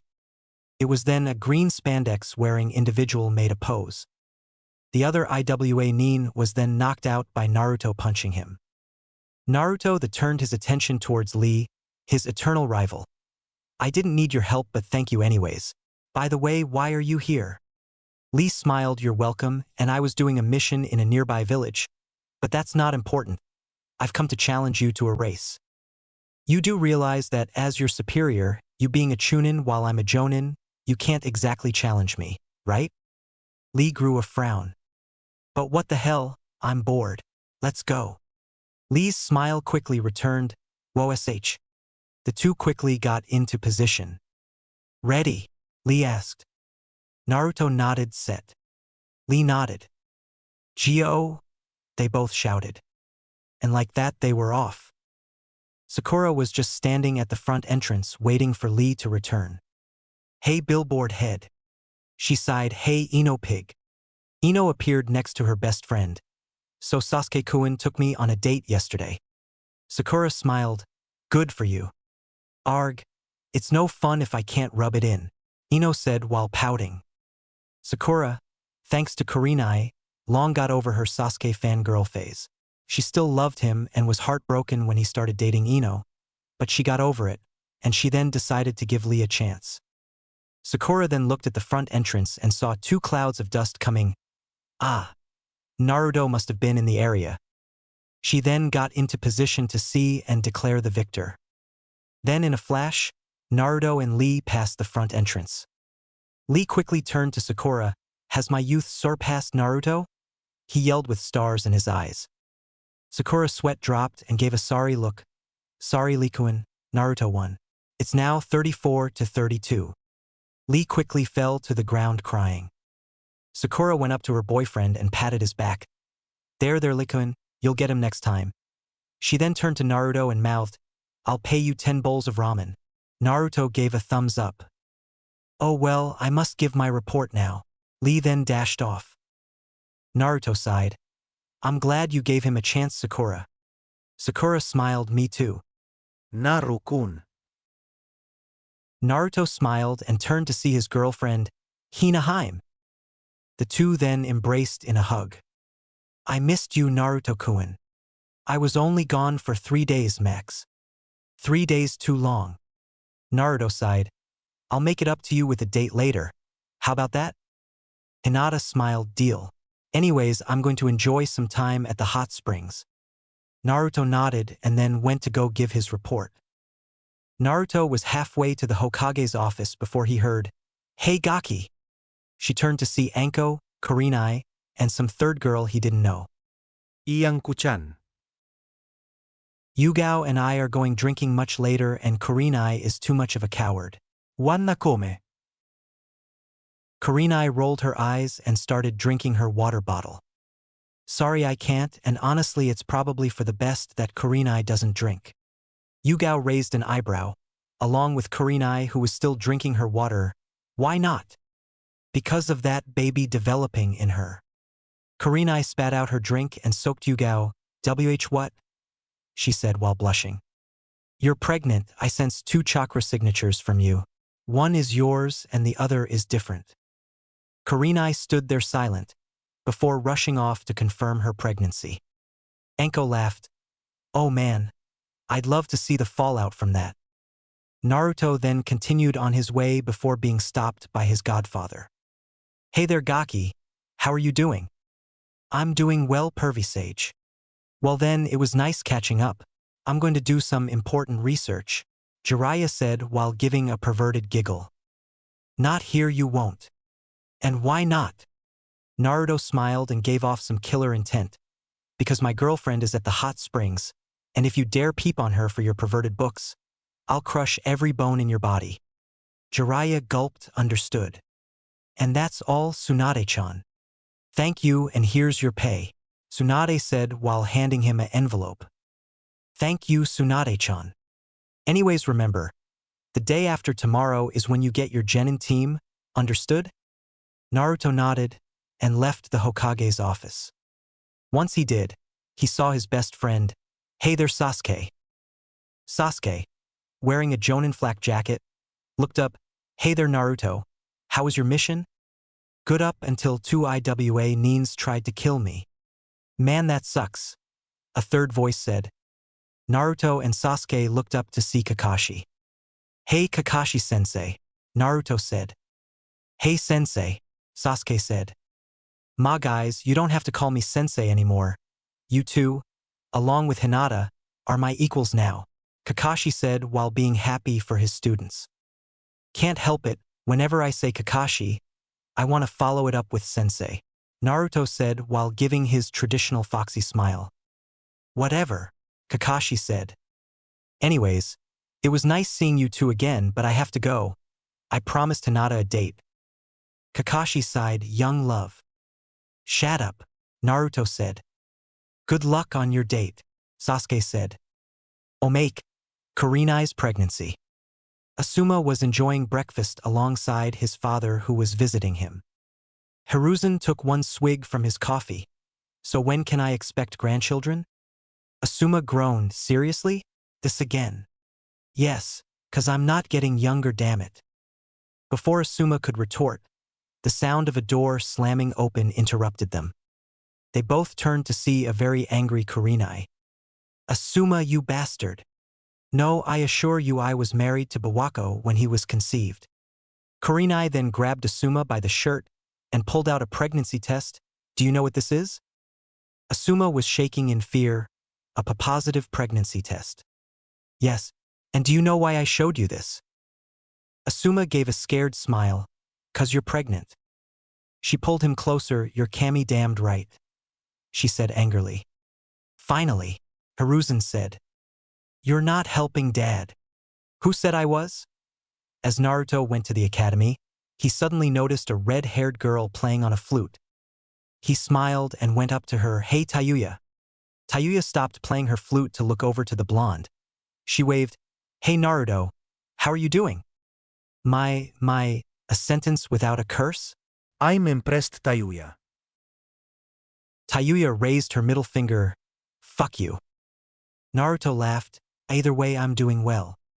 Nice to see both of you getting along. Naruto and Tayuya turned to see another red-haired girl, this one with glasses. Naruto smiled. Hey Karen, how are you doing? I'm doing quite well. Thank you for asking, Naruto-sama, Karen said while readjusting her glasses. Ugh, it's still weird hearing Naruto-sama. Tayuya looked at Naruto. Well, suck it up. You're the clan head of the fucking Uzumaki clan and you will be referred to as much. Karen sighed. Must you swear all the time? Yes. Naruto sighed. Well, it was nice seeing you two again, but I have to go now. I'm a Jonin sensei, you know? Bye, Naruto. Bye Naruto-sama. Naruto entered through the door. Team 7. 3 genin raised their hands. You're to meet me on the rooftop. Naruto looked at his 3 genin. Alright, this is how this is going to work. We're going to go over some introductions.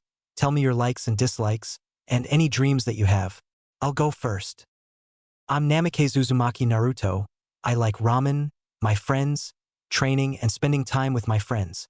I dislike the 3 minutes that it takes to make ramen, and people who can't tell the difference between a scroll and a kunai. My dream is to become Hokage. He turned his look towards a young kunoichi that had long red-orange hair and green eyes. She wore an outfit that reminded him of what Sakura wore when she was a genin. Only the outfit was blue instead. You first. I'm Kurokami Akinen. I like spicy foods, my family, and reading. I don't have a whole lot of dislikes. My dream is to become the best kunoichi in my clan. She said. Ah yes, if I remember, she comes from a clan that's very small, similar to the Kurama clan. If I remember correctly, her clan specializes in fire jutsus. Naruto then looked at a boy with short light brown hair and brown eyes, who wore a sleeveless black and white jacket. You next. I'm Buronzu Rikisu. I like long walks, spending time with my friends, and darts. I hate the third Mizukage. My dream is the restoration of my clan. He said. Ah, this must be the refugee from Kiri that came. Poor kid. Anyways, if I remember correctly, his Kekii Genkai is bronze release. It is, Kokuo said. Thanks, Kokuo. Naruto then turned to a boy with short black hair and black eyes with a very pale face. He wore a dark cloak that went all the way down to his ankles, and lastly you. I'm Ryukin. No last name. If I ever had one, he muttered that last part. I have no particular likes or dislikes, and as for dreams, I don't have any, he said in a monotone way that almost made him sound like a robot. Naruto looked sadly at the boy. Must be one of the poor kids that was taken under Danzo's root. I hope I can help him. I'm sure that you will be able to, Saiken said. Thanks, Saiken. Okay now, come tomorrow for the real genin test. Rikisu looked at the blonde. What do you mean? We already passed the genin test. Naruto shook his head. No, you passed the test to see if you're capable of being genin. The actual genin test is tomorrow. Meet me at Training Ground 7, and don't eat breakfast, you'll throw up. But that's not fair, Kinin said. The life of shinobi rarely is, Naruto said. Tomorrow had came, and Team 7 was waiting for their sensei. Ryukin spoke. I wonder what's taking him. TCH. He is probably preparing the test for us, Rikisu said. I wonder what he'll have us do, Kinin said. Probably some kind of torture to see if we'll break, Ryukin said. Akinen and Rikisu looked at the pale boy. What? Naruto then appeared. Hey guys. Akinen sighed. About time. Hey, if you're going to complain about me being late, I'll have you know that I had to wait for 3 hours for my sensei to arrive. If I can handle a few hours of lateness, then you can handle a few minutes, and if you can't, then you don't deserve to be ninjas. Rikisu scoffed. Whatever. Anyways, let's start this test already. Naruto smiled very well. He then pulled out 2 bells. The idea is simple. Try to get the bells before noon and you pass. But there's only 2 bells, Rikisu said. Oh. Is now a bad time to tell you that only 2 of you are becoming genin? Naruto asked while scratching the back of his head. What? Rikisu and Akinen yelled. Ryukin stared blankly. Akinen grew a tick mark. Oh come on, you can at least look shocked. Naruto laughed. Either way, if you don't come at me with the intent to kill, you aren't getting the bells. Oh, and if you don't have any bells, you'll be tied up and watch as the others eat lunch. They all nodded. Ready. Set. Go! It has been a few minutes since the test started and none of them came at him yet. Naruto sat there bored. He then used sand to block an incoming attack from Rikisu. He looked towards the boy with a now bronze arm. Nice try. He then flung the kid away. Fireball jutsu. Naruto quickly dodged the attack. Nice try. The kunoichi grew a tick mark and ran at the blonde kunai in hand. Naruto quickly flipped over behind her and placed a kunai to her throat. Bit of a hothead, aren't you? Naruto then punched her, encasing her in coral. It was then that Ryukin jumped out of a bush, tanto in hand. The ex-root agent attempted to slash the boy, only to be met with a roundhouse kick. Naruto then turned his attention to where the young kunoichi was, only to notice that she was gone. He used his senses to find her, and found that Rikisu was currently trying to break her from the coral. Naruto smiled. Akinen was currently pouting. She was tied up and was forced to watch as her teammates were enjoying lunch. Naruto sighed, sorry Akinen, maybe next time. I'm going to go now. I'll be back. We'll continue to see if you 2-inch, he pointed at Ryukin, and Rikisu, are going to be genin. Remember that if any of you give her lunch, you'll fail. As Naruto left, Rikisu looked at the tied-up kunoichi. Her stomach was growling. It reminded him of when Kiri would starve them. Overcame with guilt, he offered his lunch to the kunoichi. What are you? Ryukin was cut off. I don't care. She is starving and Naruto isn't coming back anytime soon. Ryukin stood there. If letting others starve means I'm not worthy of being genin, then I don't want to be a shinobi. Akinen watched there in silence. Teach, thank you. As Rikisu fed Akinen, Ryukin stood there in silence. After a while, Ryukin spoke. I guess that it'll be fine, so here.